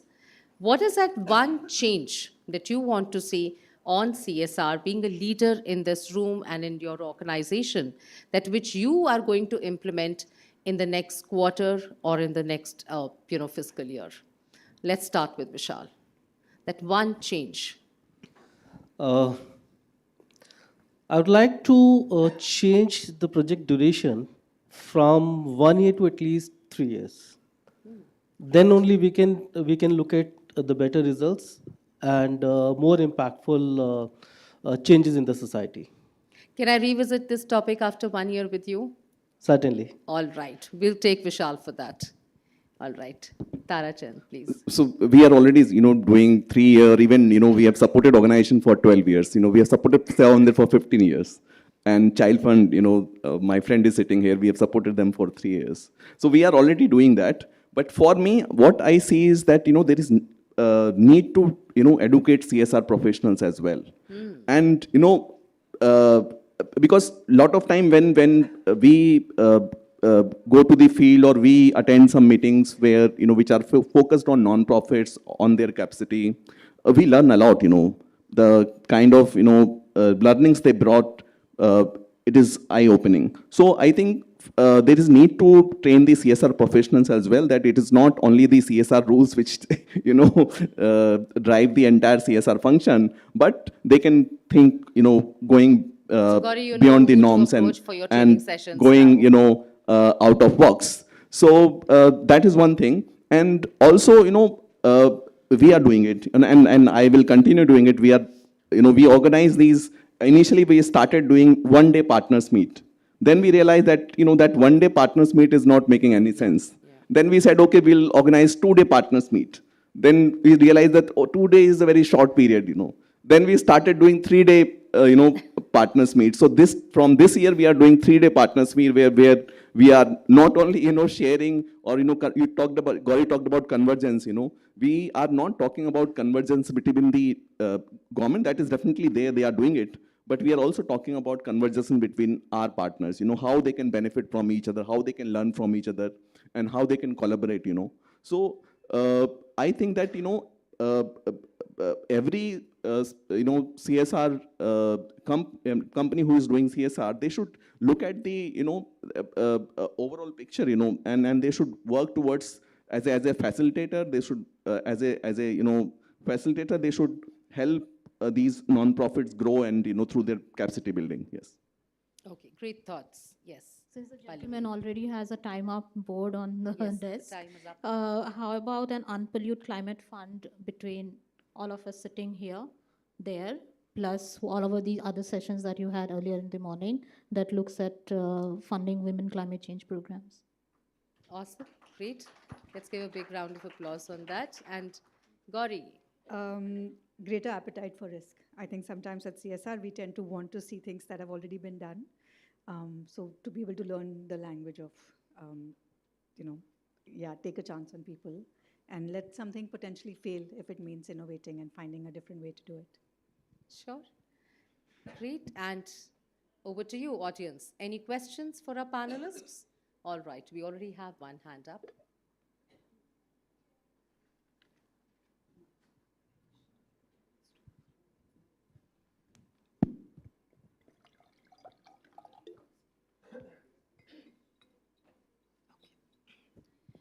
Hi, my name is Zeel. I run a small NGO in Gujarat.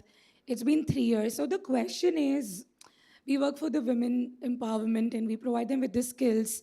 And then further, we have a production unit where we use textile waste to make different products. The question is, for the younger NGO, when we have already a trusted community, what are the effective ways to identify CSR partners for the long-term CSR partnership?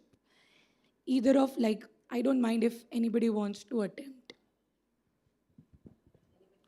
Yeah, I think, see, if you have to look at, you have to see that what kind of, if you're approaching any company, you have to see that what kind of interventions they are supporting. Sometimes large corporate houses, they have their compliances, and due diligence processes, where small organizations, find it really difficult. I'm sorry to say that, but they find it really difficult to be, on that list. So I will suggest that, it's better you target the small companies. And the thing is that you also collaborate with, bigger organizations. If you can, if you have in your locality, if you have some bigger organization, you can get in touch with them. If they can, help you, provide some kind of, they can outsource some of their work to you. And that's how you can build your portfolio and grow. And once you reach certain level, then definitely you can raise funds for from the corporates. Yeah. One last question, because the time is up. Yeah. Yeah, so hello everyone. I'm Bhavini Parikh from Banco Janko. We are into the textile circularity. Actually, I don't have any questions. Just one powerful ask. Will you join hands to scale textile circularity and women empowerment for a real change?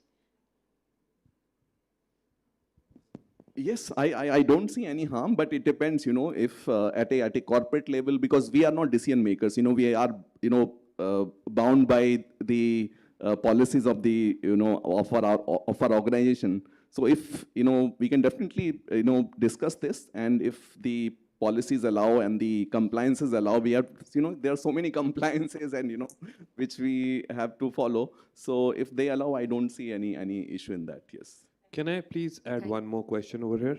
Yeah. I actually have two-part question over here. Because it's a little confusing for me at the moment.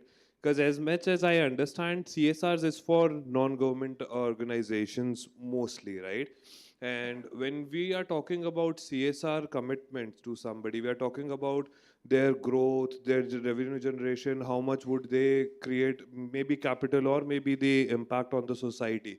So thinking of both the terms in the same line, I'm not able to put my finger on how would we be qualified. If we are working as an NGO, we definitely do not have any revenue generation or big revenue generation over there, right? So if you can please help me out with that. So NGOs basically are our implementing partners on ground for corporates like us and for DXs, I'm sure.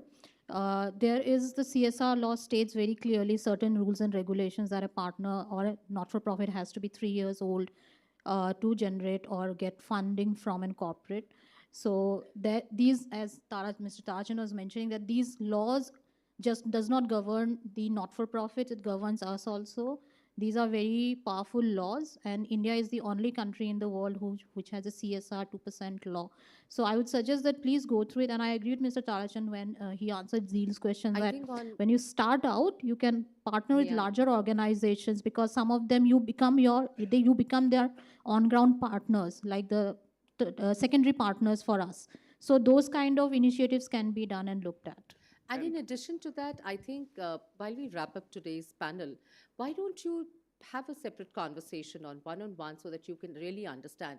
Because enough has already been discussed on this panel. They've literally laid out a complete framework for you, what are the processes, and as an organization and as a person who's a key leader who's driving this particular vertical, they've already shared that what is that their focus areas are, and they have beautifully also committed to what are the key things which they want to focus on as their North Star in next 3 to 6 months. On that note, I want to add one thing. Sure. So these days, people are using hybrid models as well, where they have, one non-profit organization, one for-profit organization, and that CSR funding is being used as catalytic funding and, as a pilot,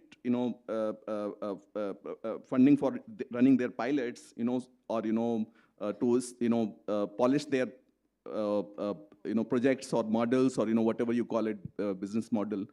And that's how people are using CSR funding. So people are using that hybrid models as well, yeah. All right, so thank you. Thank you very much, everyone. And thank you, audience, for listening to us. Thank you so much to our wonderful panelists.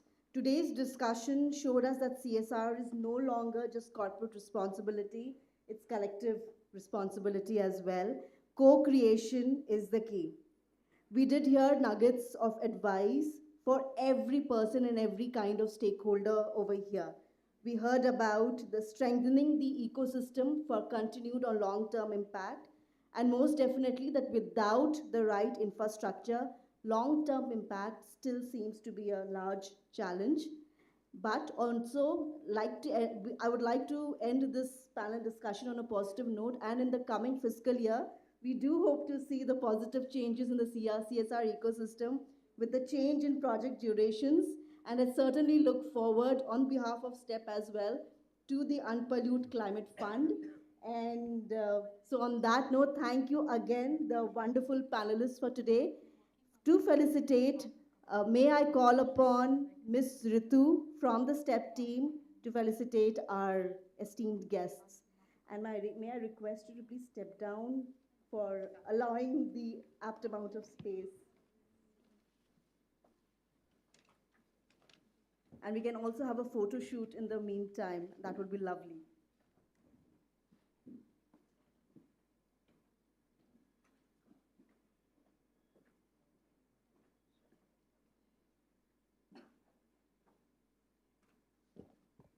Vishal, why don't you join us? Tarachan ji. Do you have to photograph first? I think the photographers are ready, so why not take the advantage? Ritu, join in. That's okay.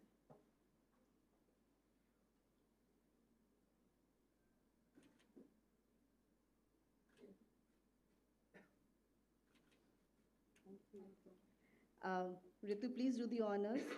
Miss Gauri Bhure, please. Can I have a round of applause for the two beautiful women over here? Miss Pallavi Barua, thank you so much.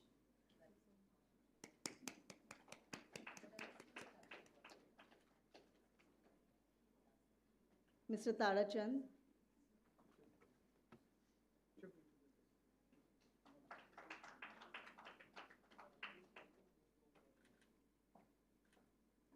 Mr. Vishal.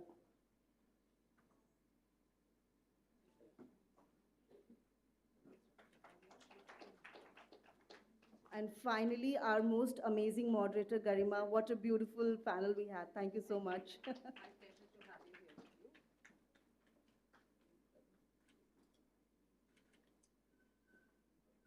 Thank you so much, Ritu.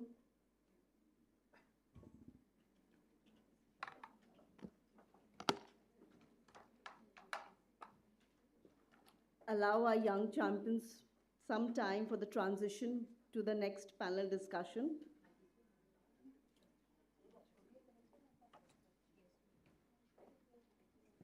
We will start very shortly in about 2 minutes of time.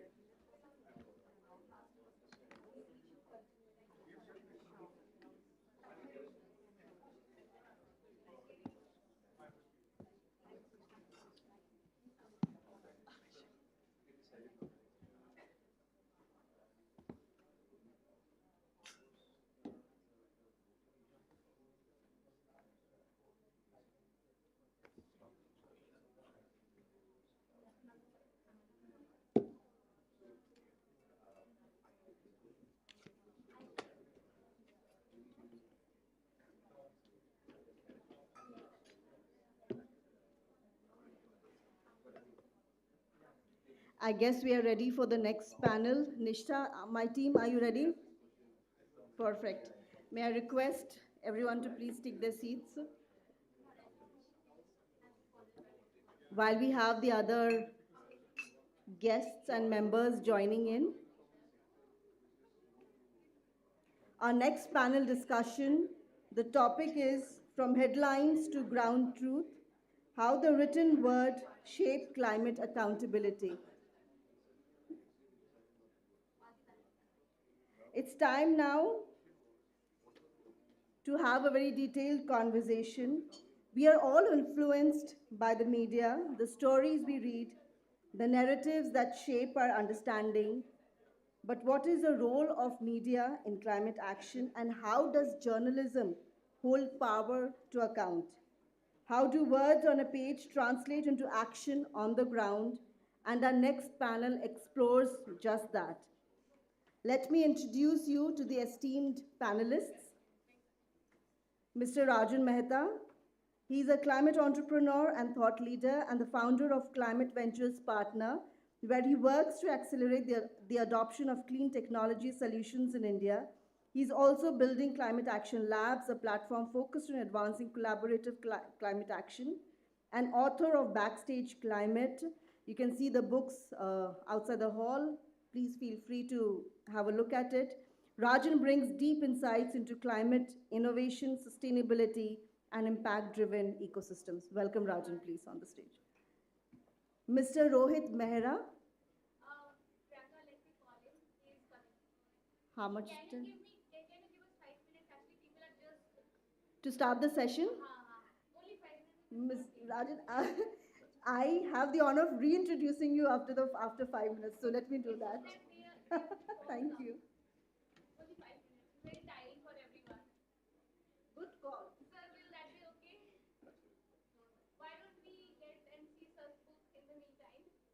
What, MC?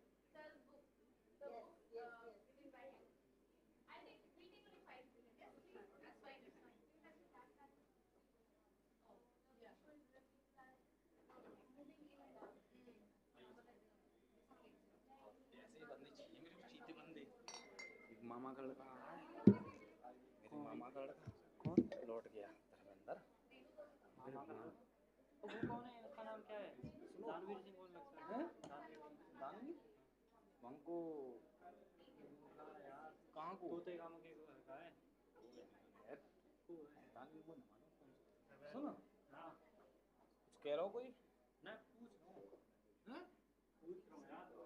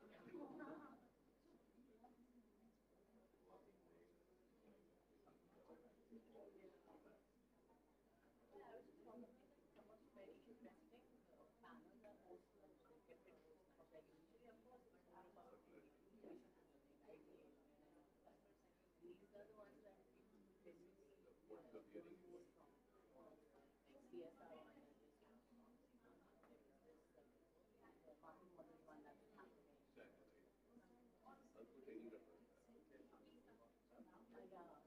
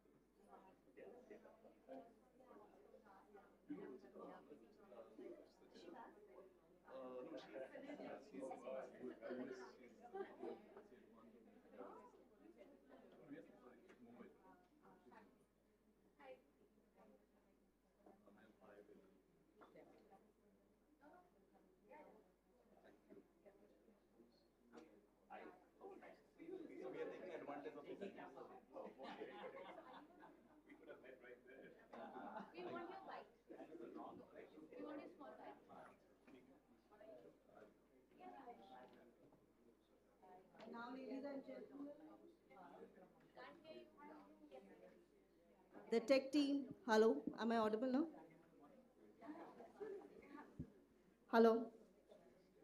And now, ladies and gentlemen, we'll start with the next session. May I request our esteemed guests and audience to kindly be seated.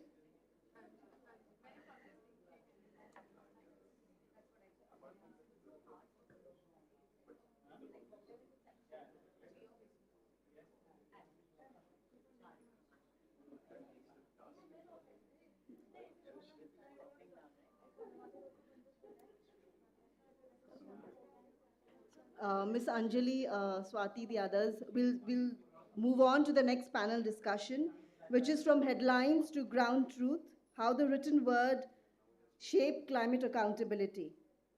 We are all influenced by the media, the stories we read, and the narratives that shape the understanding. But we are here to understand how the media and the different stakeholders within the ecosystem, how do they hold power to account, and how can they be monumental in translating action on the ground. Let me introduce you to the panelists, and I have the opportunity of introducing Rajan Mehta ji again. He is a climate entrepreneur and thought leader and the founder of Climate Ventures Partner. where he works to accelerate the adoption of clean technology solutions in India. He's also building Climate Action Labs, a platform focused on advancing collaborative climate action, and author of Backstage Climate. Rajan brings deep insights into climate innovation, sustainability, and impact-driven ecosystems. Rajan, can we have you on stage, please? Mr. Rohit Mehra, he's a 2004 batch IRS officer and a pioneering environmental change maker, widely known as the Green Man of India. He has led low-cost, community-driven urban greening efforts, creating over 560 mini forests, school plantations, and vertical gardens using Vriksha Ayurveda techniques. He's also launched seed ball campaigns and India's first plant hospital, championing scalable, citizen-led, nature-based climate solutions. Welcome, Rohitji.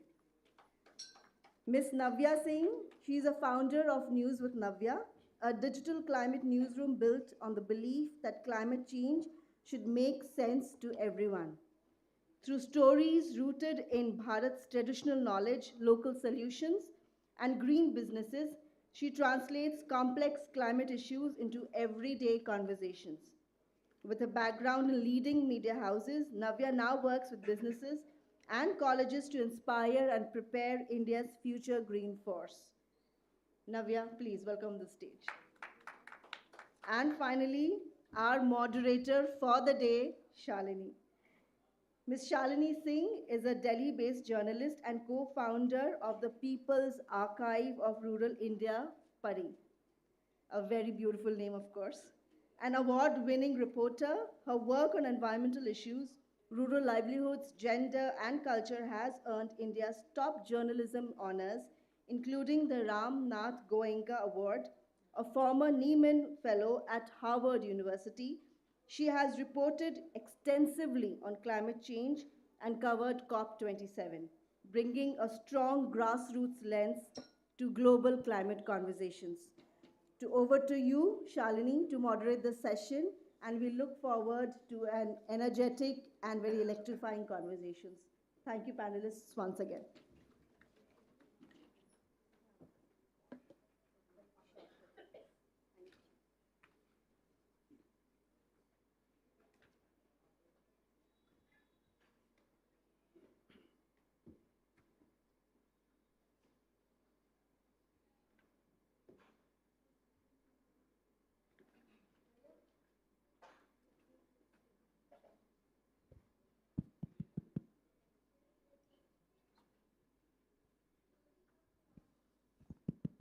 Am I audible? Okay.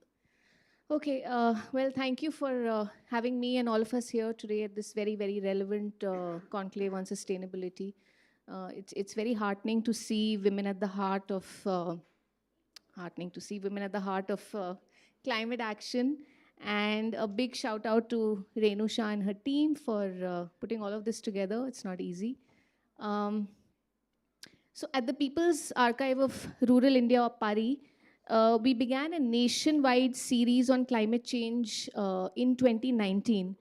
And till date, we've done almost 40 focus stories from varied geographies and the most affected communities.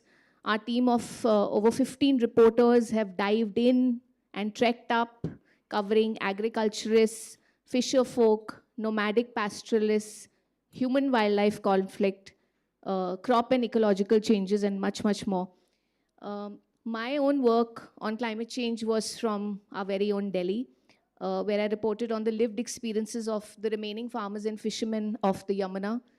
And since we are sitting here today in India's capital city, I'll share two statistics and leave you to infer the rest. So one, only 22 kilometers or 1.6% of the 1,376 kilometers of the Yamuna flows through the National Capital Territory. And that stretch alone, 1.6%, causes almost 80% of the entire pollution of the river. The second one, almost 7,000, I think, or 8,000, 7,000 or 8,000 crore rupees has been spent on cleaning the Yamuna since 1993. The river is still dirty. Where did that money go? So while I'll leave you to figure it out, I'm going to turn to my first panelist, India's green man, Mr. Rohit Mehra.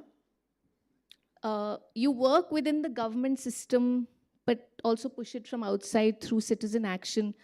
What's the one uncomfortable truth about how environmental policies actually get implemented or don't at the local level? And what do bureaucrats and policymakers get wrong about grassroots climate action? Thanks, ma'am. First, I would answer the biggest trouble is my mind, me as a citizen. I give you one example. Delhi has population of 3 crore people. If we decide we are sitting 200 people, maybe 100 people in this room, only 2 trees and nurture it, imagine 3 crore people, just multiply by 2. In 1 year, we are able to do whatever we wish to do. It would be green, clean, beautiful city. What we think that it should be done, but not by me, others, because it allows me to shift the responsibility. So the biggest challenge is my mind as a citizen. I don't want to do anything. There is a research which is worldwide. 140 gram per day you create waste, biological, non-biological. And imagine 140 gram multiplied by 3 crore. Now just imagine that 140 gram and I'm able to reduce only 10 gram per day. And imagine one day 3 crore multiplied by 10 gram. So I always look for others. It should be done, it should be done. But I think that if I am able to do it, we people can do it. And I've been doing it on personal level, though I have used many times, many of my batchmates, many of my friends, and we are able to create in Delhi close to 140 forests. And we have just started one initiative called School of Trees. You will be very surprised. I've been taught, groomed, educated, 99% of theory. I generally give an example. In 10th, I have Pythagoras theorem. Today, there are 22 years, 40 days in my service. I have never used it. Had I been taught how to plant trees or why to plant trees, it would have been much more better. It's my understanding. So this is how, first, I have to change my mind as a citizen. Small steps with every person, and never think of others, whether they are doing, whether any other agency is doing. What is my duty I should do? Thank you.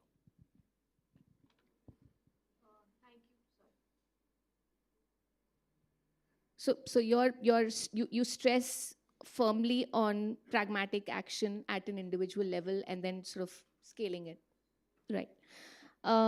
At PARI, every story that we do is a field report, which means that every writer, every photographer is physically present on ground, when they're covering the stories that we do. And so when we covered climate change from the ground up, it was a huge learning for all of us. The whole idea of climate change is, so complex with so many, official reports, with so much jargon, so much, so many complex complex terminology and all of that, and to sort of sift through all of that and, really get to the heart of things. So what we did was we looked at climate change from those people's lives that are closest to the elements, and hence they're the most affected by, the changes that happen, and telling these stories in their language. So when I was invited to cover COP27 in Egypt in 2022, it was very valuable exposure to see how, local issues show up on an international stage. For instance, cities globally consume 78% of the world's energy and emit 70% of all greenhouse gases. And yet many Indian cities didn't have a climate action plan till date, don't. Delhi, that sees acute air pollution every year, drew up a plan as late as 2022. I'm yet to follow up on that, so I'm going to turn to Navya here. And Navya, your platform positions itself as bringing climate from policy rooms to dining tables.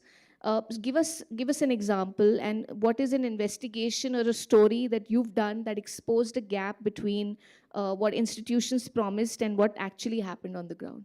Right. So I think we live in a country where we celebrate headlines, right? And there are so many headlines that we as an organization, as a news organization, tackle on an everyday basis. When we say India has surpassed China when it comes to rice production, it immediately sounds historic, it sounds promising, it sounds like something you're supposed to take pride in. But you're asking about an investigative report, and our team went on ground in Odisha. And what we found was very different from this headline. We found that farmers who were growing rice were not able to sell it. There were thousands of kgs of rice just lying there. They do not have anybody to sell it to. They don't have storage facilities. So a lot of rice from the previous year as well is just there. It's not being sold, right? So from a celebratory headline to what's really happening on ground, I think it's a huge gap.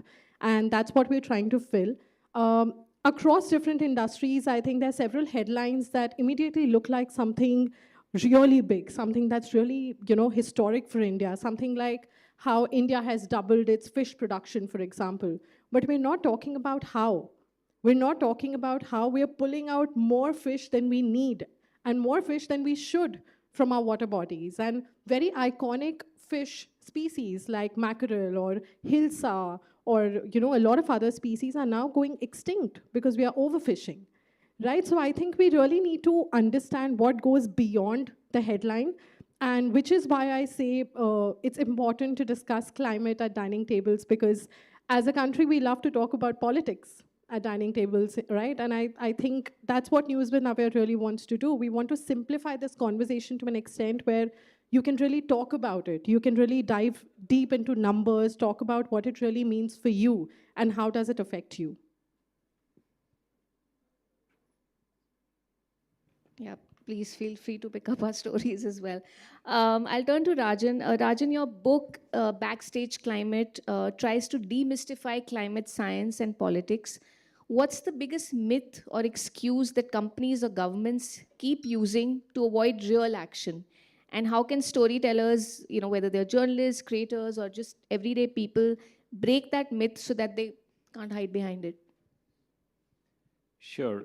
There are definitely a lot of myths and excuses that everyone hides behind. It's including us people, the companies, the governments, all included. But let's first talk about what are some fundamental issues that are impacting climate action, right? The first and foremost is it's a collective action problem. And the gentleman here spoke about it, but I'll just kind of elaborate on it a little bit. All our lifestyles have improved in the last 100, 200 years, ever since the Industrial Revolution. And we enjoy a comfortable life, and a lot of this has been brought around through use of fossil fuel energy. The electricity we use, the cars we drive, the houses we live in, the consumer products we enjoy. None of us are willing to give this up, give this lifestyle up, right? So which means that all of us are culprits in the deterioration of climate, because all our actions are leading to emission of greenhouse gases, and that is what is causing climate change, right? All that is happening is, I think my contribution is not significant enough. Others should change or give up their lifestyle, then I would. And this is happening at the consumer level, at the company's level, and also at the national level, right? So that's a problem that we need to solve. The second issue with the climate action is, it's a tragedy of commons. What it means is that if I'm a polluter and I'm emitting carbon dioxide, that carbon dioxide, or any other greenhouse gas for that matter, goes up in the air, mixes, and may cause a climate disaster somewhere else, let's say in Timbuktu. And it may not be immediate, it may be after a couple of years. Now, I, as the perpetrator, I'm not the sufferer, right? When I'm not the sufferer, I have no incentive to change. So everybody is continuing in the party, right? We continue to emit because we see no direct correlation. again, it's happening at the individual level, at the company's level, at the national level, right? The third issue with climate action is there is a time lag, right? If I, as the gentleman said, plant a tree today, right? By the time it grows up and sequesters carbon dioxide, it'll be probably 10 years or 15 years. I don't have the patience to wait for that long. You know, we live in an age of instant gratification. If I'm feeling warm in the morning, I want an AC in the evening, right? Same thing goes for companies. Any investment in climate has to be long-term investment, but the shareholders are rewarding the management based on top line and bottom line growth, right? Which means all the corporate investments are being prioritized into revenue and profit generation, not into looking after environment, right? So there's lip service, but very little action. Same thing goes for governments. Governments are run by politicians. Politicians come for a fixed term of, let's say, 4 years or 5 years, right? During that time, they've already made promises to their electorate, and they want to fulfill those promises and also show they are doing a lot in terms of development. So they'll make a bridge, a building, you know, dole out some subsidies, but they will not invest in climate action because the results will show up much after they are long gone. So again, there is lip service, but not real action. So I think these are three fundamental issues with climate action, which we'll have to really put our heads together to see how they need to be solved. And the role that storytellers or journalists or anyone can play is through education. We need to educate the masses that what is climate change, how is it going to impact us, and therefore, what are your responsibilities for it? And this education needs to come through all modes, right? The second is, you know, journalists need to hold a mirror to authorities, right? And tell them what they're doing. And not only government authorities, even to the industry, you know, and hold their feet to fire and tell them this is where they are, you know, going wrong. So also the role of investigative journalism comes in so that we are able to dig into and at least name the polluters and bring them out in the open. So. Thank you. So it seems like then we are looking at a hierarchy of consumption, and then we are looking at a hierarchy, and whether it's at an international level where you have the developing countries, you know, pushing for something, and then you have, you know, within the national, you know, the setup, then, you know, what sort of a development are we looking at and all of that. Very interesting. I'd love to, you know, dive deeper into this, but we'll take this a little ahead. So at PARI, I'd like to talk about two women-centric climate change stories very briefly. One was about the seaweed harvesters in Tamil Nadu who, you know, derive their livelihoods by diving deep into the sea, you know, harvesting this, the seaweed that they get, and how climate change has affected, you know, their livelihoods there. And then we move up to the east in Sundarbans, where, you know, cooks and helpers on the tourist boats in Sundarbans, not just their livelihoods, but even their health is being affected with the rising heat in Sundarbans. So these are some of the two examples in terms of women-centric climate change stories that we've covered at PARI. And since the conclave centers women in climate action, I'm going to ask all the panelists a related question to that. I'm going to begin with Navya, no bias there. Young women are increasingly engaging with climate content online. What kind of stories resonate with them, and how can this engagement be converted into, say, sustained civic or professional action? So give us some examples from your work. Right. I think that's a very interesting and a very important question. Why I say that is because when I started News with Navya, we started off doing really basic environment climate stories. And the kind of stories we do today are a product of the inputs and the ideas and the stories we've received from our audience, right? So we say that we've also grown up with them, and the way they understand climate, you know, it's been a journey for all of us together. Having said that, I think the kind of stories that get a lot of traction from young women, both in urban India and rural parts of India, are the kind of stories that include the impact of a particular issue on, you know, different parts of the society. Say, for example, if it's a story about food, how does it impact people? How does it impact livelihoods? How does it impact health, economy? So women sort of, again, no bias, but women sort of like to look at it from that perspective. And whenever we've traveled on ground for stories, we went to this place called Gunjung, which is in Assam, and we spent quite a few days there with local women to understand how they literally do everything, right? From working at restaurants to working in the farms to running the local economy to weaving and everything.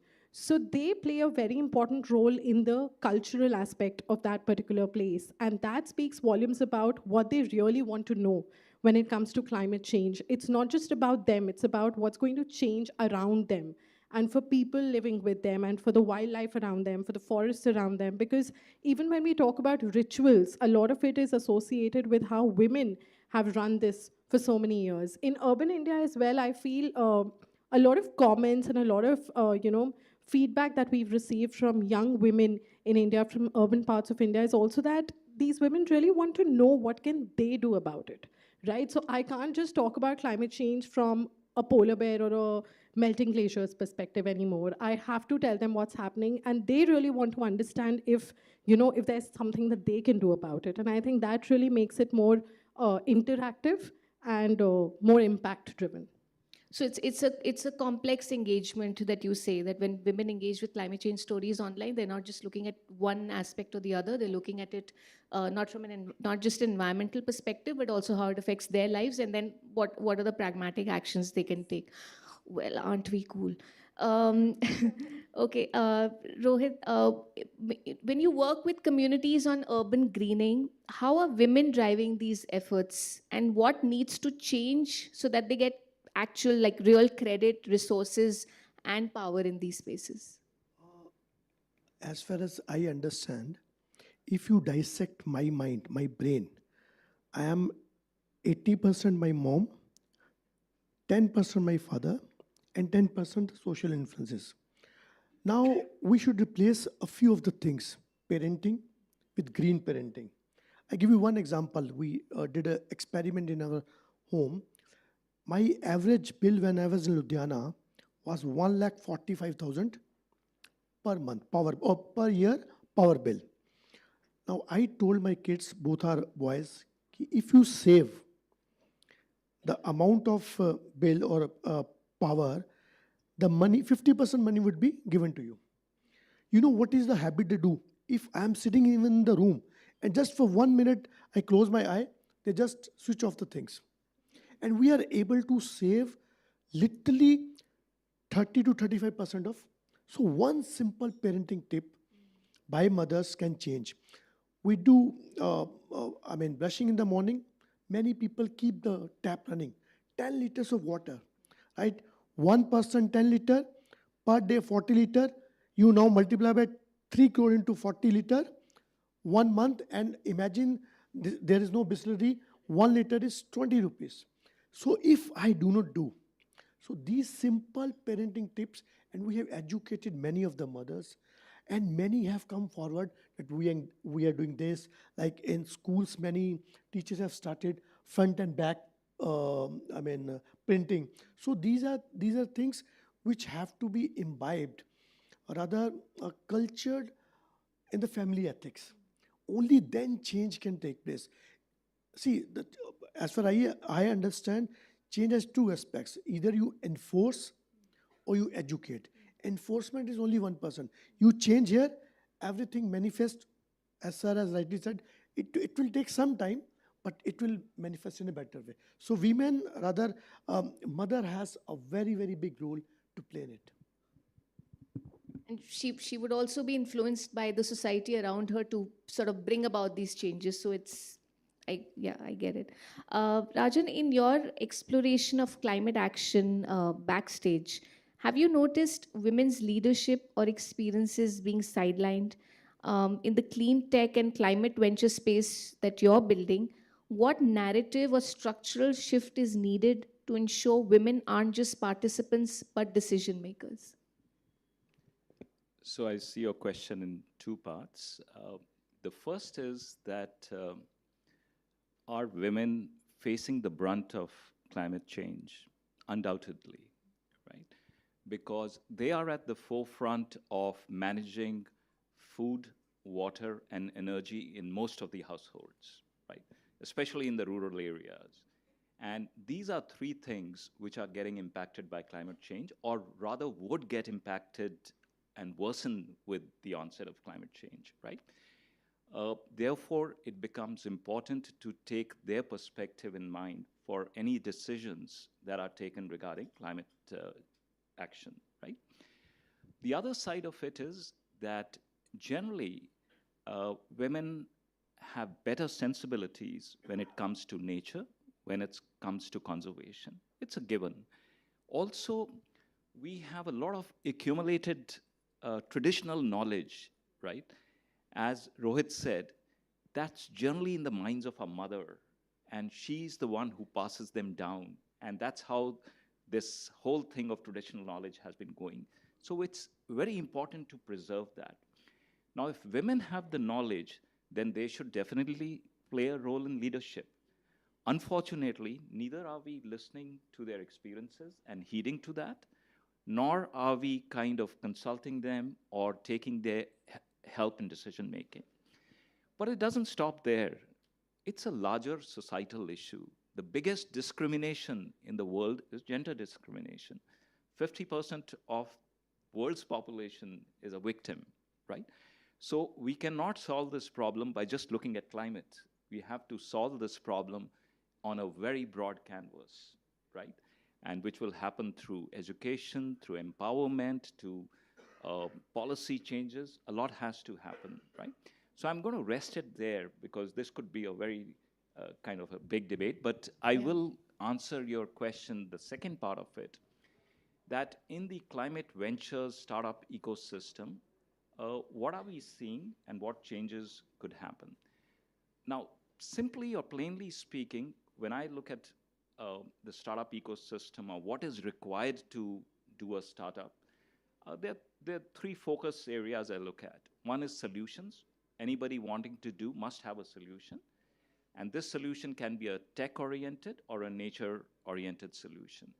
The second thing you look at is business acumen or your business priority. And that could be for profit or for impact. And in the third channel, it is the ability to raise finance or the financial structuring, which could be either equity or it could be blended finance with philanthropic money and all others coming in. Now, if I were to create two extremes out of it, one side is tech solution for profit and equity oriented. Generally, the men dominate that section. The other section could be nature-based solutions, impact-oriented, and using blended finance from all over. I think women are greatly positioned for that. And that's where we should we should encourage them, in addition to the ones where men are dominant. I hope that answers. These are all such very complex ideas that I think they all need like a panel by themselves. Before we open it up to the audience, I'm going to do a quick rapid fire with all of us. So I'm going to start with you, Rajan. Which is the one voice in climate discourse that we don't hear enough from? Actually, we don't hear from anyone. We just hear lip service. So the only ones you hear are activists sometimes, and their voices are also snubbed. Rohit? It's very, answer would be very weird, but we never hear about trees. The capacity to absorb carbon dioxide has been reduced because of the dust and other things. So we have to see, we are not the center of the world, this universe. Homo sapien centric approach is the worst approach. There are billions and billions other species which are living. So if the biggest thing is, except human beings, we do not hear or pay attention to any of the species. Right. Navya? I think I agree with what Rajan said, and I think we definitely don't listen to women We don't listen to tribal communities. A lot of our stories revolve around tribal wisdom and ancient wisdom. And we don't listen to wildlife. I think that's very interesting. Yeah, I kind of agree with everybody. I think the marginalized are the ones that we hear from the least. Basically, the folks who emit the least and are the most affected are the least heard. Okay, my next question. One uncomfortable truth India needs to confront on climate accountability. Yeah. You know, we take pride in the fact that our per capita emissions are the lowest in the world, although we are the third largest emitter.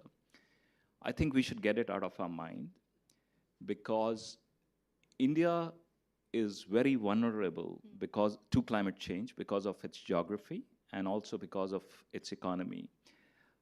We are at the cusp of tropics where a lot of turbulence happens, right? We have the Himalayas and the glaciers are melting. Our water system will dry up. We have a very long shore and sea rise is happening. I was just talking to somebody a little while back that only if two of the world's largest glacial systems, which is the Antarctica and Greenland, they melt, the global sea level will rise by 215 feet. Imagine, most of our population lives in coastal areas. Most of our towns, cities are there. What will happen, right? So, and even from an economic point of view, 50% of our population depends for their daily bread on agriculture, right?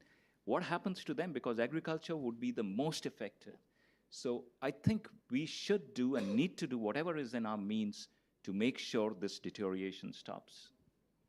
Rohit? Ma'am, again, my answer would be very different. I think that we just need to, we avoid implementation of culture. I give you a very simple example. NASA these days, you would be seeing that they are saying 5 plants indoor because of Delhi or air pollution. We knew 5,000 years back that Tulsi should be just outside your house so that it purify everything. So we speak of our culture, but when it comes to implementation, as citizens, as Indians, we have to work on it. Navya? I think I go back to the first question that you asked me, that we need to move beyond just celebratory headlines and national statistics, and we need to differentiate between numbers that sound very promising versus what's really happening on ground. A lot of our stories that we've covered talk about how big promises sound really, fancy and, positive in so many ways, but if that translates to confusion, lack of training, lack of subsidies, say for example in terms of farmers, and by the time it really, that particular news leaves the national capital and goes to the rural parts of the country, it completely changes. So I think we need to look beyond just headlines and numbers, and that's one uncomfortable truth. Also, given how reducing attention span has sort of pushed us to just read the headline, and that's all that we do. Right. I think the one uncomfortable truth India needs to confront is we're developing in a context of climate change. So what kind of development are we looking at, and at whose cost? My last rapid fire is one action that people in this room can take tomorrow or today, right, to strengthen climate accountability. Rajan, Rohit, and then Navya. Stop over-consuming. I think if you do that, automatically change will start. 70 people in the room, switch off your light, number 1. Turn off the tap, number 2. Third, again, meet university research. Very simple example, if you can take it. I read a research that 77% of the things in your cupboard you will never use. So I am donating one thing for the last 10 years. And I'm such a stupid consumer, my almirah is still full. So if you can just, gift or reduce purchasing one thing, it will change many things. Navya? I think not all of us attended all the panels happening throughout the day, and the reason, one of the reasons there is that not everything about climate and sustainability is interesting to us, right? I mean, I run a news organization and I also sort of have my own bias where I feel like, okay, this topic is maybe more interesting than something else. The idea there is that you don't have to fix the planet. That's one thing that people really need to know. You don't have to fix climate change. You don't have to do it for everybody. And you don't have to do everything at once. One size fits all approach usually does more bad than good. When I started off my organization, one big or really big climate action activity that I did was start by reusing my grandmother's old saris, and I would wear them till the time I could and then cut them into coat sets or suits, including the one that I'm wearing today. So that's mostly what I do. And that was the first sustainable habit that I incorporated in my life. And now I'm trying to learn from others and do more. So my only suggestion here is to pick one activity that does not really harm you in a way that you really have to step out of your daily schedule and do it, because then you won't be consistent with it. But pick one activity and be consistent with it. And I think the more you do it, the more convinced you will be to then hop onto other things and then explore this space. Well, I think when I tell my mom I haven't had a shower in 2 days, she says, that's really, you're not being eco-conscious, that's just being awful. So that doesn't quite fly at my house. But I think one action people in this room could take is please read all the stories on Pari on climate change as a beginning for maybe a lot of things that, a lot of us have also learned and are excited to share with you. Do we have one last question for all the panelists? Do we have time for that? Or are we all burning with questions for everybody on the panel? Okay. Well, if in 1 or 2 lines, if all of you could quickly tell me what responsibility do institutions like colleges, media houses, and businesses have in shaping the next generation of climate storytellers and watchdogs? Rajan, Rohit, Navya.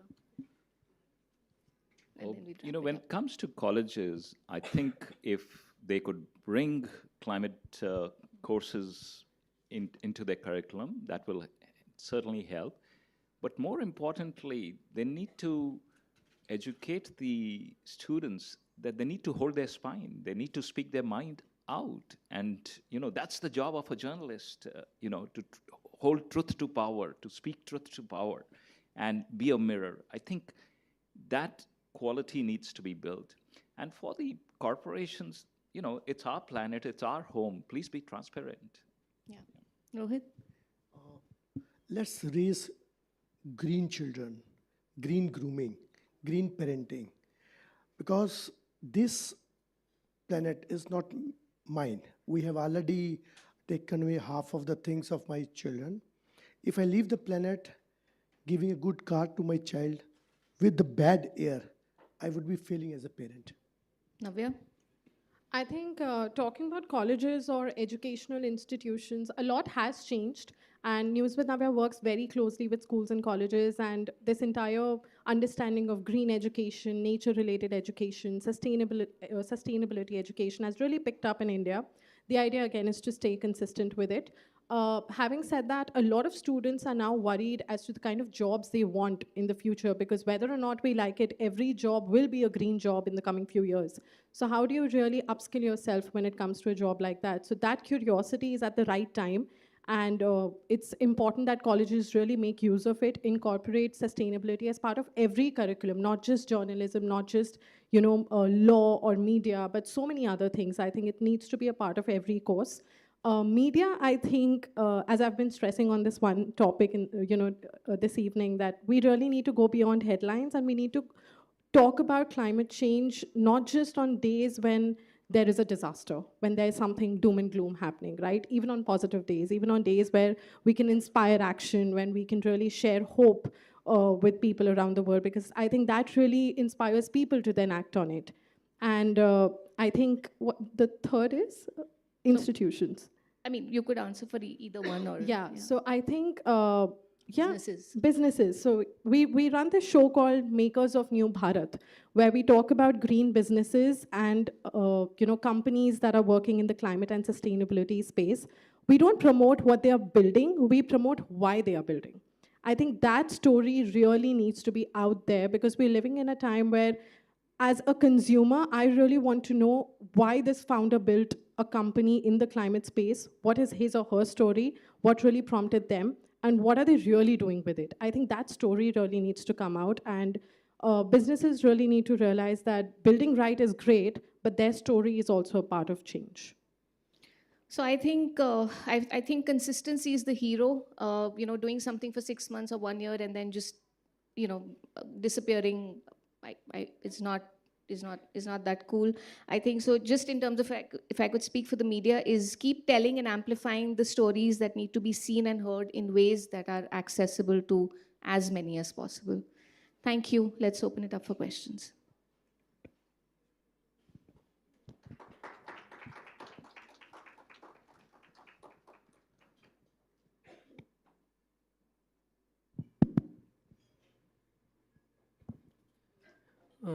You all are sitting over here like what the thought leaders who are shaping narratives across all of our population. So one thing I just wanted to understand, so one way, at least in Europe, what we have seen, there is a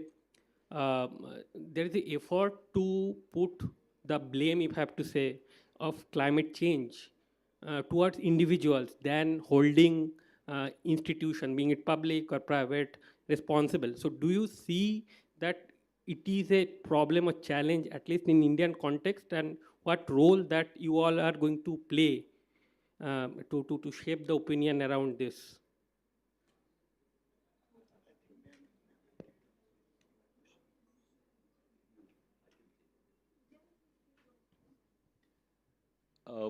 So a short answer to that is, public problems cannot be solved by individual solutions, right?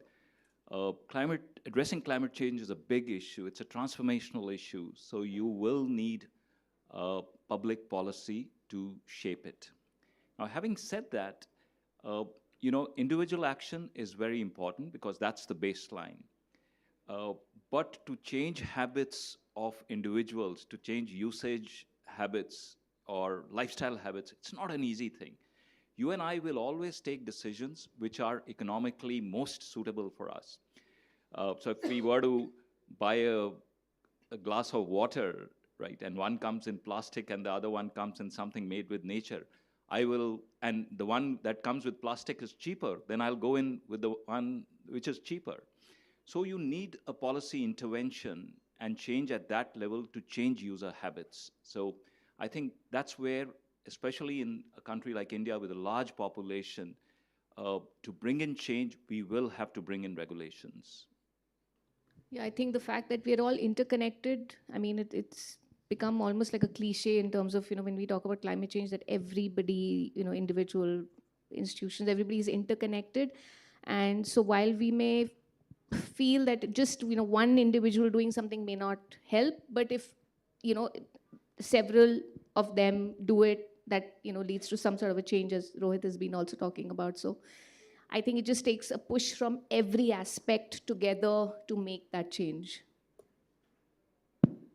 Yeah, Mr. Rajan or Rohit, the way a person like Donald Trump says climate change is a bogey, I think that has got a huge impact on the whole world.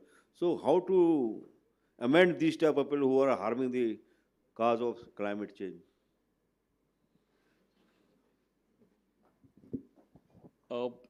It's unfortunate that that is happening, right? But I don't think we need to be overly worried. Donald Trump hopefully is a blip and we will get through it, right? Having said that, though US has kind of taken a position of withdrawing from the Paris Agreement, he's also saying that, they are in denial of climate, everything. But at the same time, many of the states in US, many of the private companies in the US, they are still standing up to climate change. They are continuing to invest, they are continuing to make change. There are people who are kind of putting in additional philanthropic money into climate action.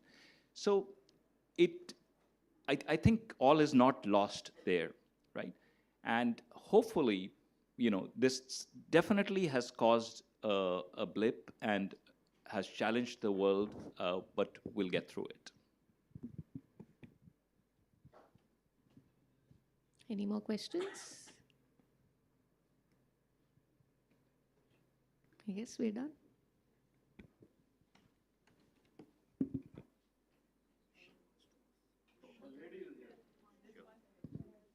Anjali, please. Most of the people we used to see at least 2 out of 10 smoking on the road. But we took action, the government took action, and we don't see so much of people smoking out. Like now I am 56. But we are seeing the stack of plastic, and how long is government going to take a significant action so that the cancer and all other diseases caused by plastic and so much of solid wastage which we are observing now will get reduced? Any idea, any hope, any projection? I think when it comes to plastic, I truly believe that individual action there really plays a role. Because we do have a lot of laws, we do have a lot of rules and regulations around plastic, but something as simple as, sipping tea in a plastic cup and just throwing it on the road does not really and should not really require anybody to come and tell you that you should not do it. So I think it really boils down to individual action and for people to realize what's good and what's not. Having said that, I think, yes, there's a lot of work that needs to be done in terms of implementation. Again, the same point that I've been stressing on. There's so much hullabaloo over, how bad plastic is and everything.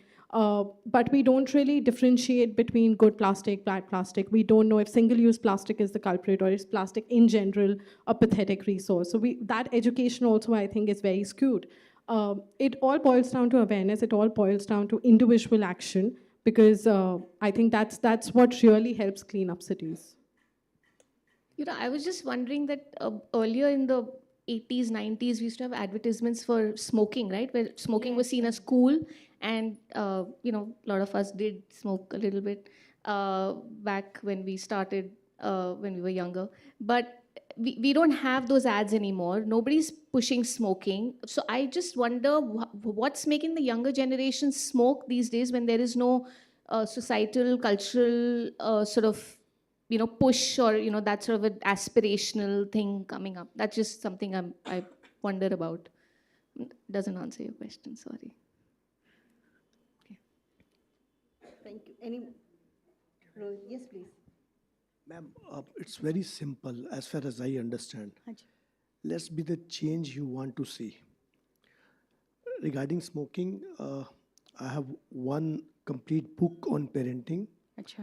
92%, this is research not by Indians but world over, 92% of the habits are inculcated by children by just observing. Right. They do not do what you tell them to do or not to do. Right. So if in a family, father or mother is smoking, 92% chances of child picking up. Despite you put any kind of limitations, you engage the child, even then it is not possible. It applies to plastic also. If me as a responsible parent or parents, I start doing green living, many things change. That's it. Thank you. Thank you, sir. Great answer. Thank you so much, panelists. And I was just wondering when we were having these discussions that it is said that India is a Krishi Pradhan Desh. So the moment we stop really looking at climate change from that lens, we are in for a huge, huge challenging times to come. But we heard stories of actual action on ground and stories of hope, and how those nuggets of advice about adopting daily consistent practices that will mitigate a lot of those effects and challenges, but also about integrating cultural wisdom with the science and the reason behind it.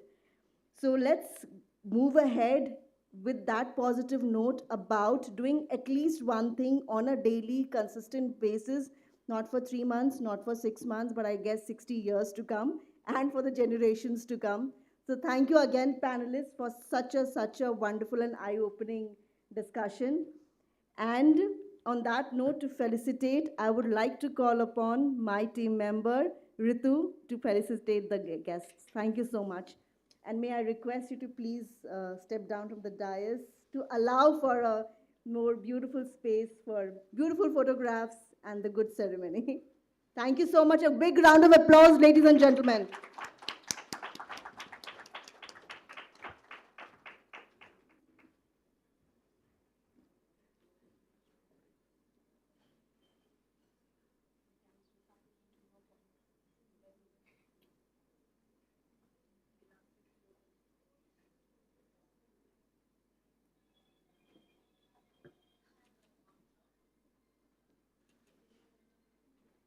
And may I request Ritu to please felicitate Navya Singh. Thank you so much, Ritu.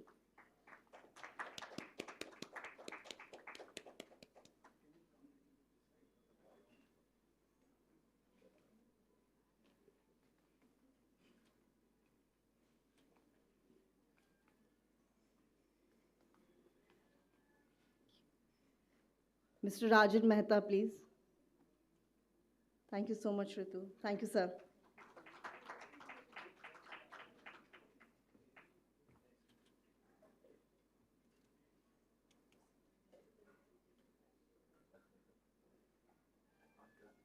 Mr. Mehra, Rohit Mehra.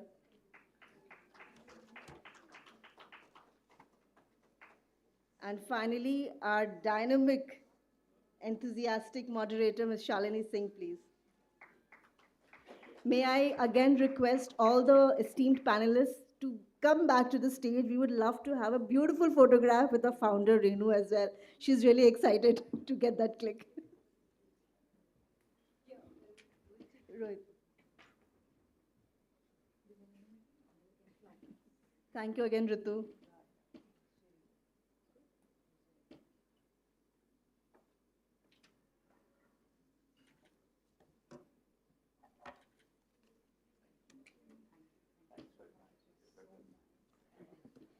And ladies and gentlemen, I will not keep you waiting for your tea break after this. So let's break for tea and we'll return in another 20 minutes for the next panel round. That's going to be amazing. Thank you.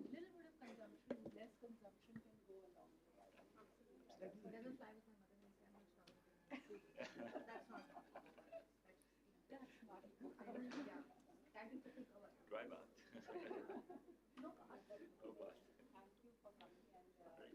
Very well organized.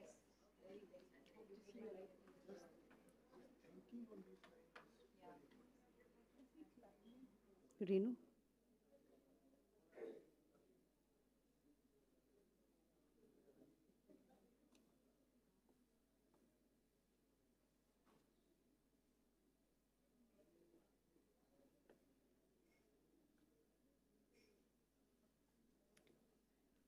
Good evening, everyone. We'll start the session very shortly.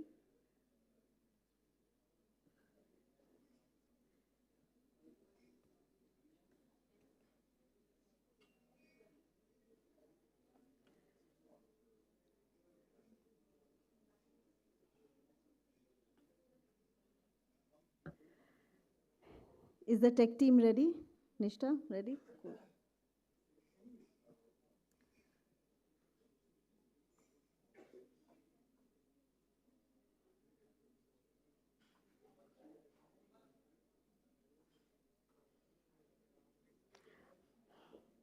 I think we'll just dive right in while the others are joining from the refreshing break. And I welcome you back again for the next panel discussion, which is on building bridges between policy, finance, and climate ventures. Let me introduce you to the fantastic panel members. Mr. Nitin Bassi. He is a fellow and team lead for sustainable water at CEEW with over 19 years of experience in water resources research, policy, and advisory work. His expertise spans river basin management, agricultural water use, water quality, and climate-induced water risks. He has advised the Government of India through G20 NIUA and ministry-led task forces and has played a key role in shaping national and international water partnerships and frameworks. Mr. Basi, can we invite you on the stage, please? Thank you so much. Ms. Richa Sharma, she is a Chief Community Officer at the Women's Collective Forum. Welcome, Richa. And a lawyer turned management and policy consultant with over 8 years of experience across government, legal, and civil society spaces. Her work spans public health and gender equity with expertise in quantitative research, policy analysis, and end-to-end program management. She is known for translating complex regulations into actionable strategies and building strong collaborative stakeholder partnerships. Thank you, Richa. I now welcome Dr. Suraj Tandon. He is the head of ESG at Ever Enviro Resource Management Private Limited and a seasoned EHS and sustainability professional with over 14 years of experience. He holds a PhD and MTech in environmental sciences and has worked across large industrial hubs including Jindal, Bhushan, SemCorp, GMR, and Bansal Group, driving ESG integration, environmental compliance, and sustainability strategy at scale. Thank you, Suraj. Mr. Dhiman Chakrabarti. He is the Vice President and Head of ESG at Everstone Capital. In this role, he supports Everstone's private equity funds on ESG integration and impact, working closely with portfolio companies to embed responsible investing practices and drive measurable environmental and social outcomes. And to moderate this session, I invite Dr. Namita Wahi.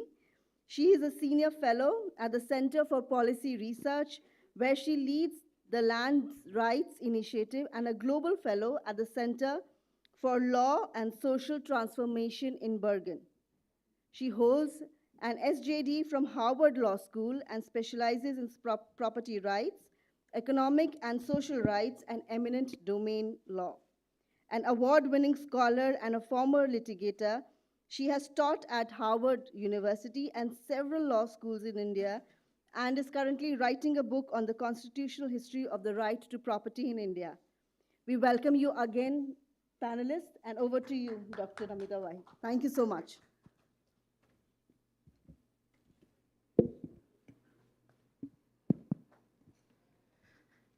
Good evening, everyone. Am I audible?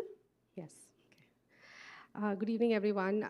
It is a great honor and privilege to be here. I want to start by thanking and congratulating Renu and the entire team at Unpollute, which I really like the name of the conference.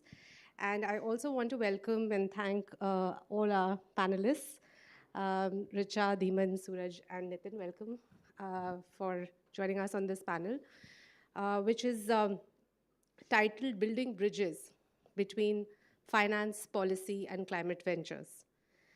You've been listening to various panels through the day.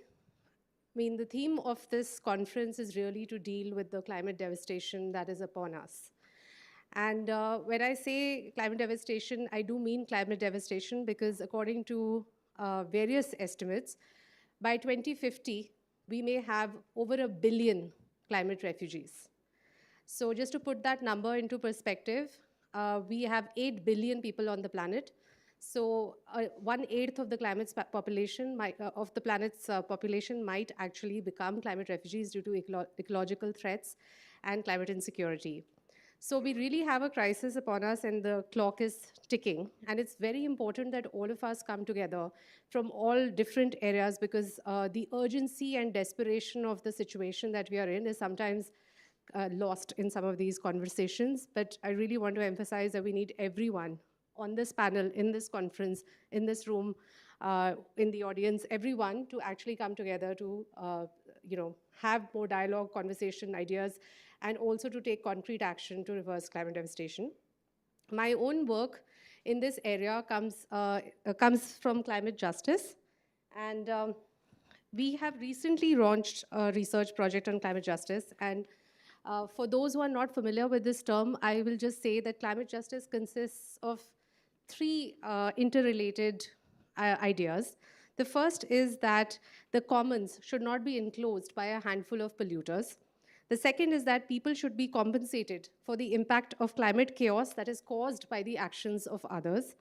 And the third is that climate justice means that every person, every community, society, and country have the freedom to create economies that cause no harm to the climate or to other people.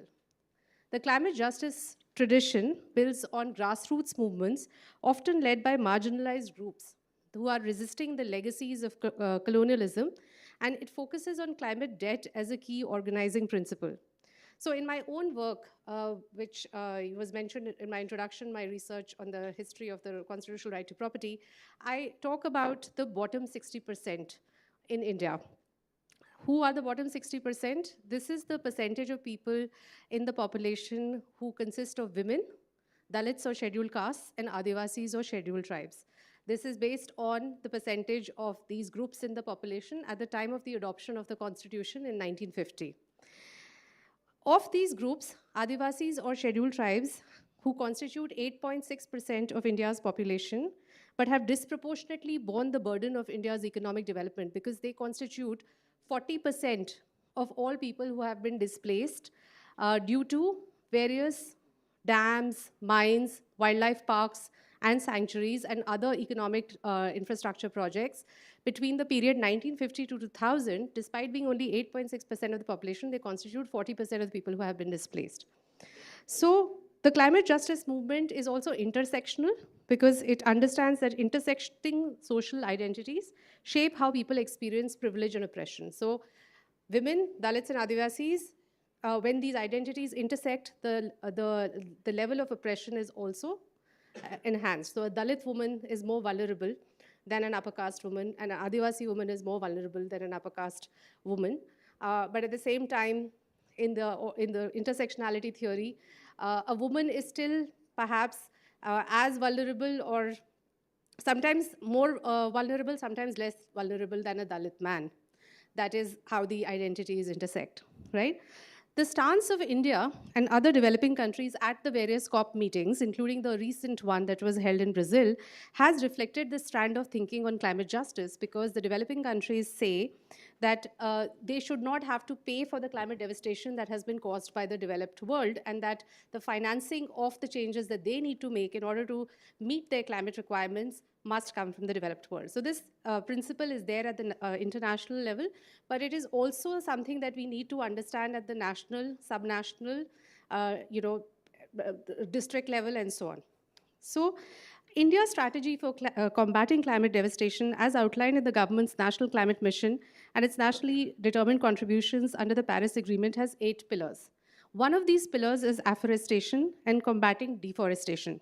India has been a pioneer not only in adopting one of the most progressive constitutions in the world in 1950, but also in passing the historic Forest Rights Act of 2006, which recognizes both individual and community rights to the forest of scheduled tribes or other forest-dwelling communities. So together, scheduled tribes and other forest-dwelling communities constitute 11% of India's population. 8.6% are scheduled tribes and the remaining are other forest-dwelling communities. And they and about 22% of India's land comes under forest cover, to which the forest rights law applies. There is another 3% of India's geographical area which comes under tree cover, but that's not necessarily the same as forest cover. The Forest Rights Act encapsulates 2 important aspects of the indigenous imagination. The first is that humans are not separate from the environment, and therefore no afforestation policy is workable without the active engagement of the communities that have been living in the forests as their way of life for centuries. The second is the idea that Jal, Jangal, Zameen, water, forest, and land, are part of one indivisible ecosystem, which is not just crucial to the Adivasi or indigenous way of life, but for climate sustainability on planet Earth. India, although it has this pioneering law for the Adivasis and other forest-dwelling communities, presently has no legal framework to address climate concerns of other ecologically vulnerable communities like fisherfolk, pastoral, and other nomadic communities. So the Climate Justice Project that we have launched has 4 focus areas. The first is to ensure effective implementation of existing domestic legislation like the Forest Rights Act in order to preserve and regenerate India's forest cover, because we keep talking about carbon capture and forests are natural carbon capture, right? Second, to align our national laws pertaining to land, water, and forest. The problem is that even though there is conversation, there are policies that are being made, they are operating in silos. But we need to imagine these policy and legislative frameworks together. And so the idea is to align, how can we better align our land, water, forest frameworks? And towards that end, we have already done preliminary work by launching landlawsofindia.org, which you can access both on the computer and on your mobiles. But essentially, this is the first ever interactive exploratory archive of all land laws, and it also has water and forest laws. And that is the first step to just even know what the framework is, right? The third is to align the international law framework currently, which is also operating in silos, including the following treaties: the UN Framework Convention on Climate Change, they meet separately; the UN Convention to Combat Desertification, they meet separately; and the UN Convention on Biological Diversity. But all these things are connected. So the problem is both nationally and internationally we are operating in silos. And fourth, to enable the alignment of India's national laws with these international frameworks. So that is the Climate Justice Project and the Land Rights Initiative. And we can talk more about it if people are interested later on. But now I want to turn to our distinguished panelists who have also done a lot of work in the areas of policy, finance, and the particular interests of women, who are part of the bottom 60%. So I'll pose my question the first question to all of the panelists. I'll start with Suraj, and then Richa, and then Dhiman.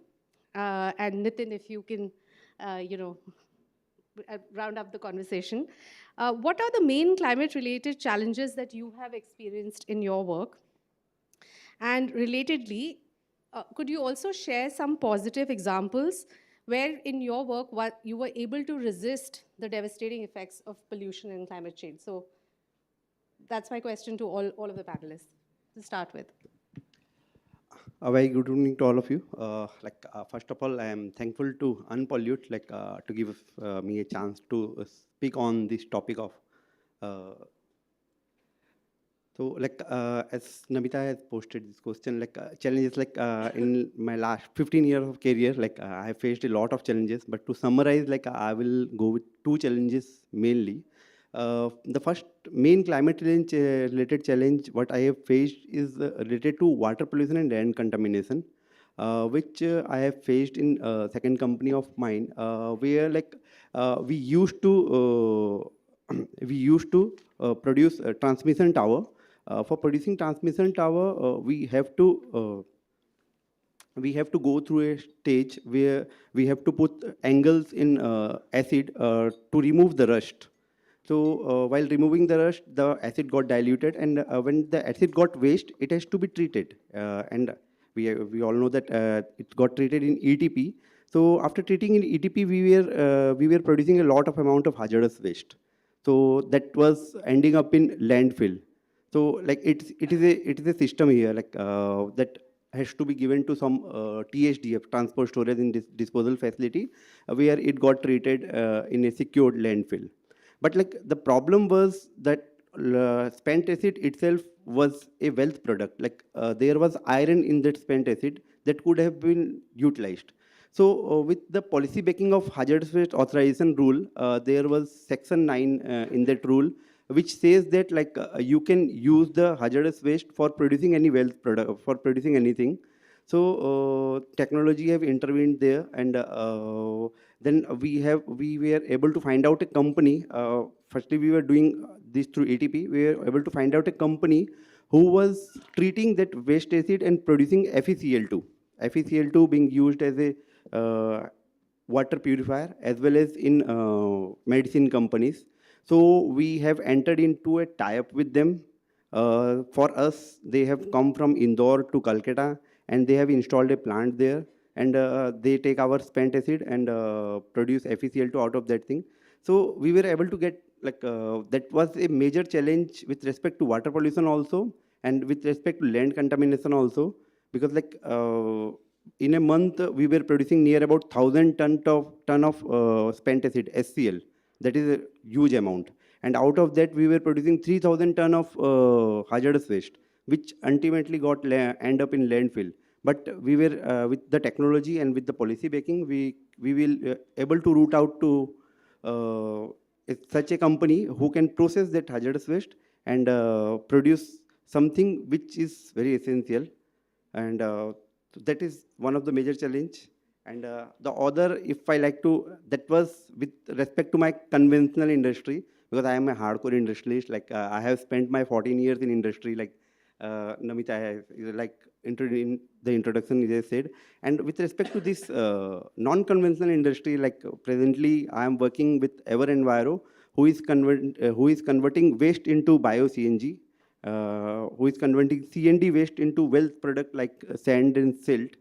So here we are facing the major challenge is air pollution, like the municipal solid waste which got generated, like primarily or classically it got end up in landfill only, and we all know in the outskirts of Delhi, in the outskirts of this Faridabad, the large pile up waste is there. So what we are trying to do is to process that waste and generate bio-CNG out of that thing.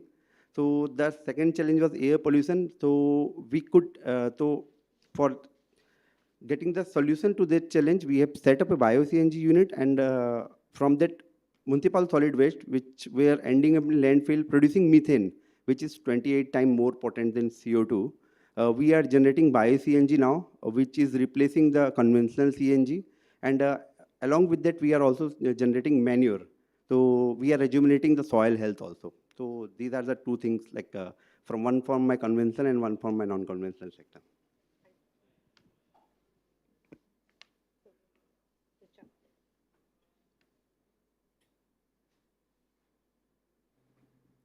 Hello. Hi. Thank you so much for the opportunity to, having come here and speak to all of you people who are present here, and absolutely the panelists that are also here, all of whom have a much larger body of experience and work that I've done and I could aspire to reach.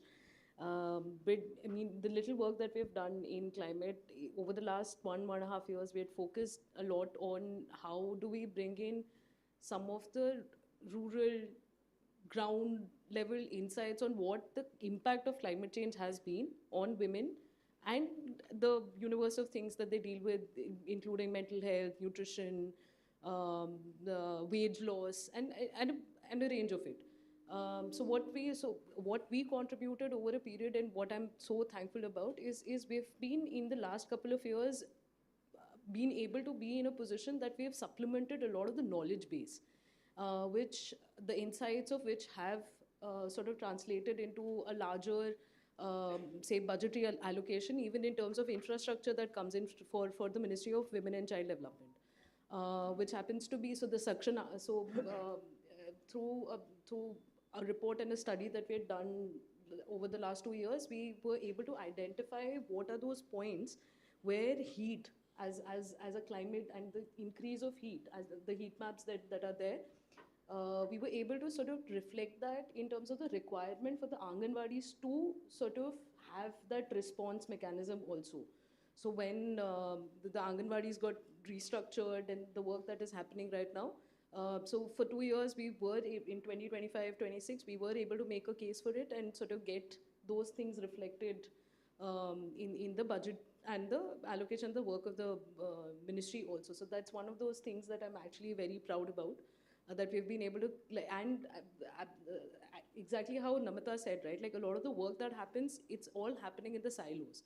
So what we sort of did manage to, or were able to do through these things, that so we brought in partners that were working in multiple spaces, be it the private sector, be it the development sector. So when everybody else is working in silos, we were able to, through this report, bring together a lot of the knowledge partners. I mean, these partners who were working, get their insights under one umbrella and say that, create that case and take it to the right stakeholders who can make a difference for it. So that's one of those things that I'm actually quite proud about, and we're happy that we were able to sort of manage and do. Hello everyone. So in this podium, we have people who basically are working in the policy line, who are coming up with different policies. We have people like Dr. Suraj, who is actually doing things on ground, can be termed as the climate enterprise, or people who are actually the brains behind executing the different challenges and the different things that come up. And at last, the investors, who basically help in scaling up the fuel that is usually required. So we have these three broad categories, or you may say the stakeholders. And often what happens is, if all these three stakeholders work in silo, I think whatever effort you put, everything will be in vain when it comes to mitigating climate risk or doing anything positively towards addressing any challenges coming up because of climate change. So I will give you an example. I think many of you are familiar with this, the adoption of electric vehicles. I think if you see the history of how the things got spanned out, it's a beautiful example of how effective policies driven the OEMs, that is original equipment manufacturers, the brains behind coming up with like whether it's Mahindra, whether it's Hyundai, they all came up with this thought that government is providing them a lot of impetus through FAME, FAME 2, now it is PME Drive. Then in between we have got this PLI. Because somewhere or the other, when the FAME came, it only pushed the adoption of two vehicles, electric 2 and 3. But something was missing in it. Government got aware that something is missing. We need to provide the right impetus to the larger brothers. Where is the buses? Where are the trucks? In came FAME 2. FAME to provide the right impetus. Now you could see a lot of Olectra buses, PMI buses running all around. Everything is connected with FAME 2. So these are the policy backups which came from the policyholders. Policy basically came. OEMs pitched in. They thought, Mahindra thought that let's start with a different wing. We have been working very well in ICs. Let's start with battery. Let's start with something in the field of electric vehicles. So came up with pilot plants, pilot thinkings, because obviously the capital that you require to make it to that stage where you can proudly say and demonstrate that, hey, we have reached here. See how much GHG impact that we have created. In a small pilot plant, it is not possible. We have seen that. I have seen that. So then came the investors. There's a plethora of DFIs, MFIs, private investors, credit funders who have multiple examples of them who have funded. And you see the change that has happened in the last 9 years. 2016, as per as the statistics that I have seen, the adaptation was as low as 10,000 to 20,000 EVs plying in the roads in India. Now it's more than 2 million. So what was hardly zero at one point of time, now it is 7.6% penetration. And we all should be proud of the fact that when it comes to two vehicles, two-wheelers and three-wheelers, our penetration rate is even much better than Europe. So this is a kind of an example which we all people, whether we are an investors, whether we are policymakers, we all should learn from this. Speak among ourselves. Let's not be in silo, and let's try to drive this, because individually we cannot do anything. But when it stack up, when everything starts to sync, you can see an example like electric vehicle plying on road. So coming to the challenges, I think I will start with Everstone, where I work. We typically invest in non-carbon intensive companies. That is kind of a mandate that we have. And as many of you are aware of that, the investment typically happens within the ring fence of the mandate. So healthcare, IT are typically the primary areas where we invest, which leaves us out from the carbon intensive industries like cement, aluminum and all those things. But that doesn't mean that we are not active, or I can basically proud to say that we are not proactive in this field. So when 2-3 years back, it's an example what we basically did. So we proactively screened out, or we can basically screened out 2 companies of the 14 odd companies that we had at that time. Many of the companies have exited by now. That these are the relatively, I'm using the term relatively, these are the 2 companies which are relatively high C emitters. So let's try to engage a third-party expert. Let's try to deploy a kind of a decarbonization roadmap. work was provided, recommendations came. Now the thing is, it comes to capex. How much can the company spend in order to mitigate carbon? So what we did till now is we have substituted the power requirement to run the organization across the different geographies that they have. So as on December 25, both the companies are around on an average of 35% where the power has been substituted by renewable energy, which has drastically, or I will say significantly, cut down the scope 2 emissions. Few other engineering aspects where I'm just putting the fingers on the ones which were high capex, were replacements of the boilers which were running on HSD, high-speed diesel. So HSD, as you know, is the conventional fuel to run many things, even the boilers. So we replaced it across all the portfolio companies. Now we have only NG boilers and briquette boilers, though these are not carbon zero. But again, as you may heard in one of the panel discussion, transition. So these are the transition fuels which are moving towards zero emission. So we also have this robust process of integrating this ESG process into different investments, and few of the examples I just gave. And now live examples where we got into kind of a situation. We were in 2 successive deals of hydroelectric power plant, and many of you know the challenges that they impose. And one was in Alaknanda.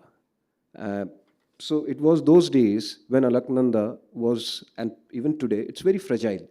There were cases of subsidence, Joshimath. I think many of you have read those reports. It's publicly available. Joshimath subsidence, landslides.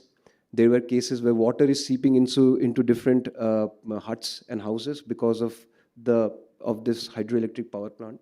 And in between that, we have got this brilliant opportunity from one of the bankers, ki jao paise lagao isme. So we basically had a discussion with our LPs because we knew that this won't be an easy kind of a step to leap. So what was being discussed and what was decided was slightly out of the box. In any of the infrastructure deals that we have done, conventionally, we have kind of fixed due diligence that we do. But in this case, in spite or in addition to what the conventional due diligence is, we also did the technical due diligence. It's a very detailed due diligence that we did, and also kind of a biodiversity assessment which we did, because that is of utmost importance, specifically when it comes to Alaknanda, because there is umpteen cases of landslides, subsidences and all those things. So a lot of points came out. So the time when we received the report, till the time, the deal basically didn't happen eventually, but there was a time of 5 to 6 months. The company, people were proactive. They understood that even if we don't invest, somebody else will invest. But these are something which are direct impacts of climate. They are seeing it every year. Landslides are happening, earthquakes are happening. So let's try to do by themselves what can be done. They allocated capex. They made a lot of designing changes into the dam structures, which if anyone is from that background, it's a kind of something which is very, very tedious. A lot of river diversion is required. A lot of changes are required. So it is not easy. But the point which I'm trying to emphasize is it's not something that you alone can drive. When you have that kind of a discussion with the different stakeholders and the different stakeholders understand that there is certain degree of gravity of some issues here, let's try to solve it together, then you can basically teach people to take measures in order to address these kind of a grave issues instead of simply saying, we won't do the deal, we'll back out. So we didn't back out. We initiated certain measures, we took certain measures, and though the deal happened after 2 years, but I think till now when I speak with my ex-colleagues, I think all those points largely were incorporated into the different projects that we did. So yeah, this was one of the examples where I could proudly say that we had a deal, we didn't back out, we understood the impacts of or devastation, if I say, with respect to climate, and then we reacted and acted on that. Thank you. Thank you so much, Namita, and thanks to the organizers for having us here. You have already put me in fix to try to see how we can bring all the discussion together. But I think one theme that was very much common to what all of us are actually spoke is on the strong climate action point, right? So whether it's about climate justice, whether it's about circularity that you were talking about in terms of how the land and water is getting contaminated, and then how you also started ensuring circularity in the way you are operating. And similarly, Richa touched upon the justice angle, and then the financing part that we all got. So this is what is required for the strong climate action and make us resilient. One other theme that I captured is water. So I work in the water space. So happy to note that it was cutting across the example when they were discussed, which makes my job easier. What I will do, I will again try to relate with the climate resilience theme that we have been covering with water as an example. There are three broad areas that I would like to touch upon. One is about the challenge part, that what exactly is the challenge. The second is the opportunity. What is the opportunity to address the challenge? And third is how we enable that on ground. So at the end of the day, it is what we implement. I mean, of course, research has to be there, but then that research should inform the policy, which then ultimately make change on ground. So if I talk, first, if I talk about the challenge, our research shows that rainfall, in large part of India is actually changing. And we have done this analysis at the sub-district level. So you were talking about the scale aspect. So we have done this, analysis at the sub-district level. And what we find is that in almost 40% of the sub-districts, it is actually going up. And in remaining, it is going down. But what is also interesting to note that areas which traditionally receives higher rainfall will be receiving less, which means a lot of areas in eastern and northeastern India, which are also football from the perspective of small and marginal farmers. So this is where the climate justice angle also comes in. So there, the rainfall will be impacted. They will be, getting, let's say, lesser than traditionally they're used to, which directly impacts the rain-fed agriculture which they are dependent on. And the regions, specifically towards the western side of India, which are traditionally used to lesser rainfall, there it will go up. And we have been hearing this news about flash floods being quite common in western Rajasthan and Gujarat, which are traditionally not used to see high rainfall thing. And that also leads to a lot of flooding, urban flooding. Because these areas, again, the cities, the way our cities are growing, becoming more concrete, built up areas going up. So the runoff that is generated because of the rainfall is also higher. So this is the larger challenge. And in any case, the spatial variability in rainfall is very high in India. So again, if I quote Rajasthan as an example, we receive about 100 millimeters in the western Rajasthan. You go to northeast, it will be 10,000 millimeters that you get. So this is a variation and it impacts how the water is available. And this is reflected in the way how the water is distributed across India. So again, as per our analysis, if I pick up all the major river basins, except for 3 or 4, all are either experiencing water stress, scarcity or absolute water scarcity. Of course, there are thresholds to define them, but I think at this stage, what we should know that we are in a situation where stress is going to increase, population will increase, and when population increase, it indicates the need for more food production, it indicates the need for more manufacturing, and all these needs water, at the center. So this is the larger challenge that we have. Now, what is the opportunity?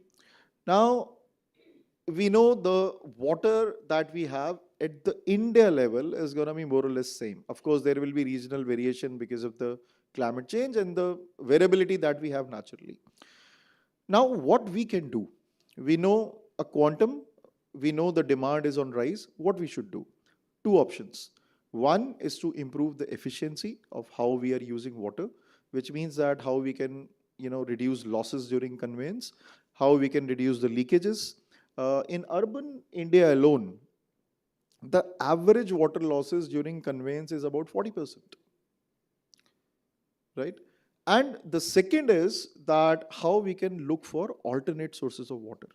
And when we say alternate sources of water, what are the options? Desalination, very expensive, but very much doable in the coastal areas.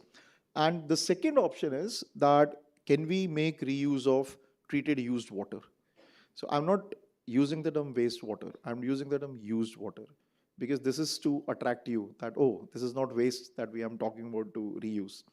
So we can definitely do reuse. And let me throw some figures at you. You know, I might be here and there with the figures, but please pardon me for that. I'm not looking at any presentation.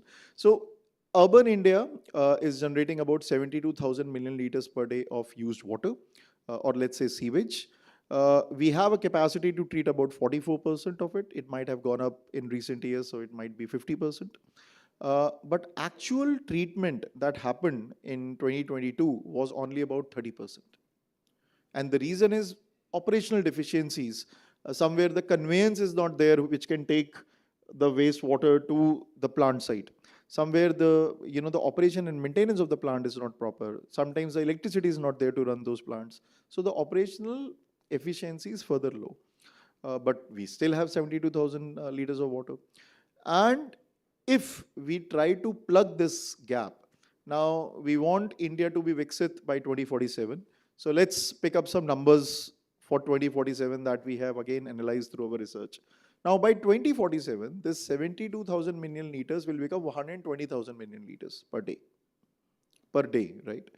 And which means we need to bridge the capacity gap, the treatment gap. And if we don't bridge this gap, then reuse also will not happen, because from where we get the treated water to be supplied. And India, the reuse is only suggested for non-potable purposes. We are not going the Singapore way where they are even using it for drinking water. They call it as new water. So new water is nothing but the sewage treated to the level that it can be, you can drink it directly. And their president has to show that, see, if I can drink that water, you can also drink that water. Right? So let me talk about the investment gap there. So 120,000 million liters per day, if we have to bridge that gap, the investments in treatment technology alone that is needed in India can be of the order of $27 billion US. That is the amount of investment we need, right? But we can also make it an opportunity. So if we are able to sell this water, treated used water for various non-potable purposes, the utilities can earn up to 7 to 8 billion US. That is the amount they can earn. This is per annum if we plug that gap. So good, we have resource, we have a lot of market and investment opportunity, but then how we enable this? At this moment, some 10 to 11 Indian states, they have reuse policy. Now, policy is a statement of good intent that, today it's like a New Year resolution. I would like to reduce my weight. Now, whether I do it or not depend on whether I implement certain things, right? So policy is always a good statement of intent. So what we have to do, we have to work very closely with the urban local bodies to make it happen. We need to have a reuse planning at that granular scale, because state level policies won't do a lot of impact in the cities. So this is where again we have working with a lot of ULBs in India. We have prepared one of its first kind of reuse plan for Thane Municipal Corporation. We are working with Varanasi at the moment. We are also working with Panaji Smart City. We are working with Jodhpur city to enable this reuse, on ground. And the reuse planning that we do, it has several components. So we start with the water balance assessment. What exactly is the deficit there? If there is no deficit, the quality of water will definitely be problematic. So we then say that, okay, if you don't have a deficit in terms of supply, let's treat this water and rejuvenate the local water bodies. Because at least, it should lead to some environmental benefit, if not the social benefit. And that environment benefit will also be, kind of a social benefit that can be created, right? So, and then we look at the reuse avenues. Every city is unique. If I talk about Delhi, the reuse or treated used water can be used for irrigation in the peri-urban areas or in the suburbs, because Delhi has a lot of areas where vegetables are grown. I won't tell you how they are grown now, but the treated used water can definitely be used for that. In Thane, I have to finish. Yes, in Thane, what we identified, this construction is the biggest thing to do that. Sorry, I didn't see. And then in Varanasi, that where we are working, so they have this locomotives, train locomotives thing where there is a lot of opportunity. Now, having said that, I think this is one example of how a policy research can ultimately lead to benefit on ground and reach the resilience and address the justice, provide the justice to those who are more vulnerable even in the city areas. And of course, financing, as I provided some number, remains very important to enable this circular economy approach. Thank you. Thank you, Nitin. So you've actually answered my second question, which was really about what if you had a wish list for how you would like things to change in climate discourse and climate financing, what would you say? So I'm going to give the other panelists a minute each, and maybe Richa and Suraj, because you took much less time, you probably get a minute and a half to speak about your wish list. Thank you. As I am a researcher itself, so my wish list first come from we should put more policy towards educating on environment. Means we should have from our educational point of view, we should be producing more environmental expert. Now what I am seeing during my course of journey, EHS department or ESG department. Previously they were mostly handled by some HR guy or some operation guy, but now they are coming, the environmental professionals are coming, courses are coming. Previously we don't have BTech, MTech on environmental science. So, but previously last 10 years that has gone up, but still at bachelor's or master's level, we don't have that environmental expertise. So no, my wish list will be government should look more into this in creating environmental experts so that they could go and then they could contribute in R&D and what Nitin has said, more R&D will be done, so we will get to know where we are lacking actually. And my second wish list will be government should consider conventional plants should not be treated in parallel to non-conventional plant. Conventional plant like thermal power plants, steel plants, then your cement plants, they are high-stake plants. Their profit margin is very high. But ours plant, circular plant, recycling plant, the profit margin is very low. So whatever the laws that is applicable to them, that those are the same laws which are applicable to us also. So it becomes very much difficult to us to operate in that ecosystem. So this will be my two wish list.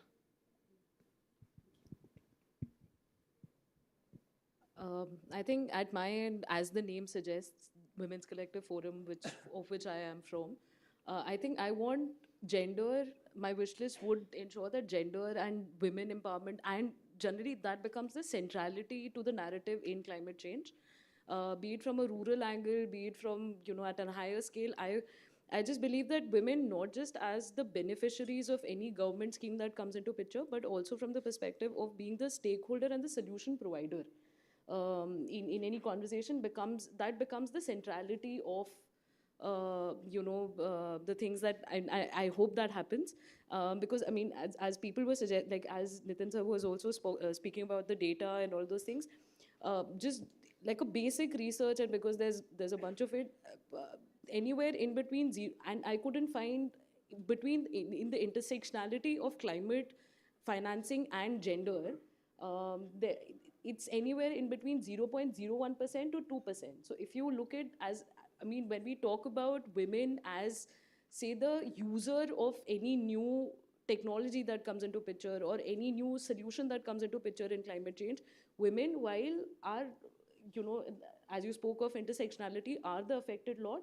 but the solutions that are either led by them or for them or with that mindset in the financing sector is anywhere in between 0.01% to 2%. So when you look at it from that perspective, while our intentions are clear, while the conversations are there, the real impact, which is the money and the money flowing in that direction with that intent, I don't think that's there. So I think that's something that I would want to see become, or as part of my wish list, become like a mainstream conversation at some point. Yeah, do I get a chance? Yes. Yeah. Okay. So, one important wish list, if I may say, is to make climate awareness as a mandatory thing into different companies and industries. Very important. Like, we have a legal requirement of POSH every year, and training has to be done invariably, whether you are investment manager or a company or any under Factories Act or a Shops and Establishment Act. Similarly, I think some kind of an awareness, some kind of a classroom session, some kind of an awareness session must be done on this climate. Because as you go into specifically in tier 2 and the tier 3 cities, people are not aware of what is the ramifications we can face in the next 5 to 10 years because of this climate. And last, I think in my career, if I'm able to do more deals into this area of climate, then probably it is a quite proud movement that have acted quite actively in order to cut down a lot of carbon emissions. Yeah. Do we have a few more? I think we have a few more minutes because we started late, right? It's what? Yeah, some questions. Yeah. So the floor is open now. If anyone has a question or two, yes, please. Can you introduce yourself and?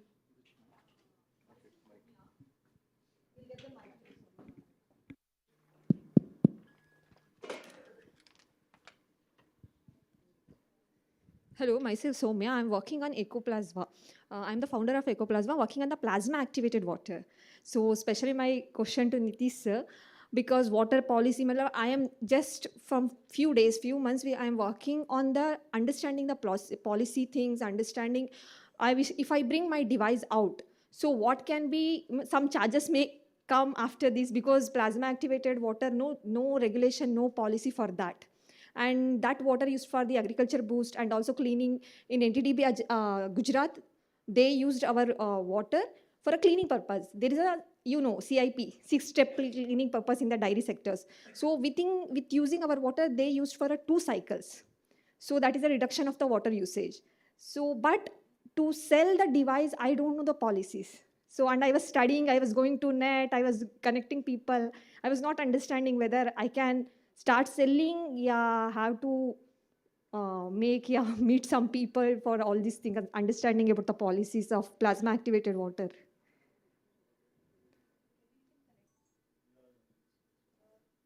We can collect all the questions. Yes, please. We'll just take all the questions and then everyone can. Yeah, again, Nitin, to you, we use reverse osmosis for drinking water, RO water. I think the waste is a 4-time water. Nowhere in the world this type of water is being used. And second is about our irrigation water. In Israel, they make use of a drip irrigation, and we waste more than 10 times water waste in irrigation. So how to stop this type of water wastage? Thank you.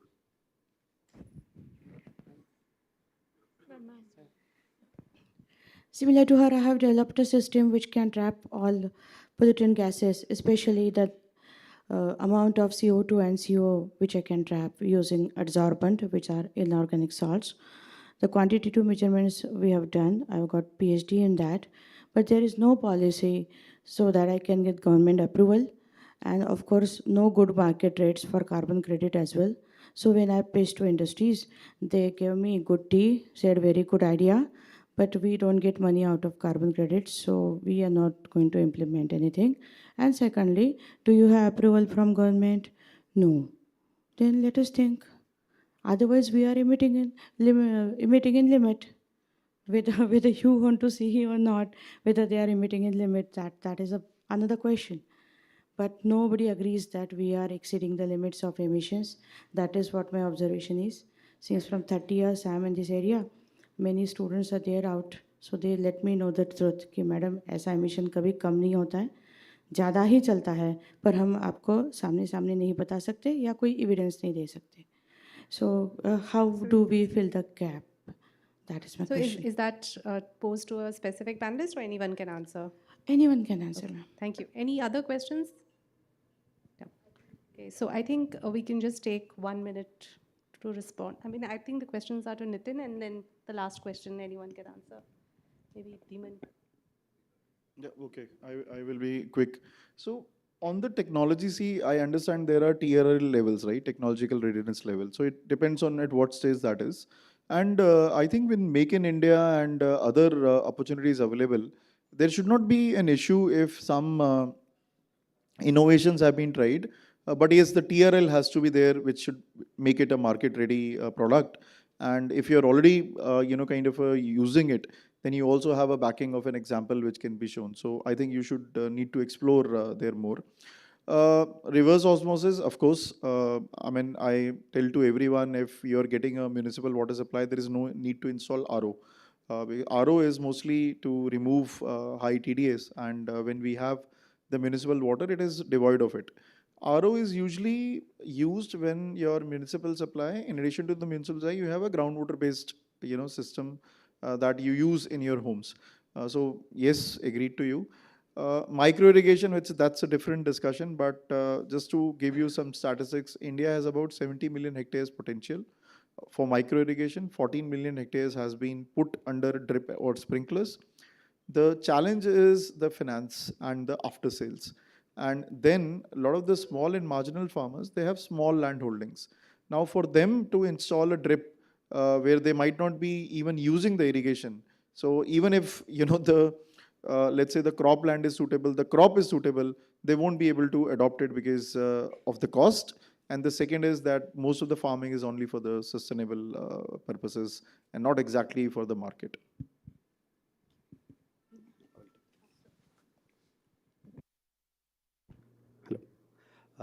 Ma'am, regarding the carbon credits, we all know, we have a Kyoto Protocol from that CDM got arranged, and in that CDM, initially we have got very good price for carbon credit. We all know the Enking is there. There are many organizations those have rose, and Enking owner Manish Dabkara was the youngest billionaire in India in the same field of carbon credit. So now that credit has got old and CDM is stopped. So that's why means that is one of the major reason this carbon credit market has gone down. But we have that again international fraternity has come up with article 6.1, 6.2. So in that the hope is that carbon price will definitely rise. It will go up to $20. And then in the price of carbon credit is again dependent on the nature of business you have. If we generate biochar out of the waste, the carbon credit price can go up to $20, $25. So it depends on the type of product you are making also. So that is what. And India is also coming up with Indian carbon market. So we are having joint agreement with Japan also. So that is also very exciting, and we can get carbon credit rate up to $10 there. So that market is slow. Frankly speaking, that market is slow. We are as a company selling carbon credit. We have carbon credit, CDM carbon credit also. We are not able to sell that. But the future is very optimistic in that carbon credit, and international fraternity is also looking towards that thing. The only problem is not getting enough support from Western countries on that thing. So for that's the first one. And the second one, ma'am, if you talk about emissions, so during industrial revolution, we walk towards the thermal power plant, cement plant, steel plant, because we don't have enough power to run our system. So those are energy intensive company, and they use coal and they emit a lot. So we can't cut down that emission, because if coal is burned, emission will be generated. And what we can do, we can provide pollution control devices. I have spent my entire life into that thing only, and to cut down the emission, and we can bring out different rules and regulations to cut down the emission. So that's why if you see, our nation is switching from non-renewables to renewables. In renewables, there is not much emission. There is emission, I accept there is emission, but there is not much emission as compared to conventional. So that transition is necessary to bring down that emission. With renewables only, we are looking for a developed country hope for by 2047 and net zero by 2070.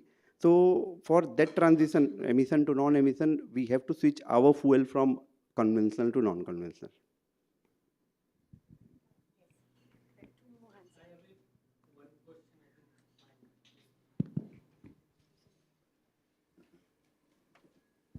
So specifically for water use. Can you also introduce yourself? Yeah, I am Pratim from Climate Praxis. So I have a question for Mr. Nitin.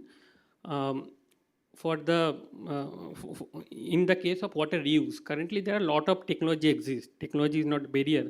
The main challenge comes out providing water, creating demand, and selling water at a rate which is financially viable.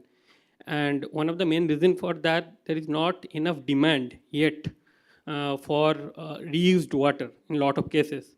So do you see there are policy incentives, just like as one of the panelists, Mr.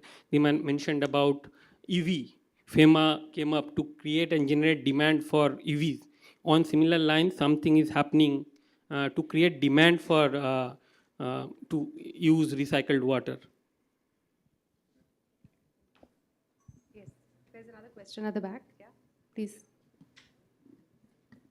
Yeah, hi, I'm Vividha from One Step Greener. We are a waste management organization.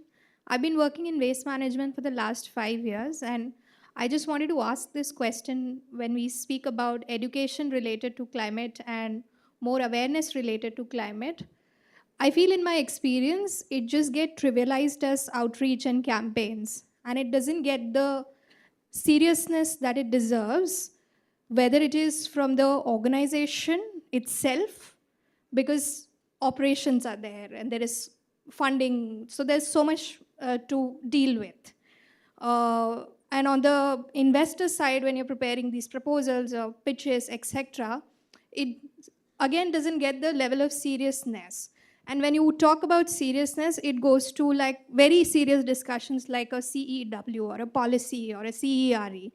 So there's such a big gap there. So if I were to sound campaign-wise and outreach-wise serious to an investor, what should the pitch contain to convince for funding?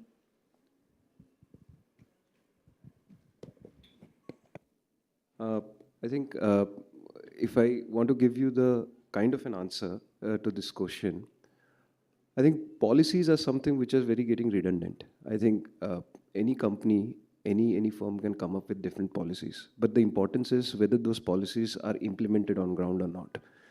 To implement the policies, you need understanding, you need support.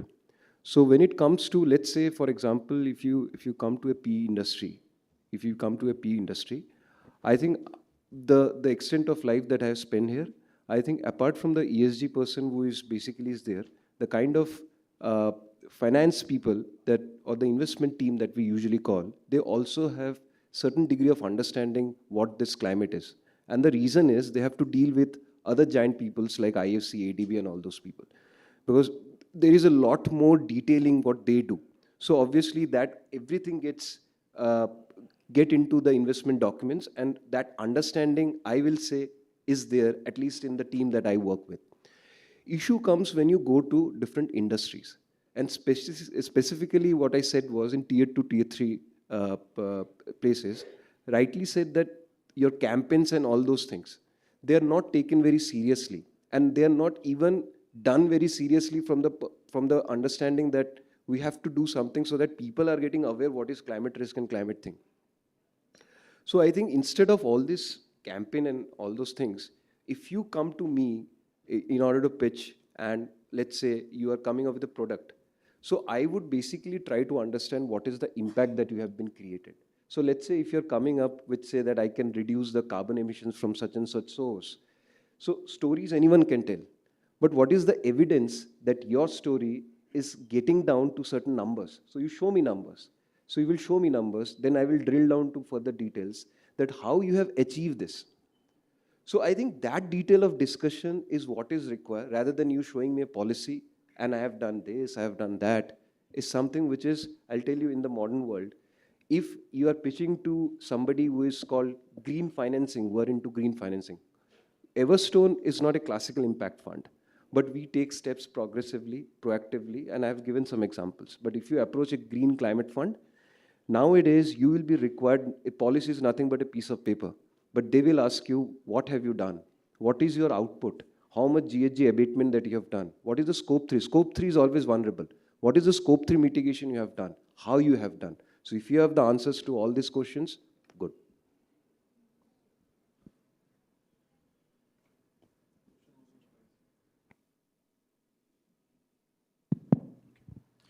Yeah, I agree with you. See, pricing is very important. So fresh water is not priced, so why should I even pay for the used water? The point is that industries are still paying, very high amount. So wherever the end use or the avenues industrial supply, then the ULB can get revenue. And Surat is a classic example of how it is done. But I agree, pricing is one issue. What was the second part of your question? I think there was a second part as well. Oh yes, what are the policy push for the reuse? So one is that I said that there are these policy instruments at the state level which have a specific targets.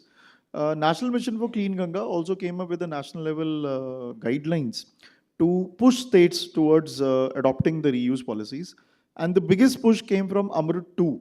So Amrut 2, as per Amrut 2 guidelines, 20% of the city water demand should be met through reuse, and 40% of the state water demand for industries should also be met through reuse. So there is a policy push for it. And if you see a lot of the states, they do have reuse as one of the components in their state water policy, whichever state has a policy. And they are trying to come up with various models, and now various ULBs are also coming up with the municipal bonds, and a lot of these municipal bonds are raised for investments in the water and sewerage infrastructure with the idea that they will be selling that water and earn revenue out of it. So yes, there are constraints, but we also have an examples where the ULBs are actually able to get the revenue, and it's just that it needs to be scaled up. And as I said, every ULB will have a specific reuse case. Not everywhere industries will be there, not everywhere irrigation will be there.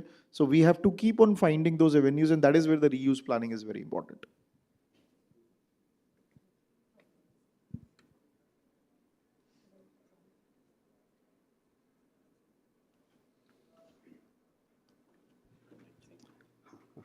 Adding on to the policy, like as Nitin has said, whatever license, like I operate 11 industries, so whatever licenses we get, like in that there is a specific condition that you have to use the STP water.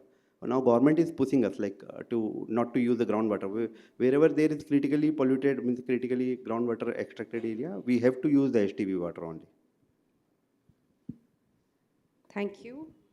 So if I were to just sum up this, really wonderful panel discussion, what I learned from all the panelists, I think the major challenge that we've all articulated is the fact that, first of all, perhaps not enough conversation is happening, and if it is happening in silos, and we really need to sort of building bridges, as the panel says, between these various, sectors.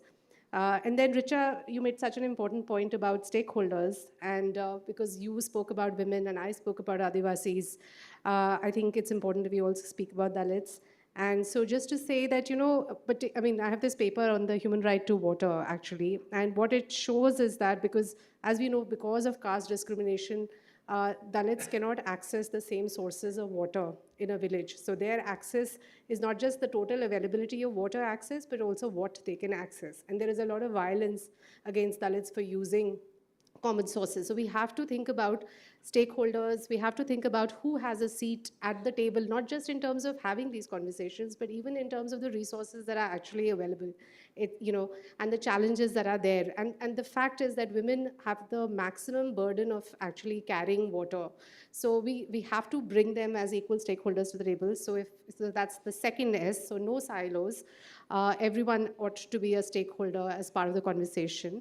And then I think picking up, Suraj, I think it was really fascinating for me to hear from you and also Nitin about this, a lot of regulation, so that multiple challenges with the regulation. You were pointing to the fact that there are policies that are not being implemented and laws that perhaps are not being implemented. And you were bringing out how there are like problems with the law and treating unlike things alike, in having regulatory gaps, but also sort of regulatory over-regulation perhaps for certain areas. And I think those are the things that we need to streamline. And I think that's what we are trying to do with the Climate Justice Project, with our expertise in law, is to look at how we can bridge the silos in the legal regulatory framework, but also address these kinds of issues. So I think would love to continue the conversation with everyone on the panel on these things. And Dhiman, finally, in my, I came across this very interesting paper when I was writing my paper on the human right to water. And it said that the problem with the irrigation supply in India was because the irrigation canals that were built during the British colonial period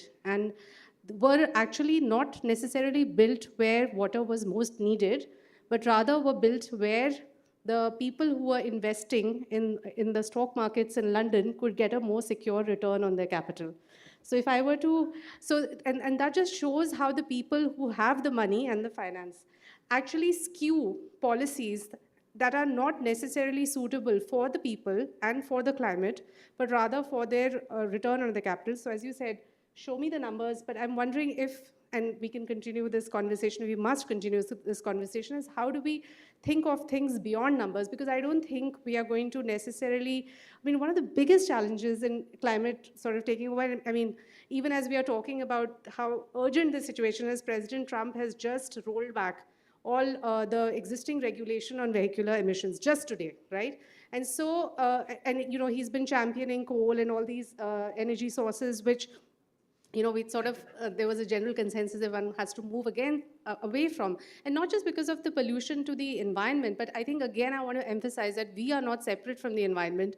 And people like us who live in cities in Delhi and all, we don't get to experience what the Adivasis face when a coal plant comes up, because it's such a, I don't know of any country, any conversation where, mining happens and, you actually, the place is left in any form that you can actually live there, because it spoils everything.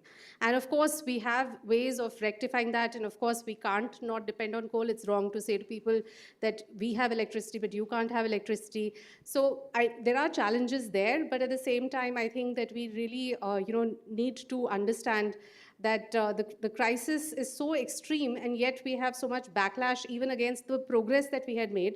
And the progress that we had made has been stymied by the inability to access the kind of finance and technology. The one perspective that we haven't really talked about enough on this panel is technology, because the hope is that technology is also going to help us mitigate the climate crisis. But at the same time, we're having this big AI summit, which is coming up. There were posters all over, but the AI data centers use up so much land, water, resources. And the renewable energy projects, they use up so much land as well. They're land-intensive projects. When you want to have windmills or solar, it's a land-intensive project. So, and these resources, there are, people, various stakeholders that have rights on them. How do we bring them into the conversation? And how do we actually fund this, but then go beyond the numbers and make laws that actually respond to people's needs and are not lost in the sort of morass of legal regulation? So I think on that note, I would like to thank all our wonderful panelists for such a stimulating conversation, and all of you in the audience who asked such wonderful questions, and we must continue the dialogue. Thank you.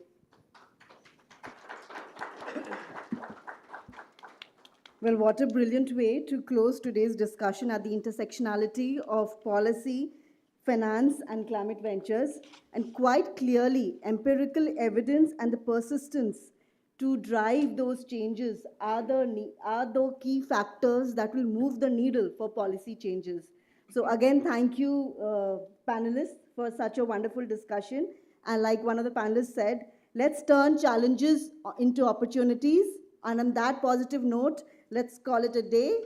And to do the honors to felicitate our panelists, may I please invite my STEP team member, Amita, to felicitate the panelists. And also Vandana, do join us in felicitating the panelists, please. And may I request you all to please step down for a more easy movement of space.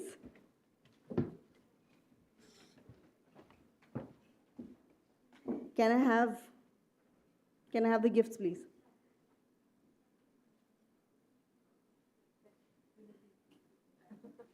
Sure. Mr. Nitin Basi, thank you. Mr. Suresh Tandon, of course. Thank you, Vandana. Mr. Nitin Basi, thank you, Amita. Mr. Dhiman, thank you, Vandana. Ms. Sucha, please. And last but definitely not the least, the fiery and the really dynamic Dr. Namita Wahi, our moderator. Thank you. Thank you so much. May I just request you please stay over there and for a nice photo op. And Renu, yes, we shouldn't miss the opportunity. Please join in. We can keep it behind. We can keep it.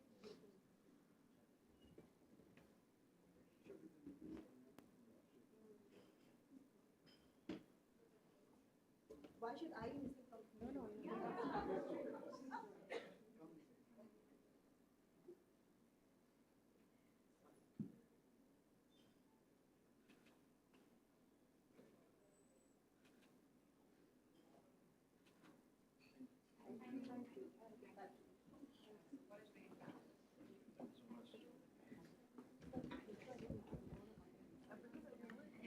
And as we draw the curtain on today's program, we extend our sincere thanks for your thoughtful engagement and vibrant participation throughout the day. We invite you to join us for dinner as the exchange of ideas continues beyond the munch in the warmth of shared conversations. But before you move ahead, I'll quickly walk you through tomorrow's agenda. We have the Founders Roundtable. We welcome our guest of honor, Srimati Smriti Zubin Irani, and for a very wonderful fireside chat. And we'll obviously close the day on a high note with Unpollute Awards. Thank you so much, ladies and gentlemen.